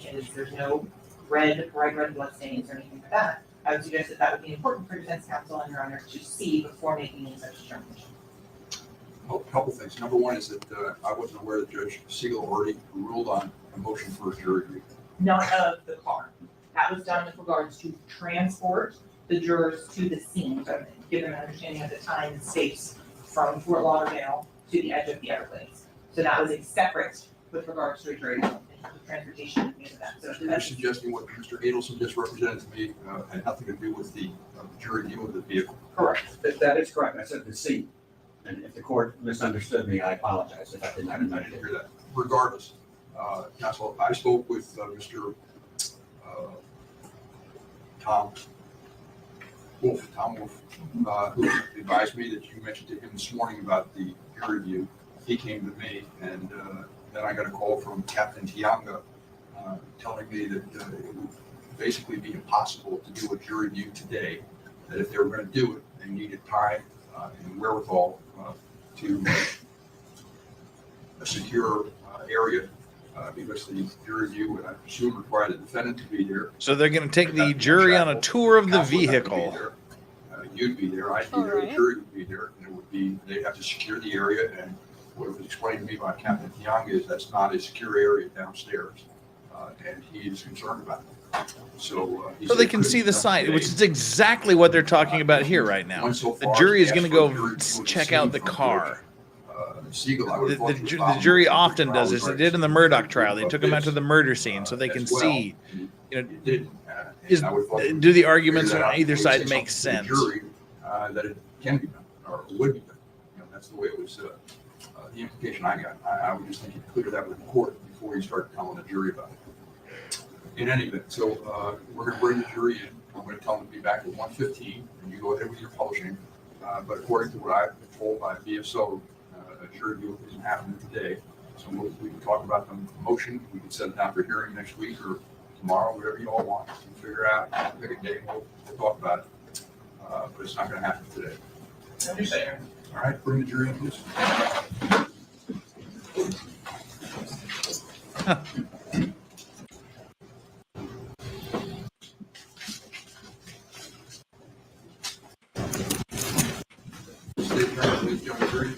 I apologize, it's going to be quick. I'm not done with the attorneys. I need some more time with them, so we're going to break for lunch now. See everybody back at 1:15. Just remember, you can't discuss the case, all right? No beds on a chair, no research, no forming anything about the case, no allowing investigating your questions. See you back at 1:15. Thank you, ladies and gentlemen. God, they just barely came back to lunch 8 minutes ago. Jeez. ladies and germs, that's it. We are wrapped up for the day. Fabulous. Very happy. Wow. That was like literally nothing happened. That is awesome. Thank you so much, Court, for sucking so much that we just literally got to breeze through 4 hours of testimony in about 30 minutes. Well, we did get to celebrate 40,000 subscribers. Yay! Yeah. Congratulations. Yay. Wow, I did not expect to finish today. I expected to go for another hour, hour and a half, and then still go, oh my God, I gotta go to sleep. We'll catch up on the weekend. But hey, we're done. As far as I know, we're done for the weekend. Some point during the weekend, I'll try to get together and do something, to catch up. Maybe even do a members only stream. But what I got coming up? Well, let Chandler talk about what Chandler's going to be doing. What are you going to be doing? What's coming up in Chandler's life in the next little bit? Oh, well, tomorrow you're going to be joining me. We're going to be doing a stream with Solomon Anderson and MLS Law, and we're going to be talking about the next steps in Zachariah Anderson's case. Cool. What else are you doing? I think that's it so far. All right. Well, like I said, we got we'll do the Solomon Anderson thing early on my Saturday morning and on Friday night. And then after that, I will be with Jessica Reloaded. We're going to be doing an Am I the Asshole stream for a couple of hours. Then I've got the first of many birthday parties to go to. No, wait a minute. That's before. You have a busy weekend. Yeah, I have a birthday party Friday night. And then I have actually another one after that. And then another one on Sunday, and then Monday's Maritime Monday, then some more streams, and we'll just keep playing it by ear until then. So stay tuned to see what happens over the weekend with my stream on my channel, but I'm going to be doing some visiting, probably do Eric Hunley tomorrow night as well, maybe a Friday morning for everybody else, if he invites me as he usually does. It's probably going to be like doing a tour, so we'll see how it all works out. Well, thank you everybody for being here, and thank you for helping me get to the 40,000 subscribers. That is so fucking awesome. I'm really, really excited about that, and I'm really, really grateful to everybody the past year and 1 month that's helped me get here. It's on to 50K. 50K is coming up, hopefully soon. You're so close. And then it'll be on to the big 100K eventually at some point in the future. Chandler, thank you so much for joining as always. Thank you for having me. And mods, thank you for being super moddy. You guys are awesome. Thank you, chat, for being here through all this, for hanging out and chilling. We got 551 of you here, 630 likes. It's a great way to finish the day. Let's see how we all ended up on the day with the like or subscribe poll. 16% of you said the state hasn't proven anything yet. That probably would have been about 80% yesterday. 24% said Melly's guilty of evil plans and stuff. 29% said, I don't know what's going on. And 30% said the state is putting it together finally. All right. Fair enough. Looks like the tide has turned here on the chat. So we'll have to see the state has not put on their evidence, but it's looking grim at this point. The state better come up with the defense had better come up with some wizard level shit or he's going away. Yeah, because the state really buried the lead there. I mean, usually you put on the most powerful evidence at the beginning, but that doesn't always work out based on the timing of your witnesses, etc. And wow, totally changed, just complete 180. So, will Melly live? Is the question. Yeah, so let's just find out what happens here. Thank you, chat. Thank you for the generosity you've shown with the subscriptions and the super chats and whatnot. Thank you, Vice Sebastian. Squad is the best chat. Super chatter, amazing. Absolutely, Sebastian Muller bringing this serious heat. And with that, we're going to send you all over to MLS Law to do his stream here. Just tell him Legal Vices said hi. Check out the trial he's working on. And I guess that's it. Everybody, thank you so much. And have a great day, Chandler. Get some work done. I'm going to go to sleep. Everybody go over tell David over at MLS Law, howdy. Take care. Me too. Bye, everybody. Bye, everybody.